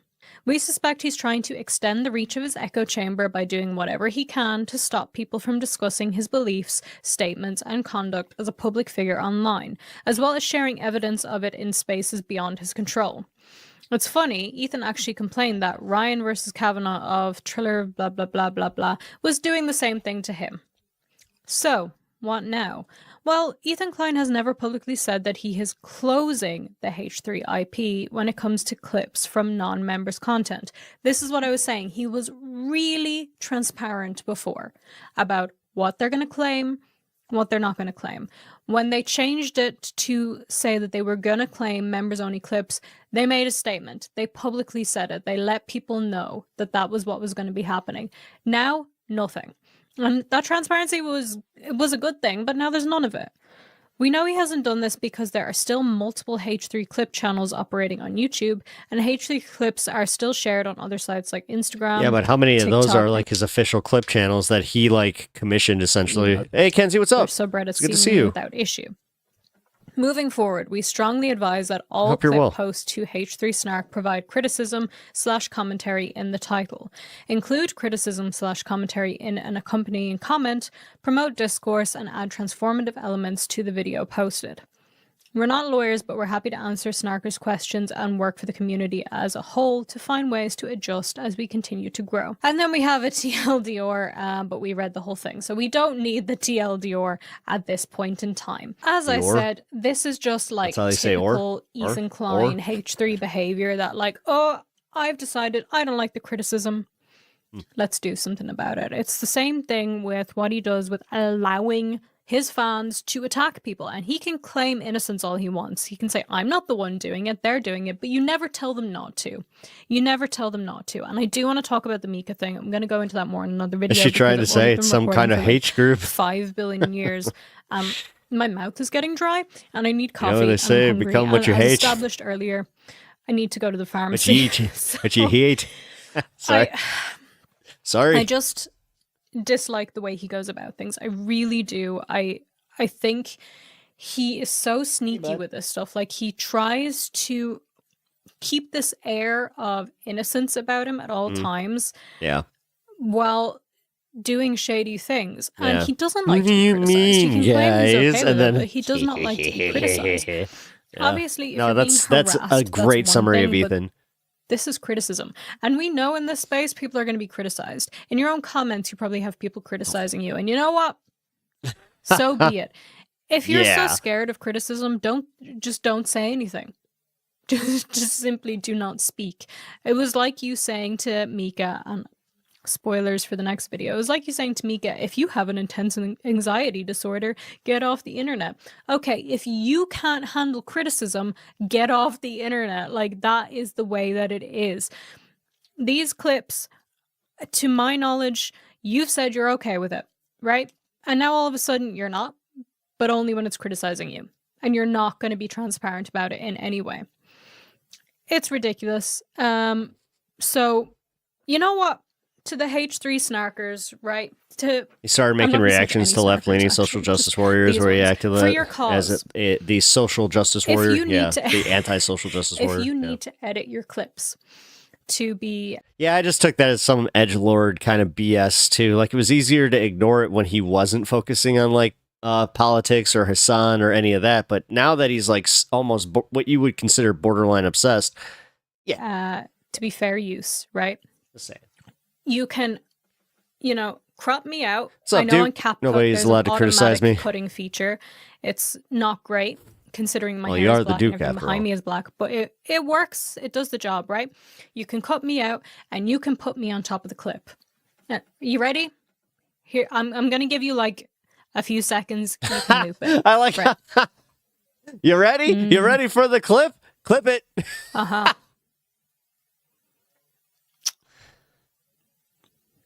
He's saying things.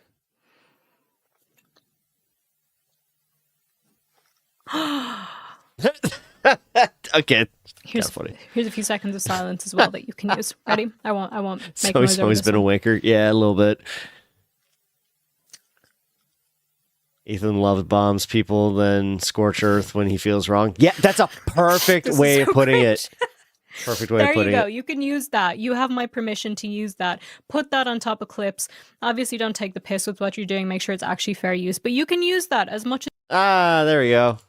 All right. Well, I appreciate it. Yeah, no, I'm definitely keeping it fair use. I think I've added enough.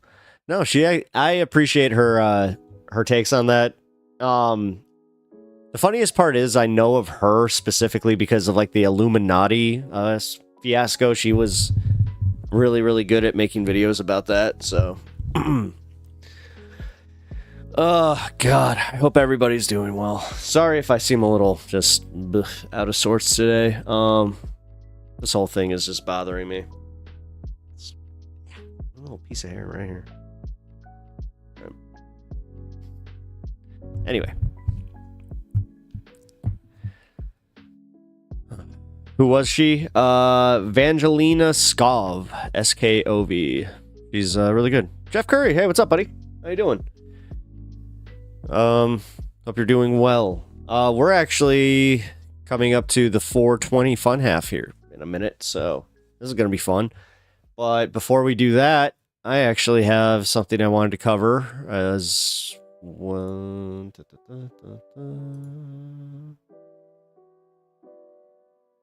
Is this going to get me in trouble? I don't think so.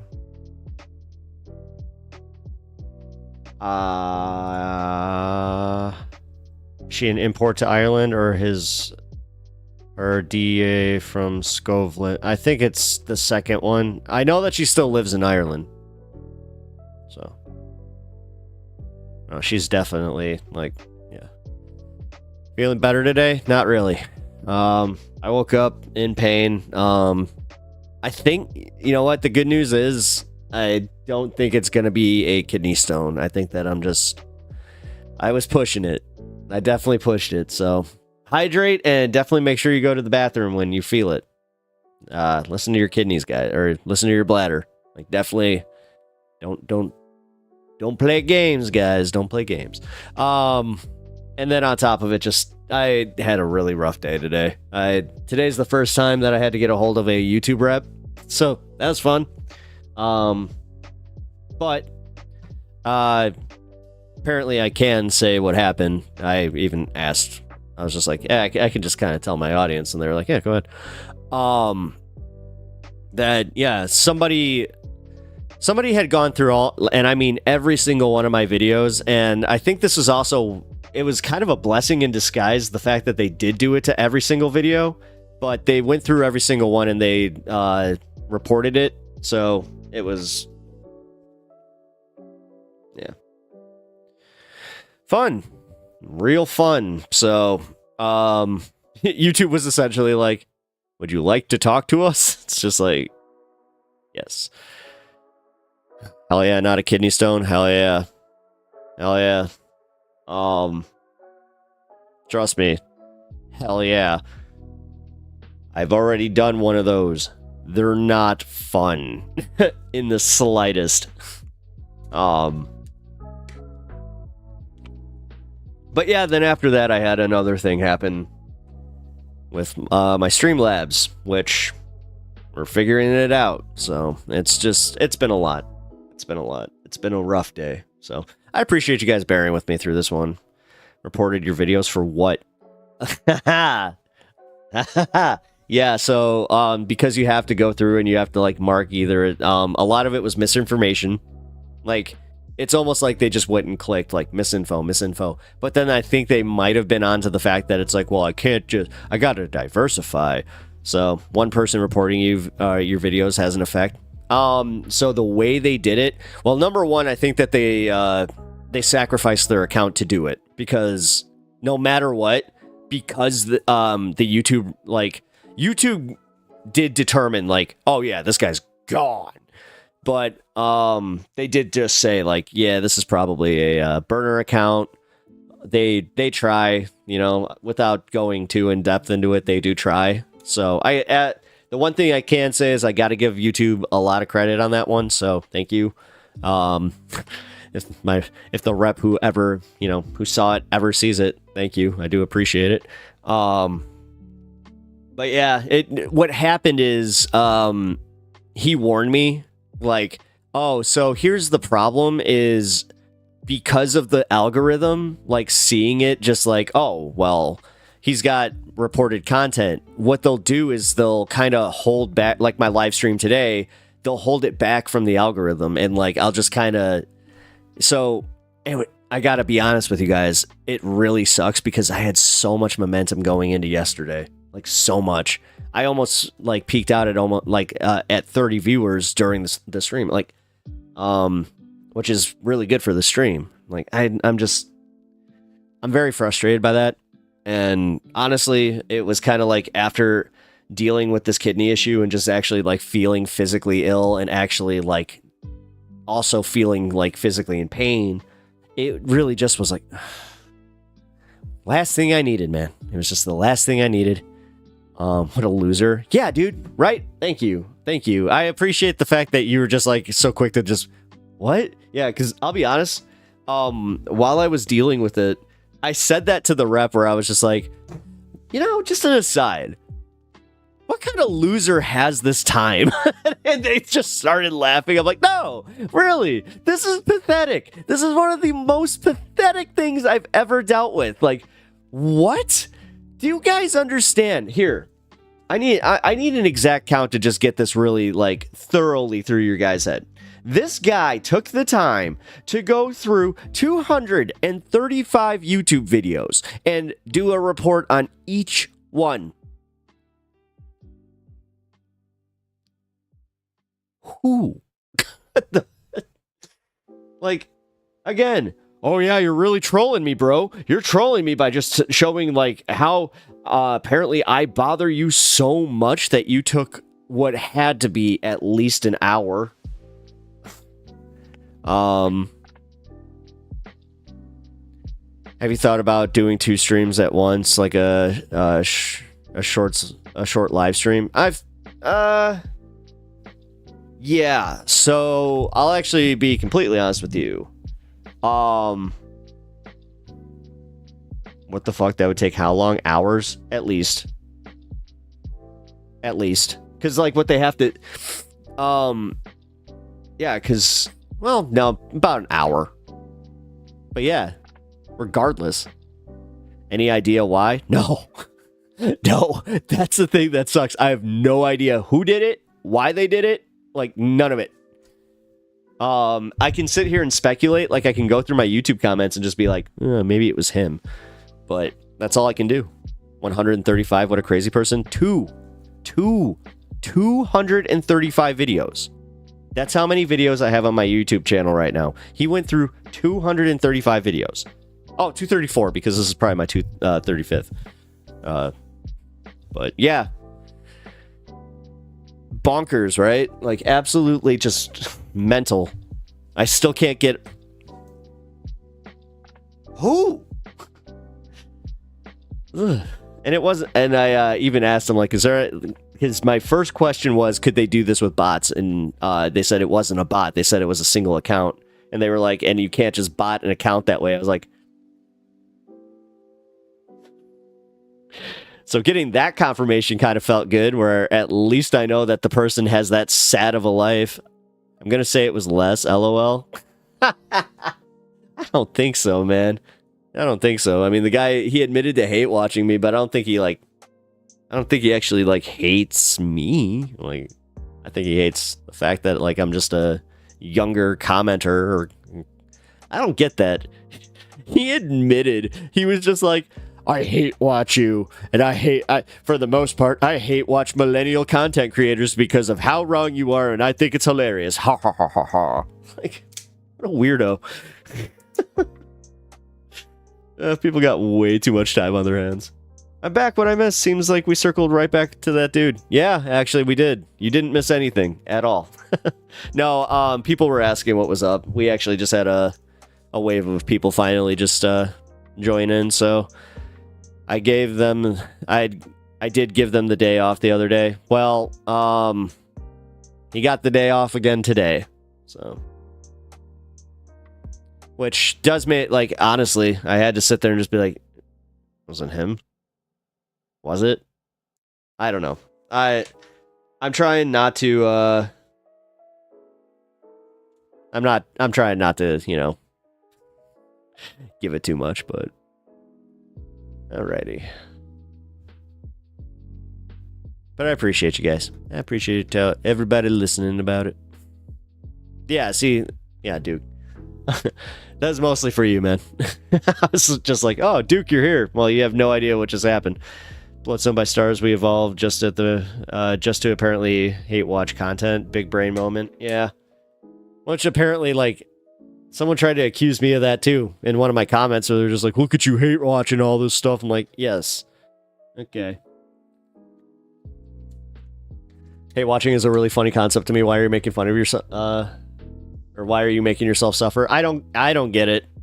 I don't, like, occasionally I understand a little bit, but it's probably Kirk then. No. When you talk about less, I think of WKRP and turkeys. Yeah, you got... Yeah, God, Thanksgiving stream. That was funny. Man, I'm glad... Yeah, that's kind of cool. Like, I remember that one. All right, let's check this out. Let's see if there's a... Back in prehistory, people would make... would often hate listen to story time by the fire, making snide comments to each other. I actually think that Winston Churchill is a great fella. Alright, let's check this out. This is just a fun little topic. There is a video circulating of what went down at a recent Pittsburgh Penguins home game involving a young fan, a puck, and an old man who wanted said puck. First, the video.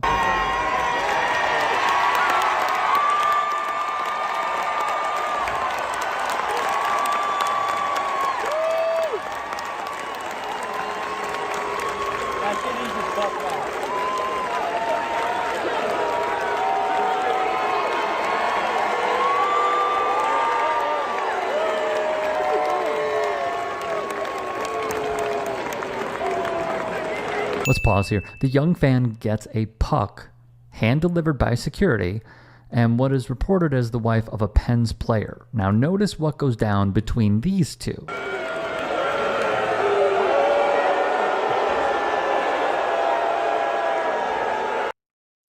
What's he doing?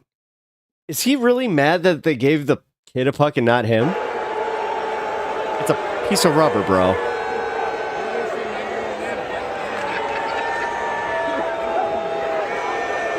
So they have, let's call it, an unfriendly chat. Then the old man decides to give what appears to be the family and the young fan a piece of his mind.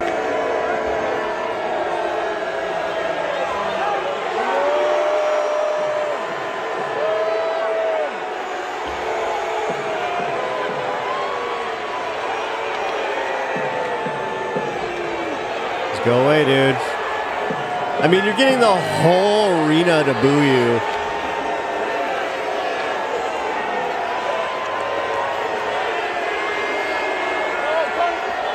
Oh.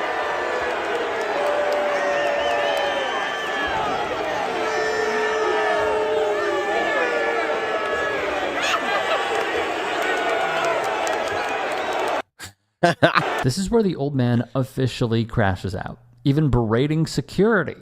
Here's another angle. And hey, just a quick break in the action. You should go Rick subscribe to my new follow show, The Rick Strom. Show. I'm going to be interviewing He's people awesome. from sports, music. I have a feeling that this is actually the precursor to doctors. It's gonna be him fantastic. leaving Please TYT go because subscribe. I think he sees the writing on the wall that this is bad. Old man has crashed out after he took a kid's puck and the kid got recognized. Oh, that's what's up. He got embarrassed because, okay, so he took a puck when the kid was given one over the eye. Okay, over the glass. He's 100% MAGA. Oh, hell yeah. Lead poisoning all day. At this point, dude, whenever I hear or see somebody like white hair just like that and they start spouting off all the crazy stuff or, yeah, the woke mind virus, I'm just like, okay, Mr. Lead Poisoning, we know that your city definitely didn't clean up yours. Or the fact that it's like, I didn't start driving a modern car until like those mid-1980s. I didn't have a catalytic converter.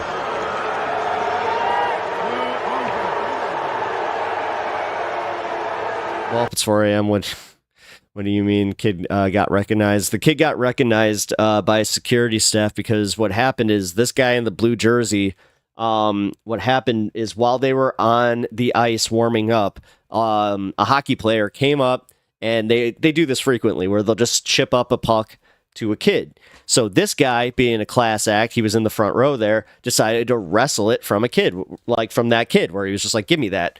And security came down and gave the kid a puck because what happened there, that means the equipment manager was just like, here, and it might have even been signed, who knows, but then that guy got either even more jealous or angry, it's like way to double down on already being a piece of crap.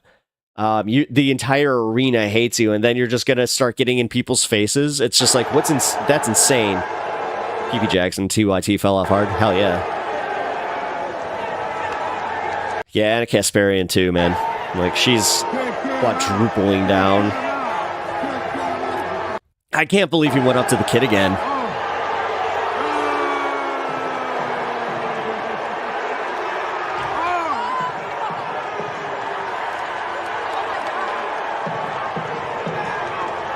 I mean, did you see how everybody just stood up like, you're about to get whooped, dude. Nobody is here to defend you. You are a piece of garbage. You tried to take a puck from a kid. Yeah, trust me, you have no friends here, buddy. None. Bro really got mad after security had to take the damn thing from his hand and give it to a kid. No, he didn't even take the... maybe that's what happened. Maybe security actually came down, got it from him, and then gave it to the kid. That I could see starting this, actually.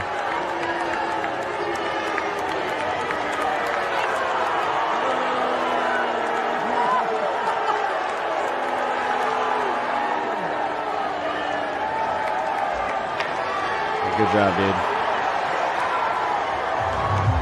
Oh, they had security and the cops waiting for him. Here's what we know thus far. Danny wrote the following message during the Pens' game. Here we go. Against the Tampa Bay Lightning. There was a puck stuck in the net. Oh, it was a gamer. Okay, I could see that. Was the game puck. Yeah. Glass to get it down. Eventually, it fell, and this guy stole it from him.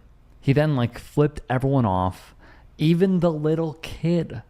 Wes Crosby would also tweet during the game. If you hear booing on the broadcast, I believe it's because an adult might have snatched a puck from a kid. The crowd behind the Pens' goal was chanting, "Give him the puck." So Dan Kingerski of the outlet PittsburghHockeyNow.com would then release his write-up. Multiple witnesses, God, that's petty. which Pittsburgh Hockey Now can verify as present, said the older fan took the puck from the boy and gave it to his adult granddaughter. All right. Kingerski did his due diligence. His adult granddaughter, and she's just sitting there embarrassed. Now she has to sit there by herself while the old man gets carted away. I feel so bad if she was there by with him by herself, because then she's just oh God. I mean, you know that she probably was just give this to the kid. I don't even want this. What is this? He spoke with eyewitnesses, spoke with ushers in the arena to verify what went down. Adults think that grown-ass, old-ass dudes think that way about their children, where it's I gotta give my kid it first. I've seen this.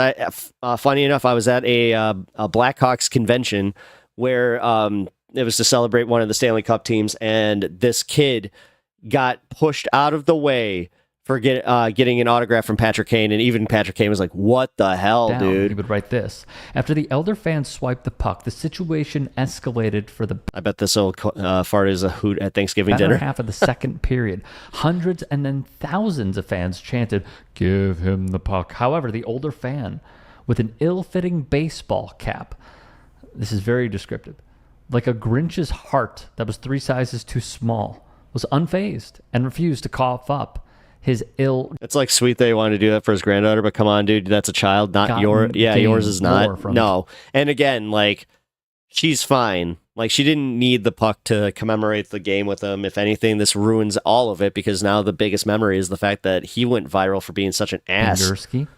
A couple sections over, I feel really bad for her. Penguins' families here would watch all of this go down with disappointment, and they decided to act. One player's wife, who will not be named because we didn't receive her permission to print her name, told one of the ushers she had a game puck in a locker in the family room downstairs, and she wanted to give it to this boy. Oh. Again, credit to... So they didn't wrestle the puck from the guy. This was what I said the first time. Kingerski, because this reporting is incredibly detailed.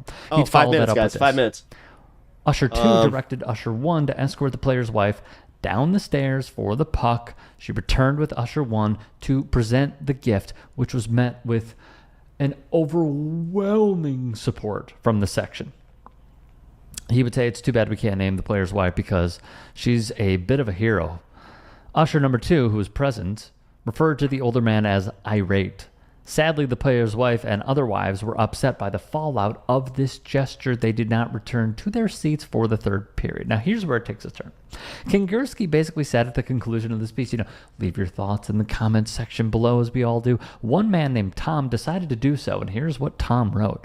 "What a joke of a one-sided story. The kid left his seat to then step in front of other people's seats, impeding their view and invading their space. He then violently shook the glass, which anyone that has sat first row will tell you usually results in scolding from the ushers. The puck fell, and the old man grabbed it. Spoiled kid then acts out for 15 minutes while everyone yells at the old man because the team At least my mom didn't go viral and they like don't this. care about the game." That would be bad, Kingerski, man. the writer himself, would reply, "Are you the old man, Tom?"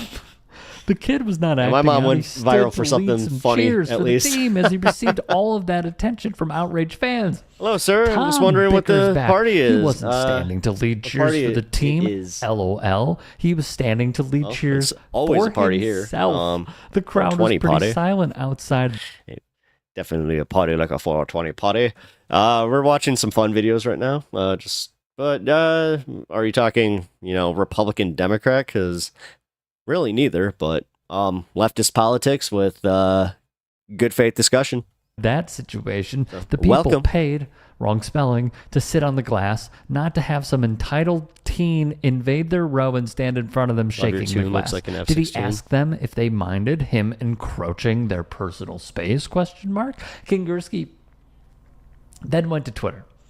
I'm 99% sure the guy who swiped the puck is named Tom. He and his wife spent the day in our comments section bashing the brat who invaded the section. Also, it's illegal to bang on the glass, so the boy was 100% in the wrong. How would you like to be this guy? Such a warped reality. Awesome. To end on a high note, Jennifer Herman would write, thanks for sharing. I bought tickets for my son Braden for his 13th birthday. Happy birthday to Braden. In the end, he won out. He kept his composure, and I'm super proud. Thank you, awesome Pens fans, for your support. Thank you to the stranger that got him the puck and the wife of the player also. Herman would also wish to clarify, for the record, he wasn't banging on the glass, and everyone there knows it. The old man and his granddaughter sat there and watched him, then took the puck when it fell out. He was pushing the glass to move it back and forth to get the puck out of the net. Great story. There's a simple fix to all of this. Don't be that guy. If you can and are willing, please become a paid member here. I caught a foul ball once at Ozzie Smith's last game. Gave it to a kid in front of me. Catching it was the fun thing. Yeah, I mean, I've gotten hit with a few hockey pucks at games. It's not fun. Thank God I was paying attention for each one. One of the, wait, you can't bang on the glass. You're not really supposed to, because it's annoying, number one, but at the same time, it actually it's when they kind of make the glass sway. They're only connected by these little magnetic partitions. So.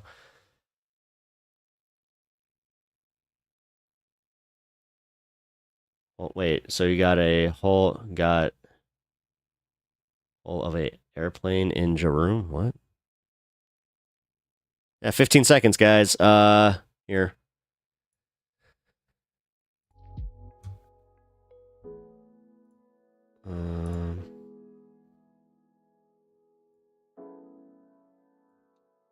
All right, let's go.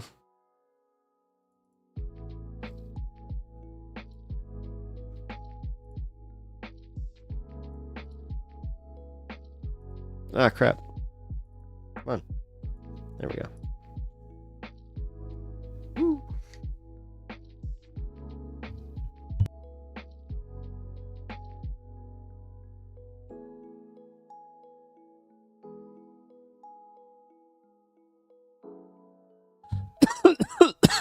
Cheers.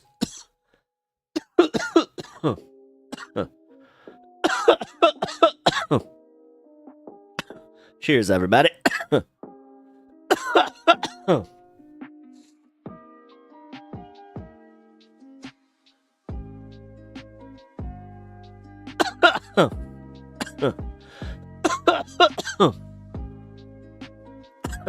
Woo.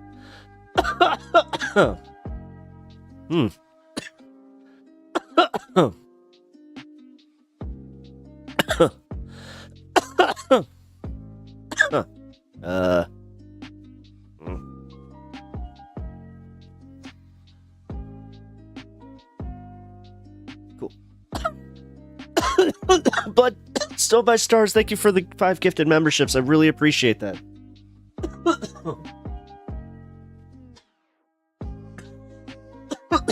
Oh man. 420 membership gifting. I like that. I like it.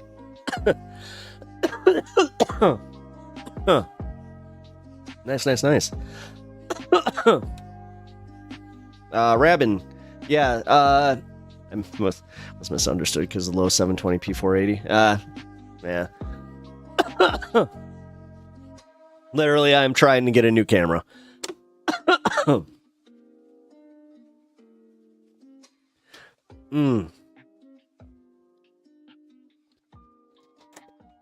All right, guys, you know what that means. Post 420 fun half. Cheers, homies. Hell yeah.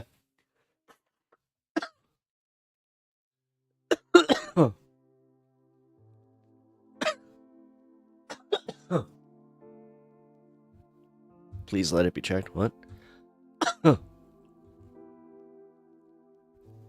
Ah, man. Okay. Let's see. Am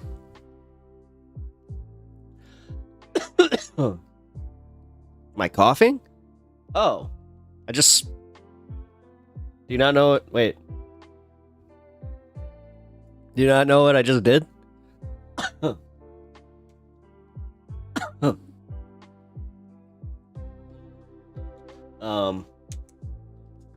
Yeah, there's a reason I was coughing.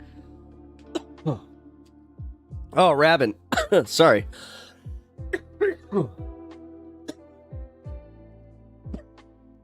We do, during the 420 hour here, we all band together and, use our finest, no, I appreciate it. I appreciate it. No, I appreciate you, worrying. No, I'm not gonna get mad at concern. What?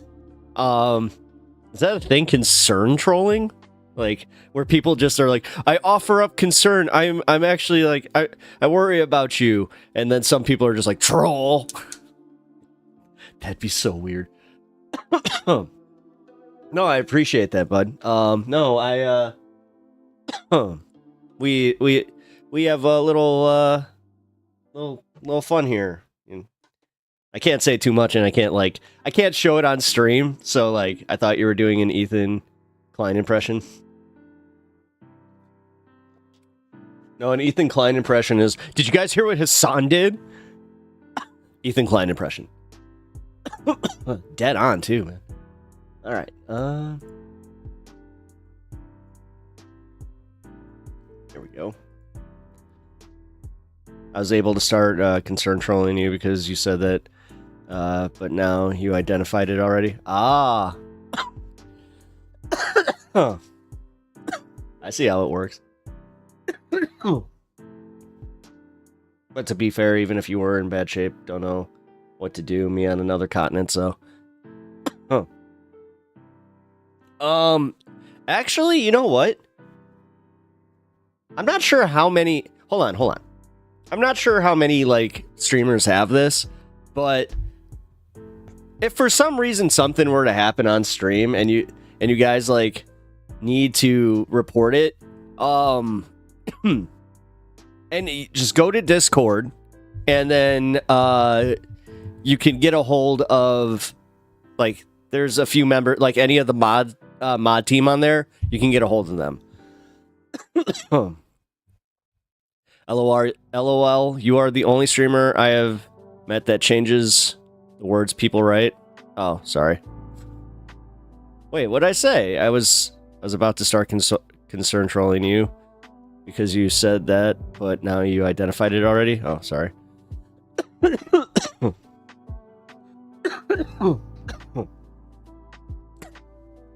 Whatever. I'm not letting it bother me.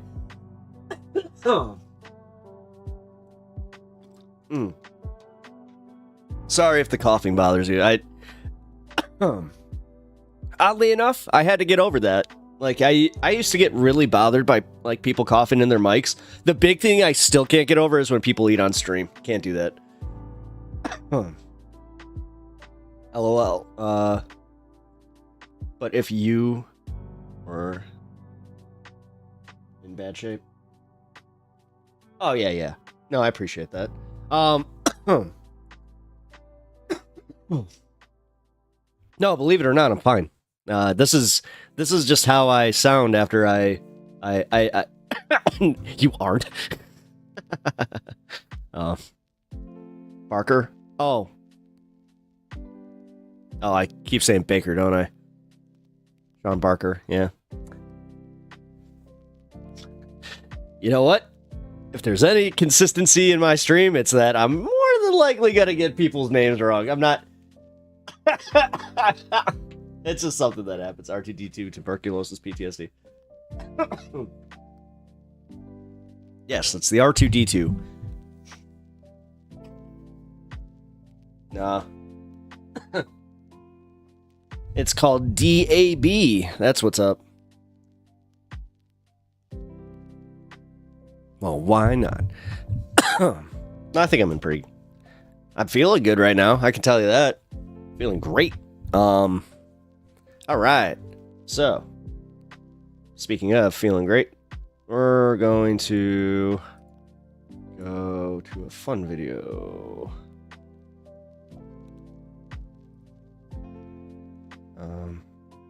Some hosts in the morning shows slurp coffee. It annoys me.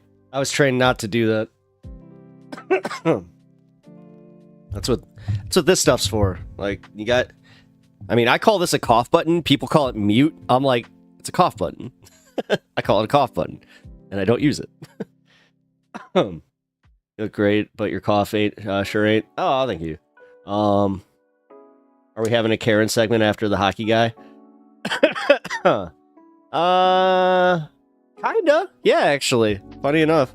We're gonna be talking about Elon Musk, so you know, he's definitely like a billionaire Karen. Yep, it's chill. I've grown up with people calling me Scene Baker. Yeah, I mean, again, I'm sorry, like, I'm also trying to read this, like, quickly, so.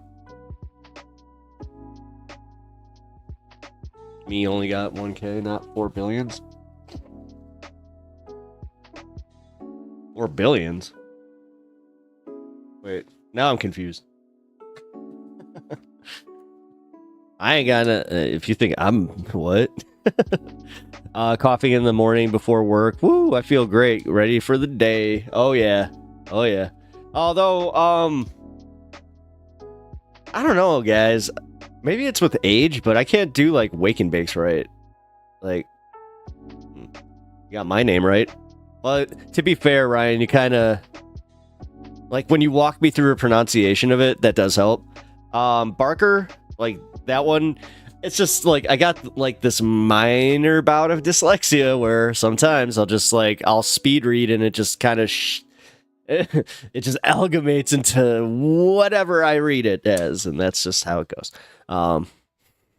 Whatever. We're not everybody's perfect, so I appreciate it. You hit dabs in the morning? What? That's crazy. Dude, what? Why? I do coffee and maybe... I didn't mean to. Is your room where you live / sleep? No. I mean, technically I live here now. No, this is my studio that I built out. It's was a lot of work, but yeah.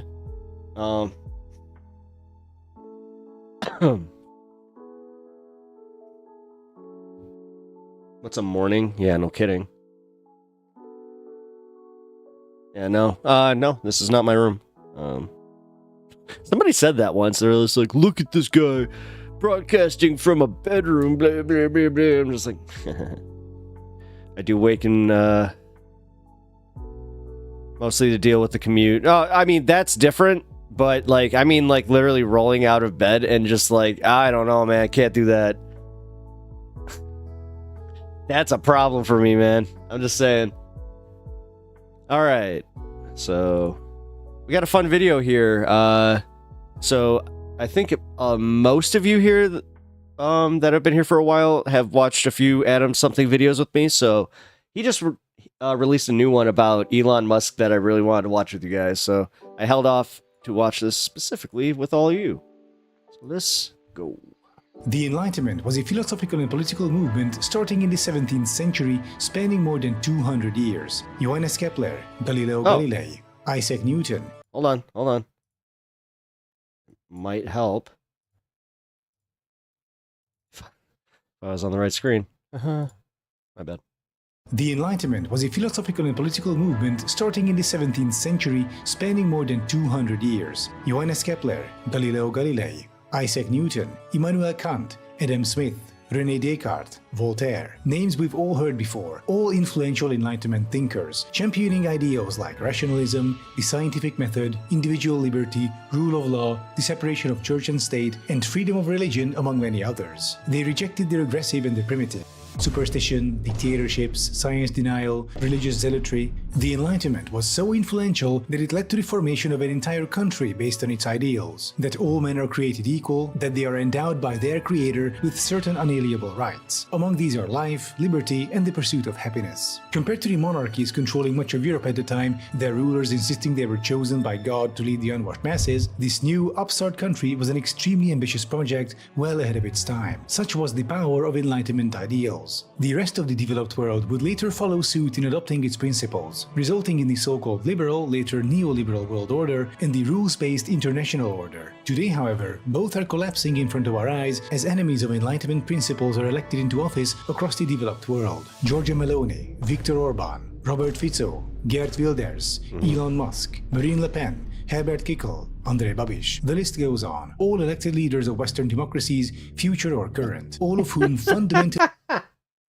Guys, I'm not sure if you understood that subtle trolling right there, but that was masterful. Reject Enlightenment principles. Our modern political system, built upon those principles, is breaking down, being increasingly rejected by people, or so it seems. In large part due to our economic system becoming increasingly distorted, with more and more wealth concentrating at the top as the average person gets increasingly poorer. This is a far cry from the Enlightenment's lofty promises of equality, democracy, freedom, and more. We must therefore ask the question, what went wrong? The short answer is that the Enlightenment was left unfinished. Its last crucial component was never put in place, leaving a fatal flaw at the core of our modern world. Think of the Enlightenment as a building, rising from the swamp of the old world of dictatorship, superstition, and oppression. It is well built and robust, except for the fact that it doesn't have a roof. Its interior is exposed to the elements, its structure being eroded by rain, snow, and wind. Its columns are starting to lean, walls are beginning to crumble. It's not long before the whole structure collapses and is swallowed by the swamp, ending our decades, even centuries-long experiment in freedom and democracy. And our political leaders are either busy pretending the building is whole or trying to devise programs to distribute umbrellas to people inside.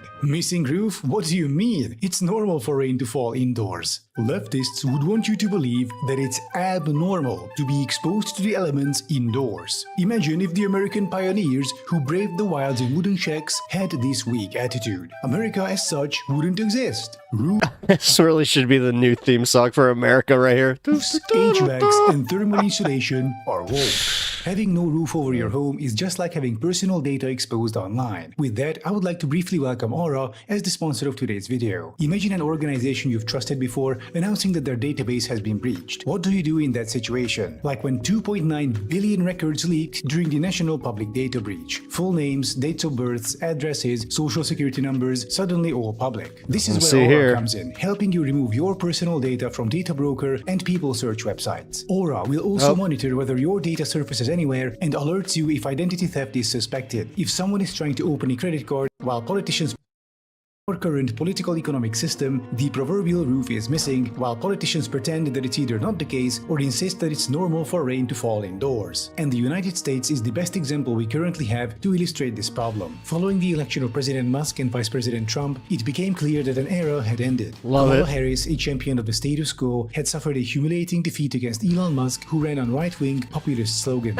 The Harris campaign struggled to come up with a popular, appealing message. In the final hours of the campaign, they settled on the inspired freedom slogan up against the Musk campaign, promising to make America great again, deport millions of people, bring down prices, drain the swamp, and more. Now, why was the latter messaging more effective in the race? Because more and more people are increasingly disillusioned with the status quo. The everyday person's economic situation is either not getting better or is actively getting worse. Home ownership, a standard for past That's such a big business. Fake books, like what? Like, with all the money, why actually not just get real ones? Insanity is an unattainable dream for many of today's young people. U.S. higher education is getting more expensive. Rich people are weird, healthcare is getting more expensive. Grocery prices are increasing. Rents are increasing. The only thing not increasing, or at least not nearly enough, is the average person's salary. And the issues don't stop on the economic front either. In the entertainment industry, corporate-controlled streaming websites churn out metric tons of visual slop made by exploited, overworked animators and visual artists. Formerly beloved game studios, known for their popular popular, innovative, trend-setting titles are forced to make uninspired, by-the-numbers, at best mediocre games filled with predatory monetization schemes such as legalized gambling. Yeah, have you guys been just feeling like the soullessness of everything lately? Aimed at children. And just everything, like, anything fun has just had the soul sucked out of it. I mean, even Pokemon cards, like,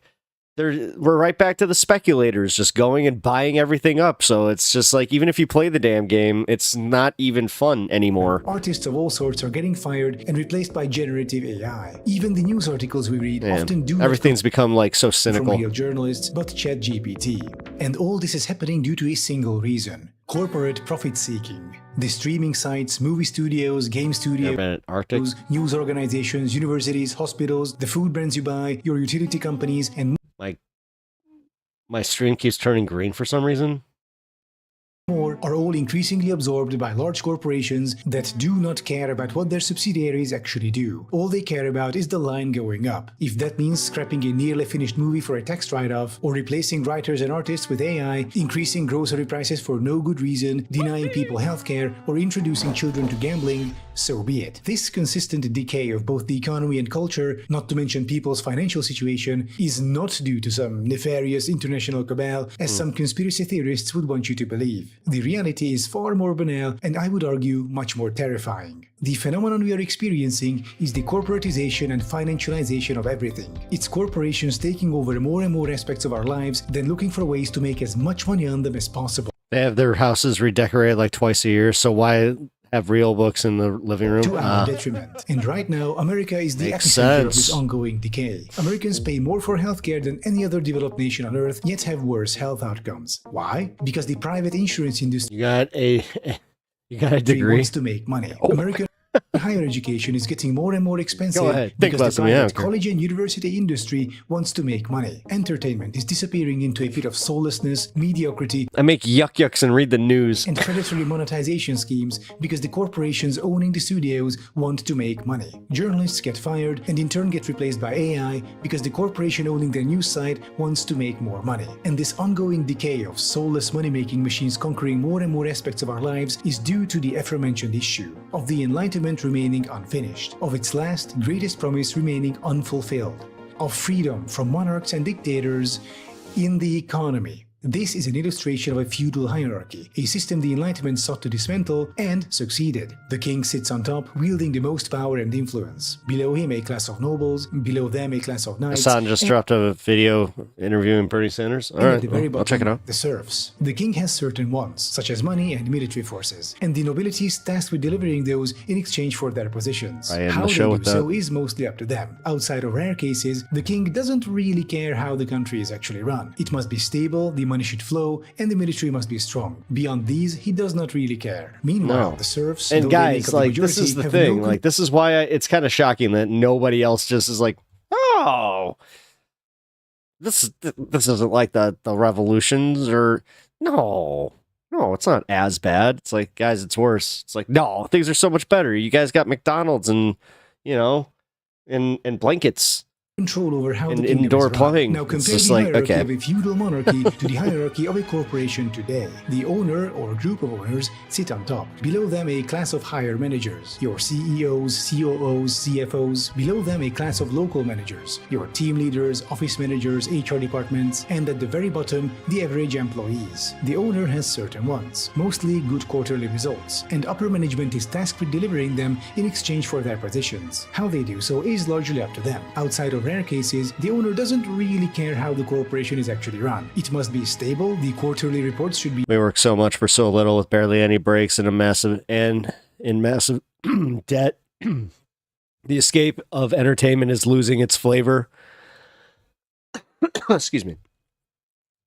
It all just feels empty because we have no future other than corporate. Yep. Should grow. Beyond these, corporate the slaves does not really care. Meanwhile, the employees, though they make up the majority, have no control over how the corporation is run. The fact that these corporate structures are legal enables single individuals to amass enormous amounts of wealth, often through a very simple dynamic. Let's say your upstart business is successful and you make a good amount of money. This money can be used as leverage to gain political influence. Political influence can be used as leverage for more lax regulations connections, insider information, and more, helping you get better deals, thus more money. More money nets more political influence, which is again leveraged for even more money. I've been saying, and then now the chances of becoming a multi-billionaire with this cycle are extremely low. However, even if the chances are 1 in a billion, that's already 8 multi-billionaires in the world. We have far more than that, and the richest among them is President Elon Musk. At the time of making this video,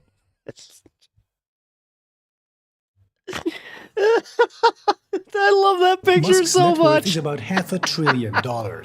In contrast, Vice President Trump's net worth is only about $6 billion. This is a unique situation in the Western. I mean, look at it. It just encapsulates everything so well. Just him just like, what? What is this guy doing? Why is he jumping? He's just like, yippee! Democratic world, where Enlightenment institutions of equality and democracy clash directly with the old, regressive institutions of oligarchy and authoritarianism. Basically, When did Elon pass Bezos? A while ago. Authoritarian fifth column next to our enlightened Like democratic May, systems. I think. I've been calling Musk president throughout this video, but he wasn't actually elected. He isn't even a US citizen. That doesn't change the fact that right now, he holds political power comparable to a US president by virtue of being a king of an economic empire which has gotten so big that it is outgrowing the democratic system and is now able to subvert it from within. As more and more aspects of our lives come under corporate control, there will come a point when it People like to say that we have it better because we have cell phones, but those just keep people tied to work and watch pep talks won't matter that you live or in a pep on supposed YouTube. democracy. Why would it? If corporations control your Hey. food, housing, water, electricity, your workplace, your entertainment, your transportation and communication, what can your elected I don't representatives know. really do? Also, what if the owner of a corporation, a king, decides to buy your elected representative or use their massive wealth to buy the Night, election Robin. by investing Thank you for sticking around the stream for as long as you have. I into appreciate it. propaganda and essentially financing the side they want to see win. Elon Musk has recently published a thinly veiled campaign piece in Germany's largest paper, Bild, where he advocated for Alternative for Germany, saying that the far-right party is Germany's last hope. Employees of Bild opposed the publishing of the article. The opinion section's chief editor resigned even, and the new chief editor immediately distanced themselves from Musk's article. And yet, the article is still up on the website, because Bild is owned by Axel Springer, whose CEO and future owner, billionaire Matthias Döpfner, sided with the Alternative for Germany party due to the party's plans for business deregulation. Nothing to Döpfner, see here, following though. Musk- This isn't like a global. It's nothing like Alex Jones was saying. I mean, ironically, and now he's just like, no, what are you talking about? The globalists are the other This ones. example is attempting to buy an election for And then all of this is just like right in front of our face, and it's like, hey, Alex, and he's just like, financial what? What do you mean? benefits, being a large business owner just like Musk. So you're telling, yeah, everybody, just Döpfner has certain They're all wants, mostly right-wingers good and they're quarterly all- results. He doesn't really care Wait. if Bild becomes a far-right propaganda Okay, outlet. frogs. The quarterly reports should be in the green and the company should grow. That's all that matters to him. Though they make up the majority, employees have no control over how Axel Springer is run and increasingly over how their country is run. After all, democracy becomes meaningless if the king holds all the power anyway. The anti-enlightenment politicians I mentioned in the beginning, Musk, Orban, Fico, and the rest, for them, democratic institutions are mere tools ghouls. or obstacles These in becoming ghouls. all-powerful oligarchs, kings, the supreme They're all ghouls. owners of their corporate empires, which constantly expand their rule across their countries until they get so big that they won't have to care about those pesky checks and balances or rule of law. This is already the case in Hungary, where Viktor Orban's family and friends, the country's new billionaire class, control more and more of the economy. They have become so rich and powerful that the rule of law, whatever is left of it in Hungary, no longer applies to them. They rule you. They control ever more aspects of your life, yet you cannot vote them out, because they are not subject to democratic standards. Their system, the corporate economy, is not a democratic institution. This is the direction the US is headed right now. With the election of Musk and Trump, this process has now become increasingly obvious. When Looks like America just got an enema.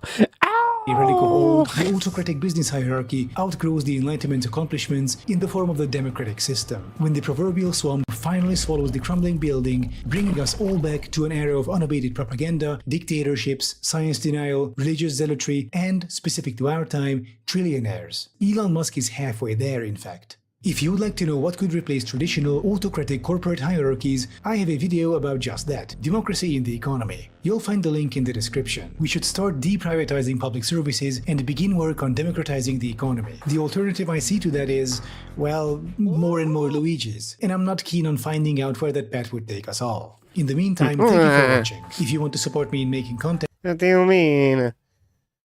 There's only oh boy. Excuse me. That was definitely enjoyable. No, all of Adam's something. Dude, I love the fact that he's just doubling down. He's like, yep, President Musk. It's gonna, at some point, guys, it's gonna get back to him. And Orange Boy's just gonna go, stop it. I really don't like that you're insinuating that I don't have the power. Tell me that I have all the power.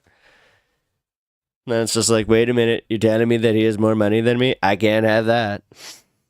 I run the Pentagon. I technically have more money than him. You know he thinks like that. You know he thinks like that. Ugh. All right. You seen Jim Carrey impersonating that guy? No.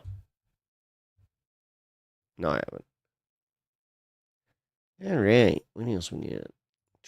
Oh, right. Gotta look this up real quick. Bear with me. Let's go find some Hassan.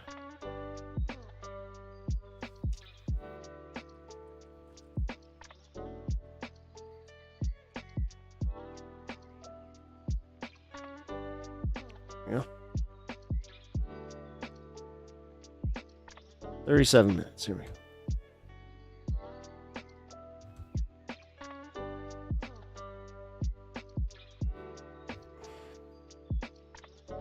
Money Game by Ren.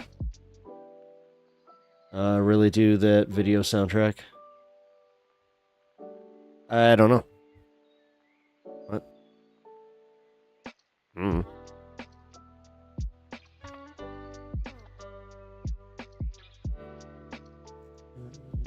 Give me 1 second, guys. Good.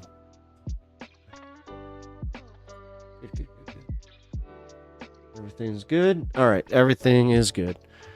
So that means we can go.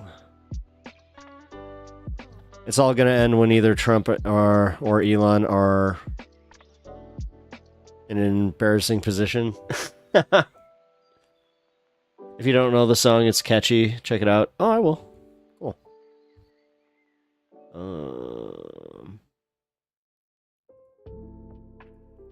Come on. Why are you not working?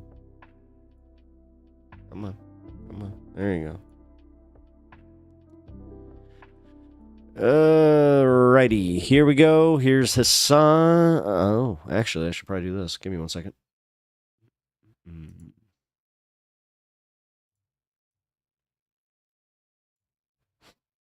Nice. This is actually from Bernie's feed. Okay. That should be fair use, right? Bernie Sanders. Yeah, he ain't gonna do that.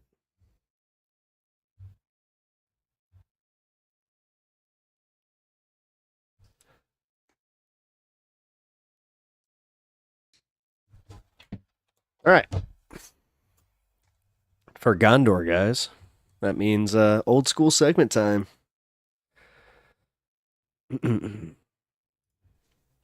All right. Well, in a surprise, for me at least, Hassan got to interview Bernie Sanders. So we're going to go and check that one out. Let's go. Okay, perfect.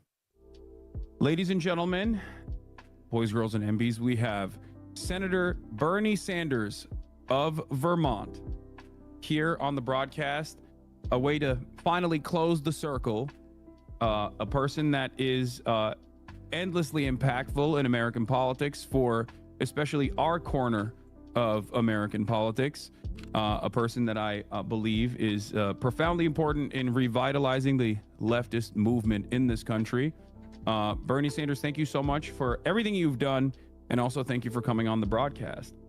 Well, my pleasure to be with you, and thank you for what you are doing. You are part of a revolution in media today, which is talking to millions of people who are tuning out of legacy media, and thanks for what you're doing. So we have a limited amount of time, so I'm going to get right into it. As far as your impact goes, I think we should probably start off with where you foresee the future of the left movement going in American politics. Well, What I am most optimistic about is a revitalization of the trade union movement. Okay, I'm just making sure I'm like not missing anything here. A growth He's just in on the class phone. consciousness, workers beginning to stand up and take on There we corporate go. greed, stand up to the massive levels of income and wealth inequality that we have today. And I think the future of American politics is bringing young people, people of color, women together in a Just had a lovely chat with my mom. led She by says the trade hi. union movement, which demands that we end Duke's mom. oligarchy in America. And that's something I'd like to talk with you a little bit about, Hassan, and move toward not only He's talking to Bernard. Hell yeah. the democratic political system, but an economy where all of our people in the wealthiest nation on earth have a decent standard of living. That is not a radical idea. We can do it, but we can't do it unless we bring people together around a progressive agenda.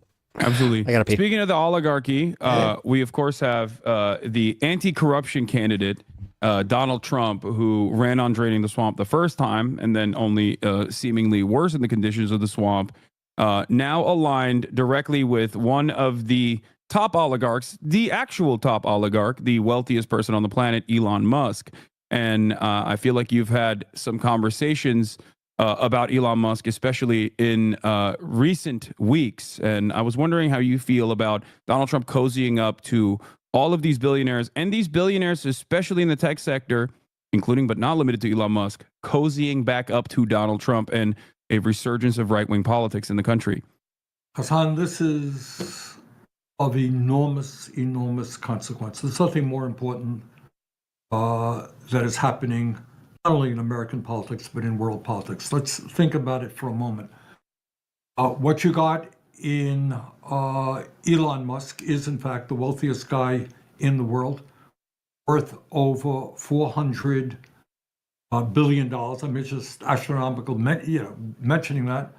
Along with Zuckerberg, Bezos, the three of them are worth almost $8 trillion. They're all going to be at Trump's side during his inauguration. Musk is going to play an active role in, quote unquote, transforming government. What is all of this stuff is about? What it's about is moving incredibly rapidly toward an oligarchic form of society, where the very wealthiest people will not only own the economy, but not only own the media. I mean, Bezos owns the Washington Post, Musk owns Twitter, but also own the political system. One of the issues that we don't talk about enough is that during this last election, a small, tiny number of people, multi-billionaires, poured huge amounts of money into both political parties. And that is, to my mind, not what democracy is about. So you got control of the media by the few, control of the political system by the few, control of the economy by the few. And if that's not oligarchy, I don't know what oligarchy is. And our job is to bring our people together, the vast majority of the people, demand a vibrant democracy, getting rid of Citizens United, one person, one vote, limiting the amount of money big money can spend on politics, and creating an economy in the richest country on earth that guarantees a decent standard of living for all people. That's the challenge. What do you think Elon Musk is going to do in terms of privatization when he is basically in charge of numerous government agencies now? Like, he's going to have control, or at least a tremendous amount more influence, direct influence over numerous government agencies, some of which are tasked with regulating his companies. Exactly. And it's not just, don't look at it as him having control over this or that agency. It's the enormous impact that the wealthiest guy on earth, a very smart guy and a very dynamic, hardworking guy, what he's going to have over the totality. Oh, yeah. Bloodstone. Yeah, thank you for the gifted sub for Kenzie. Of the government and the Trump administration. What does it mean? These guys do not believe in government. They aggressively believe in deregulation. They believe in more and more wealth and power, people on top right now.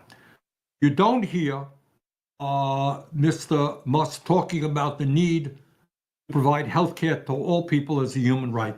Yeah, which he could fund like for I think like the next 200 years. Don't hear Mr. Musk talking just by himself. about the need to make sure that all of our people have decent education or live in safe, affordable housing. That you don't need. What you're talking about is an expansion and growth in technology, which will benefit the people on top, and in my view, at the expense of ordinary people. And you know what else was kind of unique about Musk? A little bit different than other guys. This guy, increasingly, you may have noticed, talking about people with super high IQs. Have you heard that? Yeah. I haven't heard that kind of language in a very long time. You're talking about a kind of a superior aristocracy who are all so smart and know all about technology, have all kinds of wealth, who are living these extraordinary lives, and they're going to be running the world for us. And the challenge of the moment is that with an exploding technology that has the capability of improving life for all, we've got to make sure that that happens and not see more increased wealth and power going to the people on top, which is exactly what Musk is all about. These guys are smart. They are aggressive. They want even more. Come on, I like his animation. Wealth. They want even more 1%, power. the 1%, They are the 1%. enormously dangerous. What's going on right now is unprecedented. This is not just, rich guys. Yeah. Oh boy, I'd like some more money. I need another 14th house. They want power. Power to go with their wealth. Yeah. What would you say to the growing resentment from the... Yeah, now, like, that's kind of the thing. They went from buying houses to buying countries, and now they're trying to race to see, like, come on. That's why billionaires are kind of rooting on Elon Musk. They're just like, yeah, well, if he can do it, then we can finally do it. It's the American working class against political institutions, the elite, and specifically our government. Do you feel like this level of deregulation and privatization and the erosion of government social safety nets and government programs have contributed to that resentment? Absolutely. Look, you're the average guy out there. You're not into politics. What are you seeing? You're seeing that in many ways you are no better off, in some cases worse off than a worker in your place 50 years ago. You got that? Real inflation accounted for wages for the average American worker, despite the huge increase in worker productivity and technology, all the computers, all the cell phones.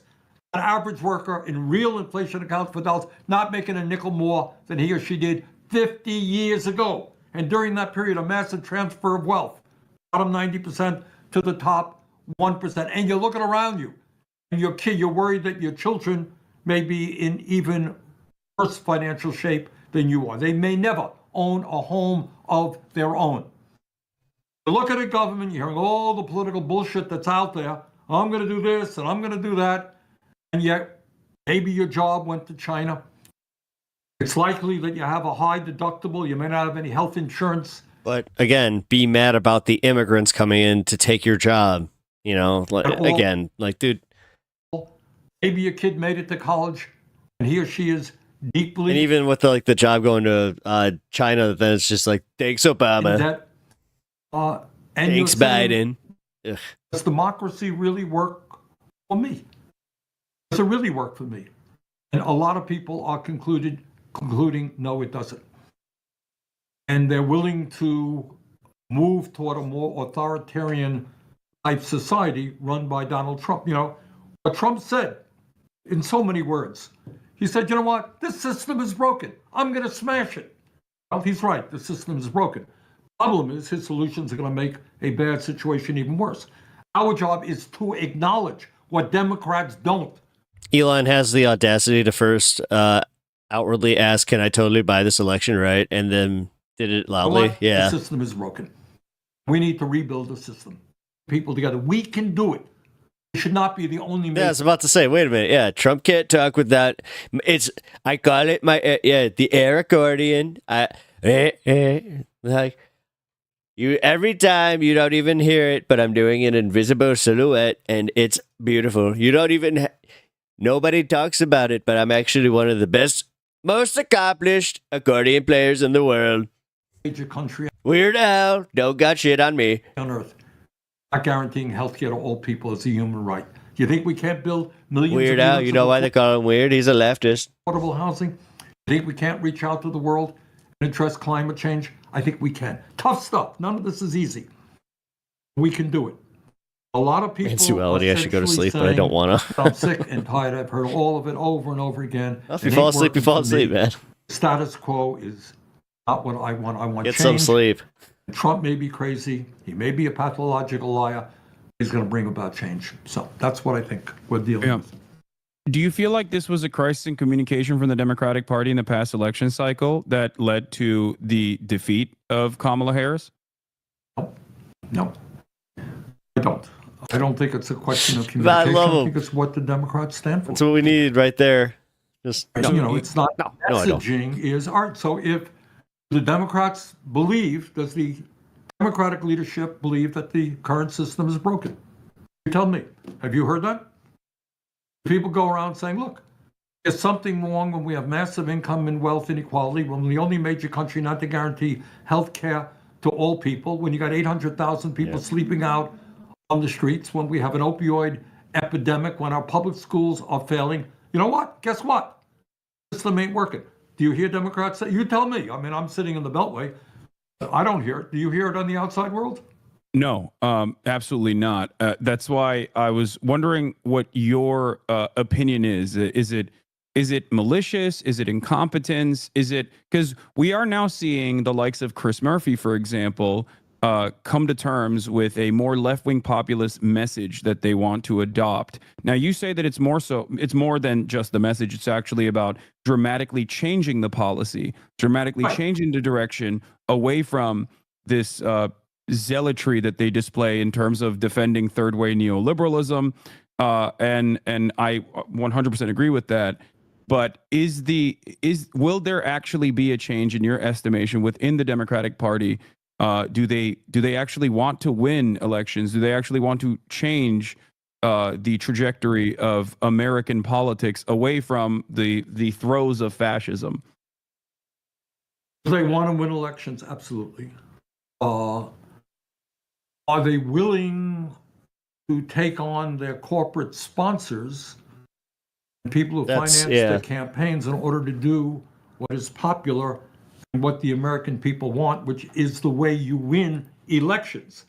Let me give you just many examples. I mean, I can throw it out. Very red area around here. The only thing I ever hear about Bernie is that he wore mittens. It is one thing to say, okay, we are opposing Trump's effort, perhaps, to throw millions of people off of the Affordable Care Act. And we all agree that should not happen. It's another thing to ask why it is that we're spending twice as much per capita on healthcare. 85 million people are uninsured or underinsured. Insurance costs are going up. The question there is our healthcare system broken or not? I think many Democrats are prepared to say, yeah, it's broken. We need a new system. We need to move toward Medicare for. Are there some Democrats who are beginning to catch on? I was like, what happened? That there is something wrong when they have lost a significant part of the white working class, now the Latino working class, some of the black working class. Are people beginning to catch on that maybe we've got to address some of the issues that are impacting the lives of working people? Yeah, I think some are enough. No, I don't think so.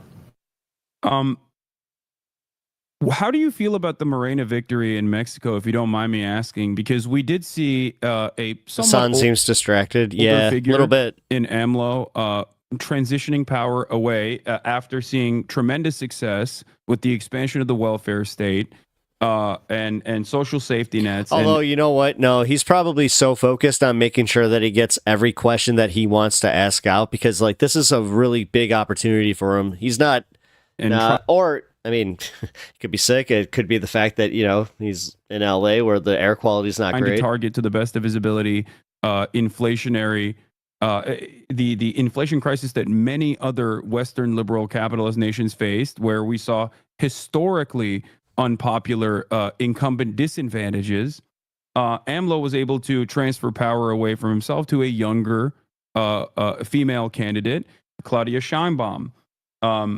So clearly, even in North America, there is an example of he's checking notes. A social democratic party becoming even more popular in the aftermath of this election.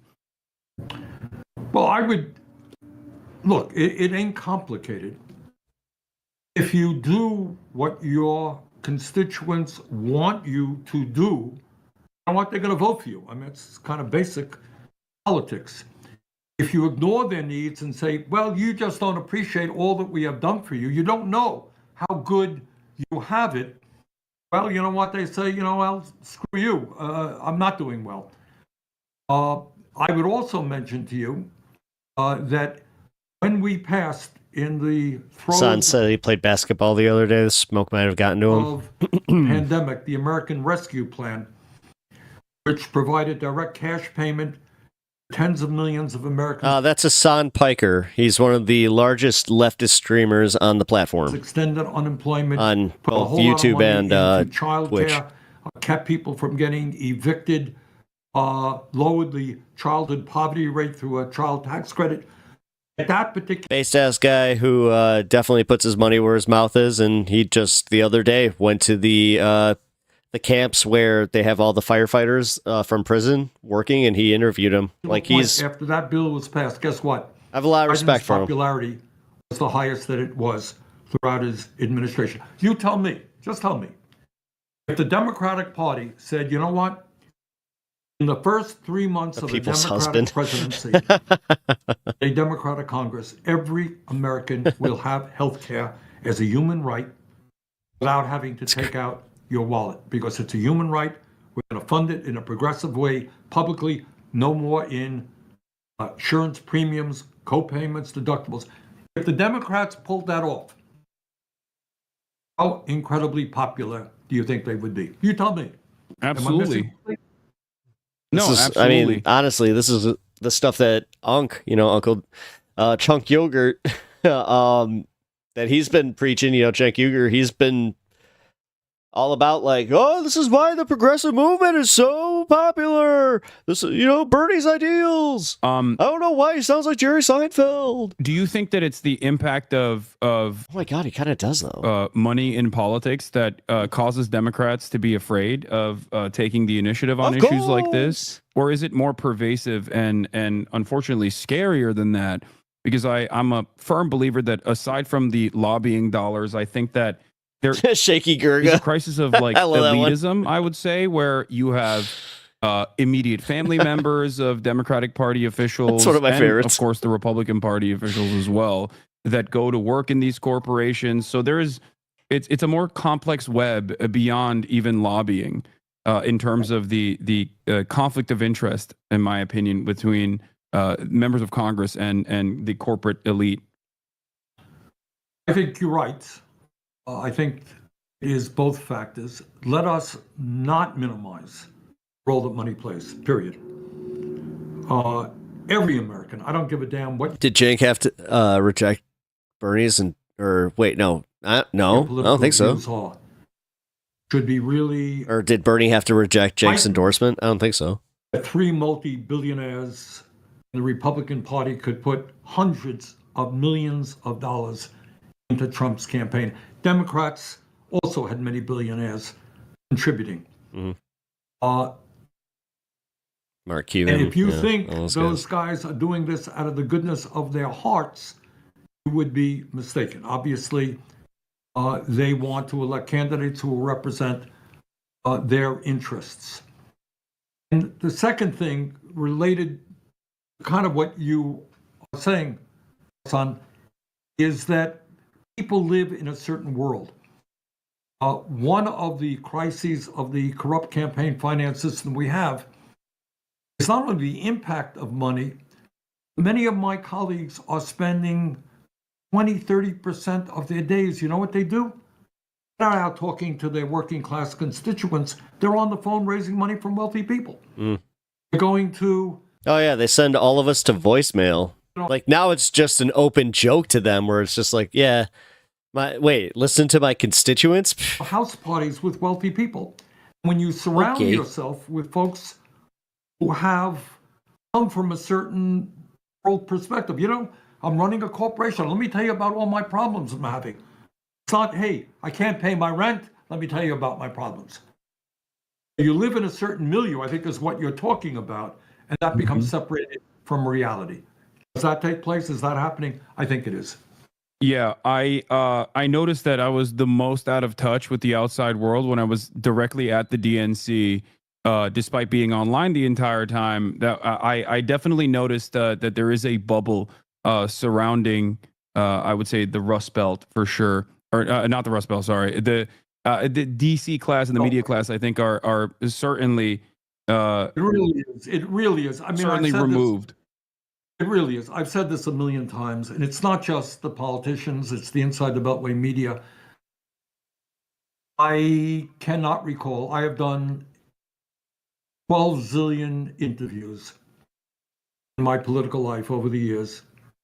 There's nobody who's come up to me and said, Bernie, we have massive income and wealth inequality. What do you think we should do about it? Bernie, what are you going to do about the fact that 25% of seniors in this country living on $15,000 a year or less? What are you going to do about that? What are you going to do about the fact that so many people are homeless? Those are questions that one is not asked. One is never asked about income and wealth inequality, for example. It's not part of the mindset of media or, for that matter, politicians. And we got to break through that. We have got to break through it because it is on the mindset of ordinary Americans. So switching gears a little bit, but going back to the Democratic Party's performance in these past 4 years under Joe Biden, where would you rank Biden's performance across the board? Because there were certainly a lot of good things that occurred. I think pulling out of Afghanistan was a success, and it was the appropriate thing to do, even though it was not defended adequately by the Democratic administration, in my opinion, and the media definitely was very gung-ho about continuously punishing Biden. There were also initiatives, like you said, the expansion of child tax credit, and wonderful work done by the NLRB and many other regulatory agencies, like the FTC specifically. But it did seem as though, one, these successes and the impact was not seen as tangible things that the American working class could associate with. But outside of that, do you feel as though it didn't meet the standards that are necessary for improving the material conditions of the working class right now? Excellent question. And here's the answer. Accomplished domestically.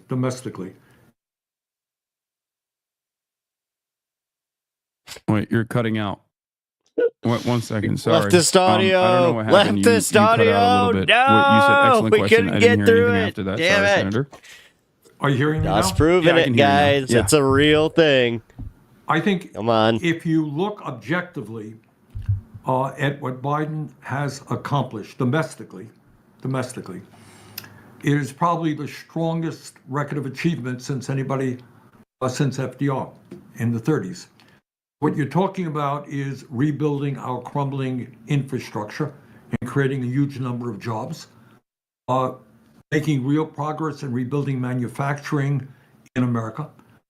First president really to take on big pharma and have some impact in lowering the cost of prescription drugs, most notably Biden silencing him. Negotiate prescription drug prices under Medicare, investing very heavily in climate change and sustainable.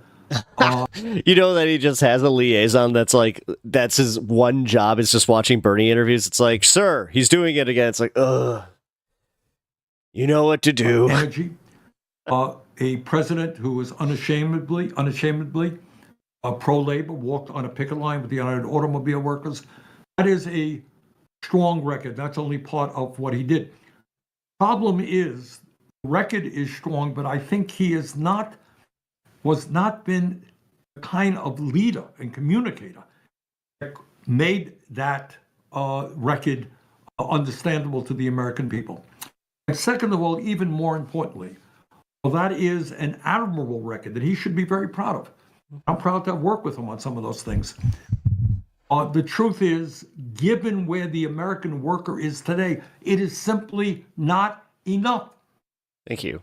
What the American worker is crying out for. Yeah, you can sit there giving him the credit, but we just have to say, okay, but yeah, man, you're giving us crumbs, and then you're just like, how's that cookie? Is why are my wages today no higher than they were in real dollars 50 years ago? If we could have raised the minimum wage to say $17 an hour, it would have made a hell of a lot of difference in the lives of millions of low-income people. If we could have expanded Medicaid. Talking about Kristen, or I don't know, whatever. Kristen, don't care. Cinema, yeah, you know her whole little thing. Yeah, Care, at least cover hearing, dental, vision. They care. Come on, they care so much, Bernie. Home health care would have made a real Still can't believe that. I think also, while President Biden has accomplished a lot, he does not do what Trump does and identify enemies. Who are the impediments to progress? Well, Trump has his ideas, all undocumented people and it's transgender people, whoever it may be. He has a set of enemies, kind of change every day. But Liz Cheney. I know she doesn't even hold any position in government. She just annoys the crap out of me. I don't think the Biden administration is strong enough in saying, you know what, we've got to stop the greed of the corporate world right now, not just the drug companies, but the insurance companies, sectors all over. They talk about it, but not quite forcefully enough, and to present specific policies to deal with that. Alina Khan, who is, I guess, in the next few days, remains a chair of the FTC, has done a brilliant job. Absolutely.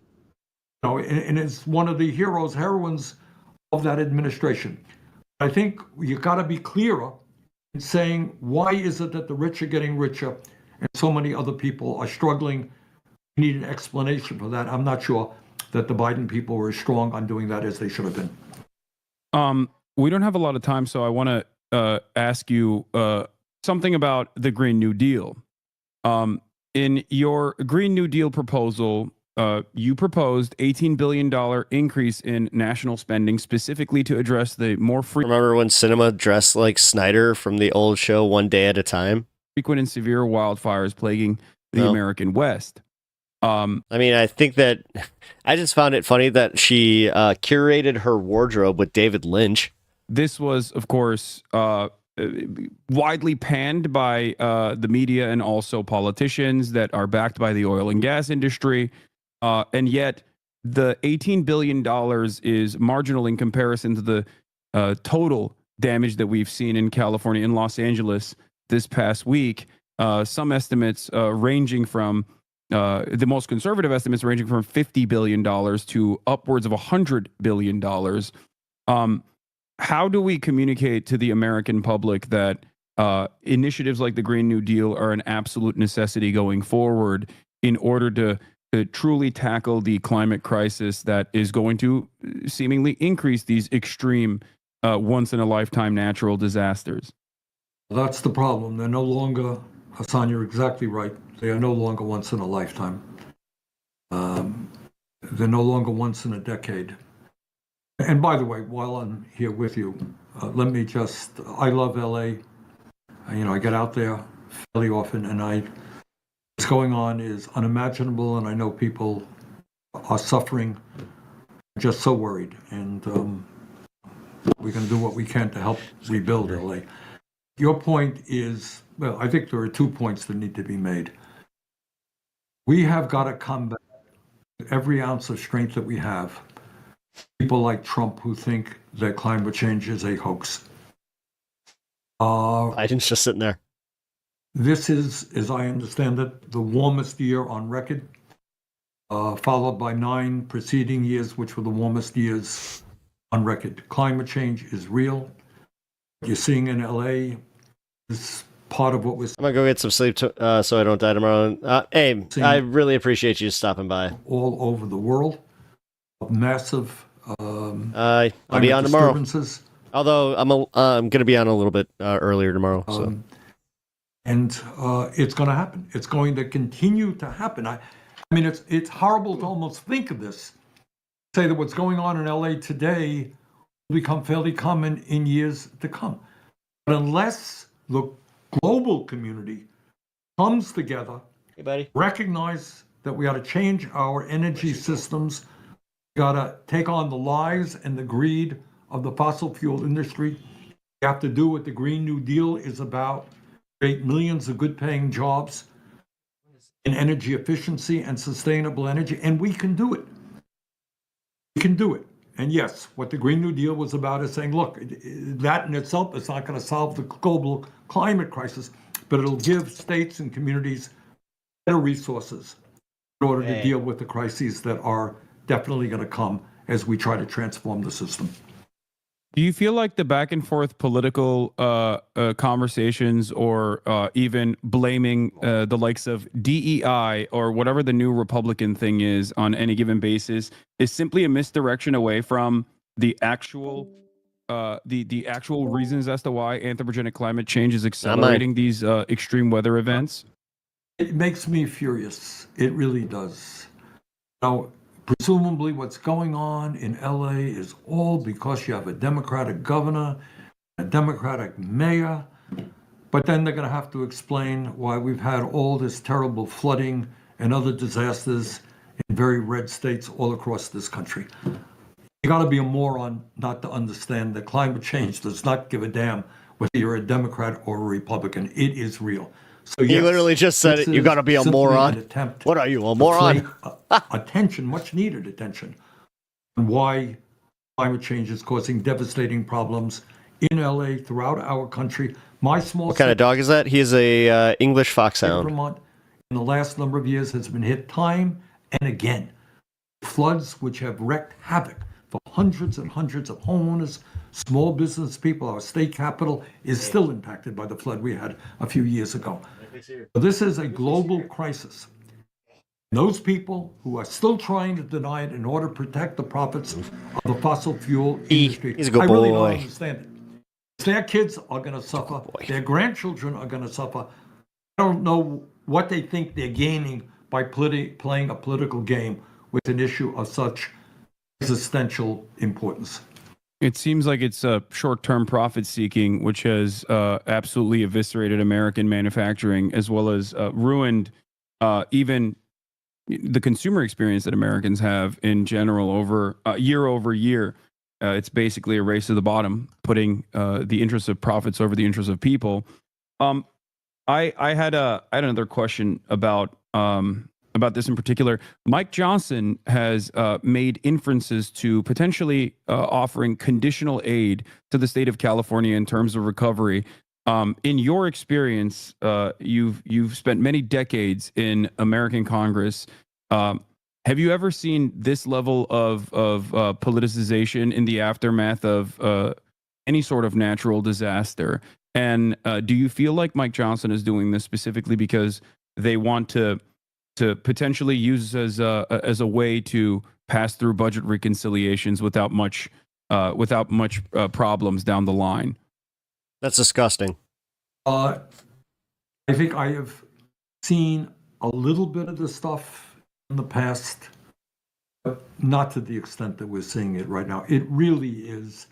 Biden and Obama, I think if you check their records, they gave out disaster relief and other types of federal funding really to red states quite as generously or ungenerously as they did to blue states. They really did not discriminate.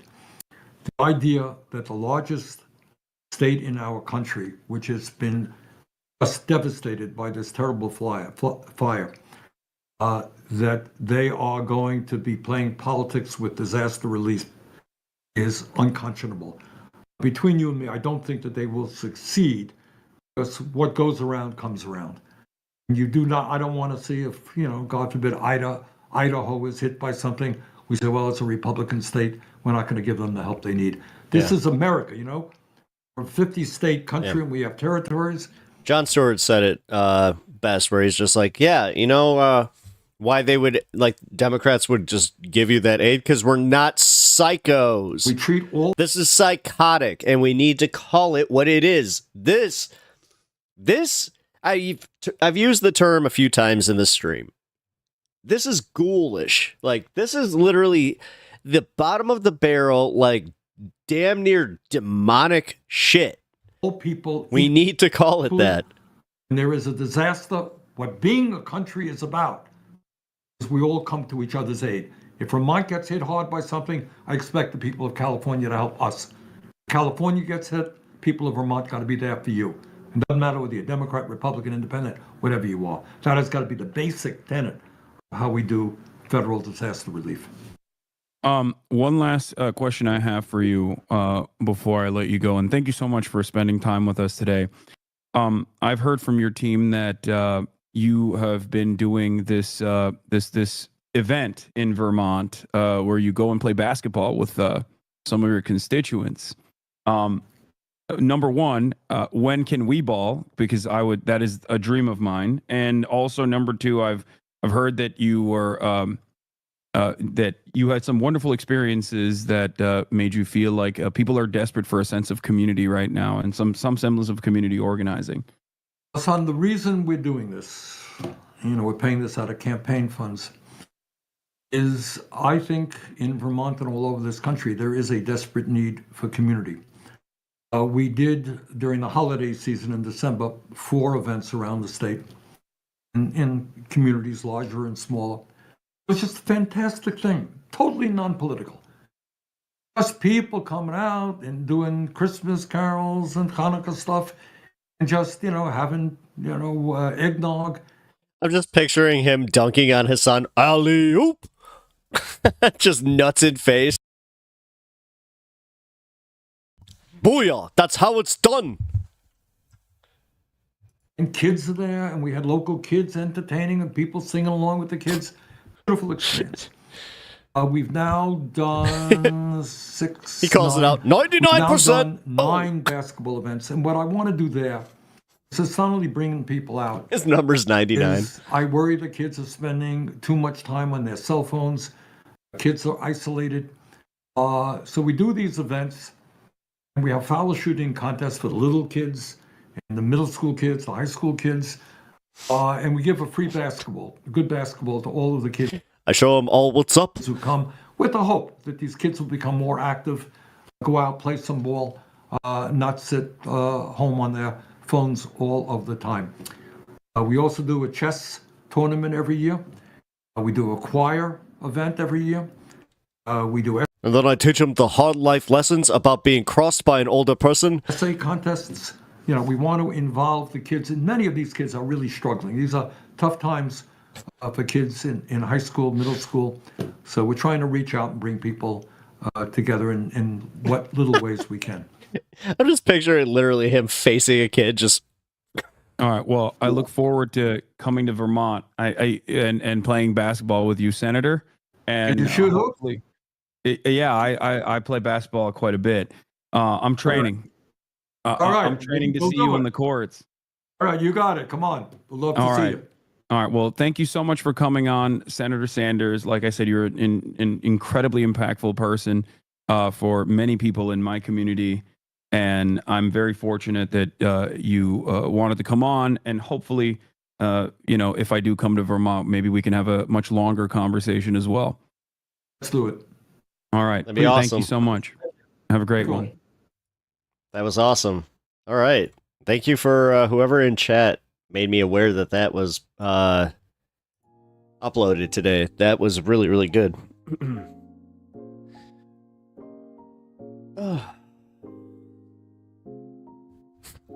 Alley-oop.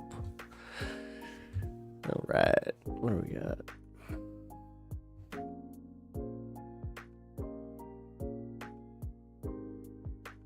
Wildfires. Give me one sec.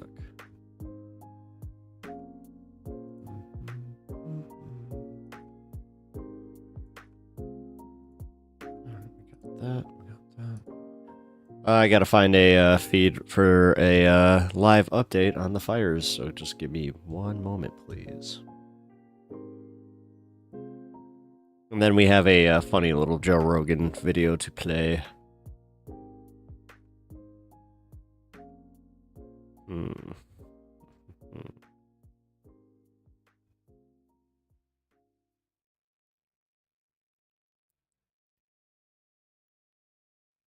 Okay, there's not the wildfires. What the hell?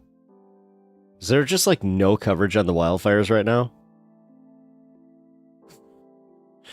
That'd be insane. I don't know. No way. Here.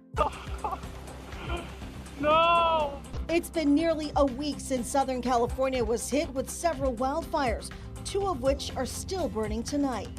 We are going to fully investigate the origins of these fires. We have powerful federal arson statutes to hold accountable with mandatory minimum sentences anyone who is found to have recklessly or intentionally caused these fires. Wait till you hear how many people have been arrested since the fire started and who is now facing criminal charges. All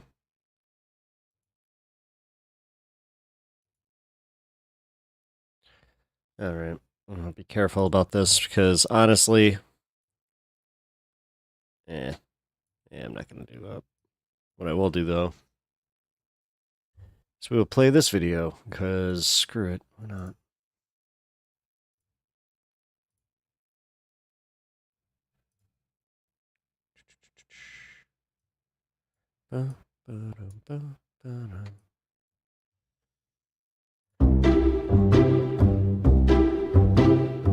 Quite a clip. Well, I wanted to stay out of the presidential election. It's gross because I feel like I had to. I feel like this is so nuts. This is so nuts. When that Tim Walz guy, it's so nuts that guy was going to be the vice president. You're telling me, you're telling me this whole thing's fake. Then you're telling me you don't care if someone's a liar. You don't care if they lied about their military rank, where they served. You don't care if they lie about being an assistant. You don't care if they lie about Tiananmen Square. There's too many things. This is so crazy. You would get fired if you were an assistant manager at an oil changing company. Okay, there's so much here first. Donald Trump lies like breathing. He doesn't know what the truth is. The crowd was massive. That was all the way back down to the Washington Monument. It looked like 1.5 million people to get this network. And it showed an empty field. And it said we drew 250,000 people. Now, that's not bad, but it's a lie. This was the largest audience to ever witness an inauguration, period. Sean Spicer, our press secretary, that was, gave alternative do we need this reminder of this? to that. I mean, I get it. It's timely. We built the greatest economy in the history of the world. Best unemployment numbers, best everything. The wall is being built, and we're doing 10 miles a week. It'll be completed very soon. And Mexico is paying for the wall, by the way, in case you had any questions. So many pesos. They bring us so many pesos. Did you know that they just chuck it over the wall and they're just like, here you go. Estoy. Credit to Now This Impact. Wait. For that. So let's begin. Estoy one. And I mean, don't say that Buenos you care noches. about honesty when there is a person leading an entire administration that he's our blatantly president. lies day after day, month after month, year after year. You cannot cling to, I want honest people. Cover politics. And then It's a great idea. admittedly cast your ballot for Donald John Trump. Those things. John. That is not a relationship. That is not a courtship. Those are differences. Staunch differences.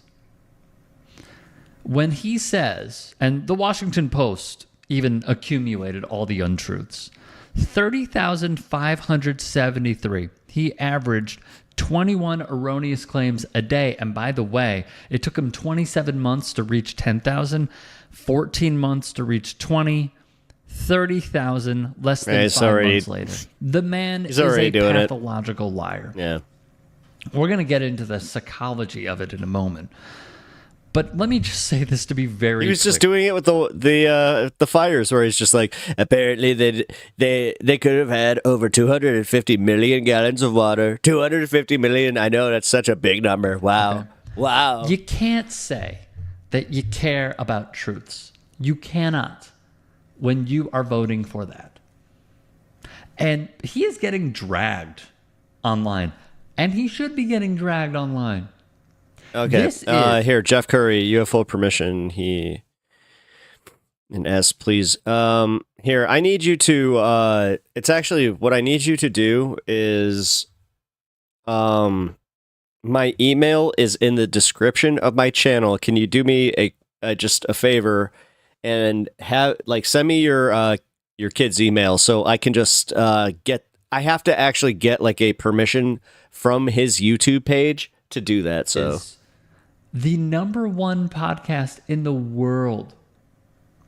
And what we have seen recently is lining up with a theory I had, which is when Vladimir Klitschko, former boxing champion, brother to Vitaly, another boxing champion in the heavyweight division, called out Joe Rogan by peddling in Russian propaganda and saying, why don't you have me on? So you can get some of the pure, unabashed honesty on the ground in Ukraine. Rogan didn't reply. A fan page, to be very clear, called Joe Rogan HQ replied, but it lines up with my thinking. The man is very close after he admittedly was in a room on election night with Trump and Elon Musk and Dana White. Okay? Dana White, did he broker that sort of sit-in? I have no idea, but he was there. And he spoke to how Elon Musk knew that the election was over hours before. That's a huge red flag. We know that he makes his money through government contracts. And the $44 billion purchase of Twitter, people keep talking about it. I'm telling you, it does not mean anything when you have those contracts. And especially when people helped and certain entities helped finance that deal. Nonetheless, this is aligning with my theory that he doesn't really care about misinformation. Because what he may have is, after showing that he aligns with Tucker Carlson, who has a clear, direct line to the Kremlin, even when he's getting called out by them, for basically saying he's a hack reporter, and it was too soft and chummy of an interview, which is saying something. What I believe is happening here is through the Wall Street Journal piece, or maybe it was Mother Jones, one of the two, it was a direct line that Musk has to Putin and how he potentially turned off some Starlink satellites that were helping Ukraine and Zelensky. That is a huge story. Huge story. So what I think is happening here is a few things. Number one, it is the morphing of someone who, very controversial, okay, has pretty controversial opinions, especially on trans people. But what we have seen is Joe Rogan go from being a Bernie dude to being a Trump guy because it is symbolic of what has happened with the Democratic Party. It is symbolic, guys. I need everyone to understand this. When people say, you know, the party left me or they don't represent me, there were some policies that were very good. There were others that were terrible. Like suddenly they're I actually appreciate the fact that he's like talking more in his videos. You know, heavy on as far as just like doing the clips. The wall? Like, no. I gotta be honest with you. I don't give a flying 4-letter word about the wall. I don't care about immigration. I just don't. What I think is the bigger threat, according to the FBI, is extremism. Is domestic white terrorism. Yeah, domestic white terrorism, which they're even just like, yeah, it's definitely becoming a thing. Paramilitary groups and these nugniks, they think they said organized militia. The previous administration prior to Biden taking over. And I'm not a Biden guy. And now, what I'm seeing here, in addition to all of that, is over time feeling left behind and then just throwing up your arms saying F it, but also taking in a certain level of content over and over and over and over again and manipulating your brain through the Myron Gaineses of the world, red pill stuff as well, the Aiden Rosses, the what's my man's name? Bradley Martin. Not my man, you know what I mean. The Bradley Martin content as well. And that is what has happened with Rogan. But it's also because he was left behind as a voter. I love hearing, and I know we're going in different places, and I want to get to the psychology of lying behind politicians in a second. But what really gets me is how people are saying we need a Joe Rogan when the point was made by Haas, and I agree with it. They had it. His name was Joe Rogan. Mm-hmm. They had it. Mm-hmm. And then they just let it go.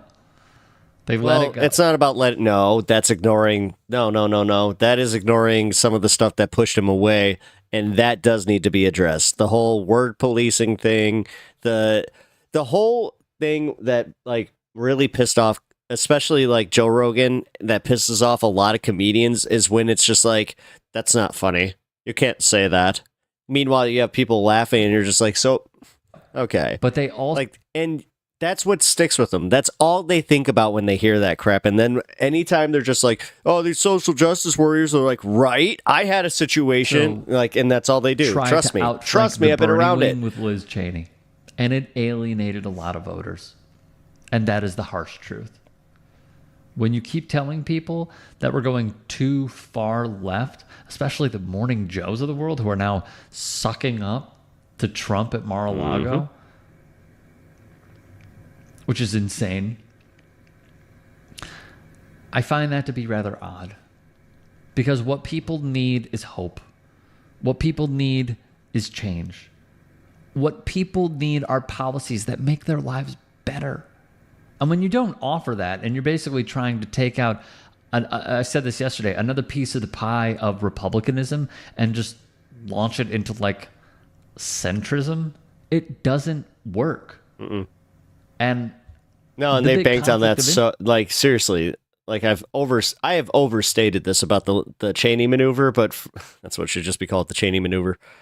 But yeah, man, and the underlying theme is bad pivot, they are and they traded to the same donors that a lot of Republicans are because the far left for that. If you run on hard leftist populist policy, it'll win. But now here we are. But back to Rogan. Don't tell me that you care about this stuff. You don't. You don't care. You don't care. If you are peddling in Russian propaganda, if you are saying that you love Tucker Carlson and you really think there are many in the MAGA movement and Trump's base that are great, and they are giving patently false rhetoric over and over again, stop the cap, man. But here's this. Daniel Dale would put out an article saying Trump falsely claimed of the Federal Emergency Management Agency, FEMA, they have no money. You know where they gave the money? To illegal immigrants. That obviously was not true. FEMA has the money for immediate responses to Helene and Milton, two terrible hurricanes, which they lied about. Though a string of recent disasters has depleted its disaster relief fund. The fund had about $11 billion. FEMA did not give all of its disaster relief money to undocumented people. And then there's also Western Washington University, which called Trump's reign in the White House a legacy of lies. But you care about honesty, right, Joe? You care about that stuff. No, you don't. Just say you don't. Just say you don't. Jeff Beatty, a professor of psychology at Edge Hill University, would write for The Conversation, and I want everyone to take this in. Although other presidents have lied to the public, none have lied like this. Some of Trump's lies are trivial. Many are self-aggrandizing, like nobody builds better blah, blah, blah than me, blah, blah, blah, me. Then there are his more egregious lies, like the one about the 2020 presidential election being stolen, which it was not. Demonstrably and dangerously contrary to the facts, with serious consequences for the nation and public trust. He would continue, and this is vital information for everyone to know. And these lies can cut through. Research regarding the big lie, aka the quote, stolen election Trump and his cohorts rail on, was proven to be very sticky. Around 50% of Republican voters believed it, regardless of any emerging contrary evidence. The researchers also found that belief in this lie boosted Republican supporters' self-esteem, as they weren't losers after all. That is sipping the tea right there, man. Lastly, here's the kicker for Rogan and other Trumpers via Beatty. Certain types of personality are drawn to telling these sorts of lies, including those with little empathy, such as narcissists and psychopaths. They don't care about the consequences for the recipient. It's all about them. Feels pretty fitting. Yep, 4 years. Well, at least. That's if we get another election. I'm not going to mince words, guys. Like, enough people are just like, oh, come on, don't be hyperbolic about it. Don't doom her, blah, blah, blah. It's like, no, I'm going to. Like, this is ridiculous. Like, it'd be ridiculous to just sit there and ignore it. Oh, man. But yeah, Jeff. Yeah, because I'm looking at your kids' music. So I think I explained it yesterday. I need more than just verbal permissions. Because the second that he put it on Apple, it requires you to have permissions, because what could happen is for some reason, I don't know why the YouTube like the checkers do this, but it'll play it'll check my video, and then it'll say that I'm infringing, even though I'm not. So like I need it's like a link that he gives me, and then I just get the permissions from that. So this is likely to be the last election in America ever. I mean, again, I'm not trying to be hyperbolic about it. I'm just saying, like, we should be alert and be aware. And the second he starts playing those games with those words, then yeah, we need to push back. That's when it is like, no, that's a bridge too far, guys. But somehow, some way, he's gonna convince his base. I need to stay. You just love Trump so much. Come on, guys. You know it.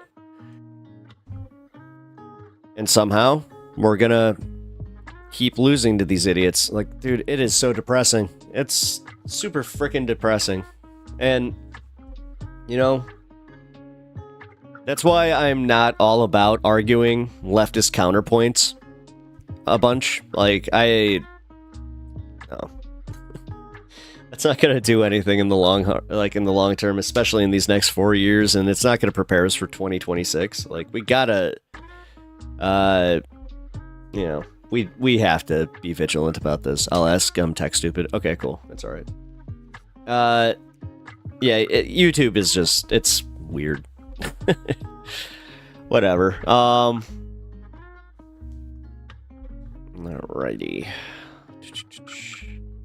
Where are we at? Oh, you know what? I got 10 minutes left in stream, guys. So what I'm going to do is I'm going to check in on the fires real quick.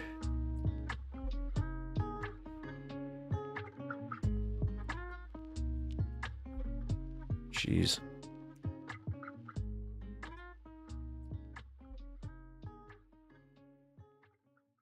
A cat down here? No. Sounded like he is.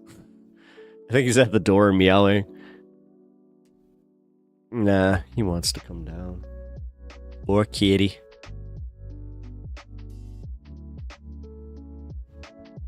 I don't hold on to false hope. I'm focused on staying alive till Trump kicks the bucket. Well, yeah, time does fly.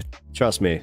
Yeah, like Biden's 4 years, dude. That was like nothing. You just get in touch with pep talks. Yeah. Here.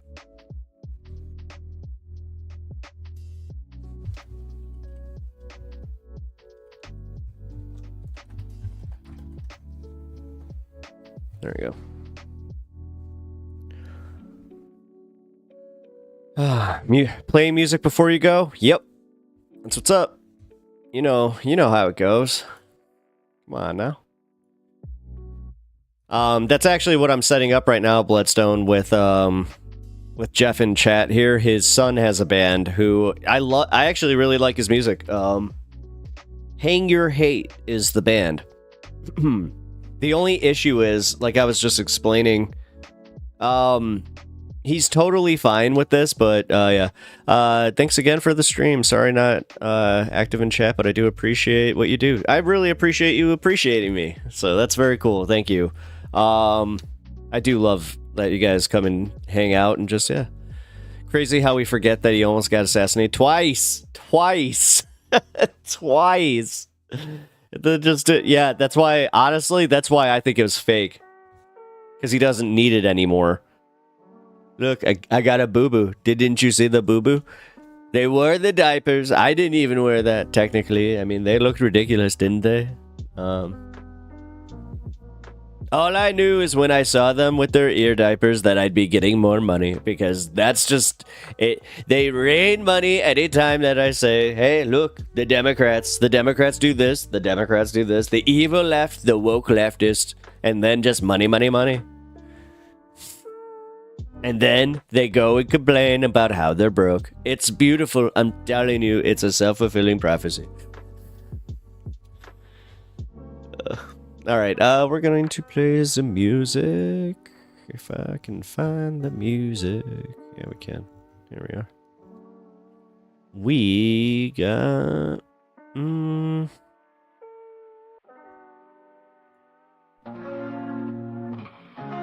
Perfect timing with that. All right, and this all is our boy Kirk. Let me... Calling out and settled on a weekend. I told you you could come on over if you need it. I'll break you, we mix it up. He's usually hanging out in chat, but he had to go early, so... Calling you up is not a problem. Give you everything. I got you, got desires. I'ma solve them. We could chill out by the ocean, sipping gin right out the bottle. Mosey on down to the water, fucking you on full throttle. Watching comets in the sky, whizzing by us all night. Smoking OG, getting high, feeling like we bout to fly. Told you you can count on me, give you anything you need. Grab your hand and take the lead, show you what you wanna see. There's something about the way you move. Ain't no one do just what you do. Can't keep everyone away from you. Yeah, away from you. Thank you. It's not like me to be lost in space, but you make me wanna see your face. There's something about the way you taste. Way you taste. Chilling with you makes me wanna lose it. I can't believe you here with me, you are my music. Nothing like you, I won't try not to abuse it. Curry rice. You're my only drug, you keeping me lit. Showing you what is my desire, always by your side. So when you need me, I put out the fires. Never felt the feeling quite the strongest. Something I admire, taking hits of you, inhaling everything to get me higher. Fucking up the whole night, seeing all the city lights. Driving drunk, ain't gonna lie, we ain't never gonna die. Told you you can count on me, give you anything you need. Grab your hand and take the lead, show you what you wanna see. There's something about the way you move. Ain't no one do just what you do. Can't keep everyone away from you. Away from you. It's not like me to be lost in space, but you make me wanna see your face. There's something about the way you taste. Way you taste. Calling out and settled on a weekend. I told you you could come on over if you need it. I'll break you, we mix it up and then repeat it. I'll tell you there ain't nothing better than this feeling. Calling you up is not a problem. Give you everything I got. You got desires, I'ma solve them. We could chill out by the ocean, sipping gin right out the bottle. Mosey on down to the water, fucking you on full throttle. Watching comets in the sky, whizzing by us all night. Smoking OG, getting high, feeling like we about to fly. Hey, thanks for the shout out to Hang Your Hate. Oh, no worries, man. Anything you need, grab your hand and take the lead. Show you what you wanna see. There's something about the way you move.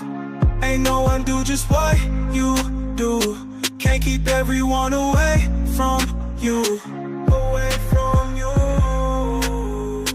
It's not like me to be lost. Sorry, space, but you make me wanna see. I'm just kind of vibing with the music. I'm like, oh man, I kind of forget. Yeah. You taste.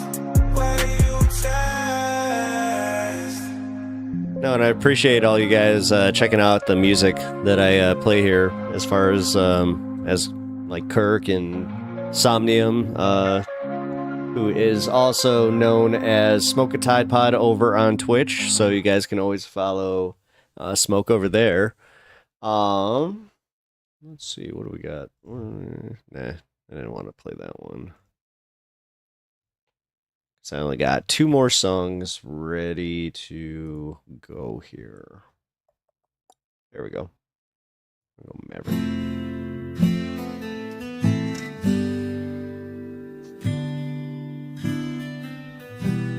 I'm a top-notch boy with top-notch bitches.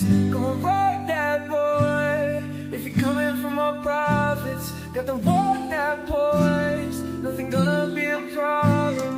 I'm a psycho boy, lampshade from your skin, I'm ballin'. I'm a blackout boy. Tell me what you wanna do. I'm an S-class goon. Fuck your mama, what it do? Roger test 1, 2. Blackout sneaking in your room. Cut you up and make examples for the homies in your crew. I gotta chill with the evidence, losing my mind when I'm not on my I like his acoustic stuff better. Time I'm losing, you don't got a taste of my chrome, and you already know that you lost in the smoke. Got a That's just because I like the vibe of it. With me cause they know I'm a threat to the other homies making money. I'm hungry for everything. Not saying I don't like the other stuff. So I'm still in the scene. If you need it, I got it. I'm always around. If I front and you duck, you gon' be in the ground playing funny with money and make you a clown. And funny with money and make you a clown.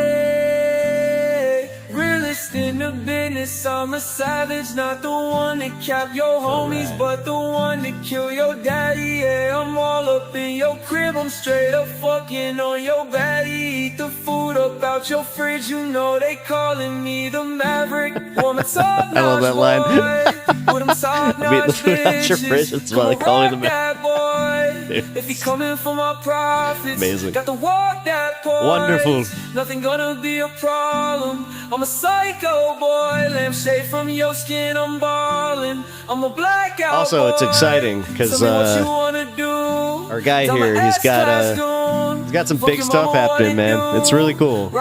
He also just dropped his 2 albums.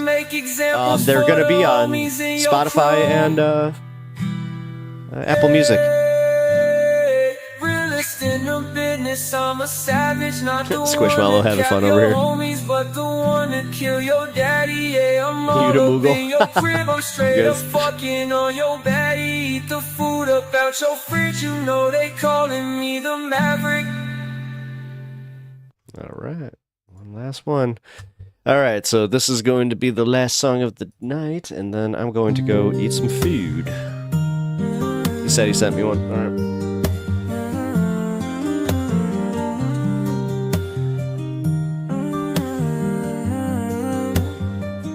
Tell me why I gotta end though. Playing with a heart like I was playing a Nintendo. Using her for money and a mule for slinging benzo. She ain't even special, I got 20 in the bando. Tell me why I gotta end though. Playing with a heart like I was playing a Nintendo. Yeah, using her for money and a mule for slinging because I just have a feeling I might have to walk him through it. It's something dumb that most bands don't even think of. benzo. She ain't even special, I got 20 in the It's not their fault. It's just a stupid YouTube thing. So. I know it's wrong, but I need this to work. Cause I'm cashing out dirt, she gon' put in the work. I got plenty of baddies who fucking with Kirk. Got them passing out perks, never trying to be Kurt. I took away all her pride, her session was mine and I make her my bride. I made her work heavy, it's making me cry. I thought making money was all of my life. I changed what I did if I wasn't this rich. I made all this cash off it thanks to this bitch. She should've been cautious and seen all the signs. She ain't going anywhere, one of us dies. Tell me why I gotta end though. Playing with her heart like I was playing a Nintendo. Using her for money and a mule for slinging benzo. She ain't even special, I got 20 in the bando. Tell me why I gotta end though. Playing with her All right, guys, I'm gonna do my shout outs here. Shout out Bloodstone by Stars. Thank you again for the 5 gifted memberships today. I really appreciate it. Jeff, I appreciate you stopping by again today. Hopefully you'll be get a gifted membership here. You definitely fit in well here. Bandit, I appreciate you stopping by. Kenzie Page, appreciate you. Solar Punk Kate. Solar Punk Kate. Wow. Brain just went, what? I really appreciate you. Bread. Thanks for stream. Keep it up. Thanks, dude. I really appreciate that, man. Thank you. Let's see what else we got. John Doe, I appreciate you. Robin B. Know that you've already taken off, but I do appreciate you too. Sean O'Neill Bud. Then we got over on Twitch, Simply Steve. Ryan, PP Jackson. I really appreciate all you guys popping by. Unimoogle, always holding it down, and then Squishmallow, you are a mensch. So, but with all of that, I am going to end stream. So I appreciate you guys stopping by. Check out your notifications tomorrow. I'm going to be on around 2 p.m. Central Time. So definitely be prepared for that. And hopefully I will have all the issues resolved. So yeah, kidney issues too. Let's hope for that one. But yeah, the other two, fingers crossed, put out the good vibes, guys, because we definitely need it. So, all right, smoke one for me. I will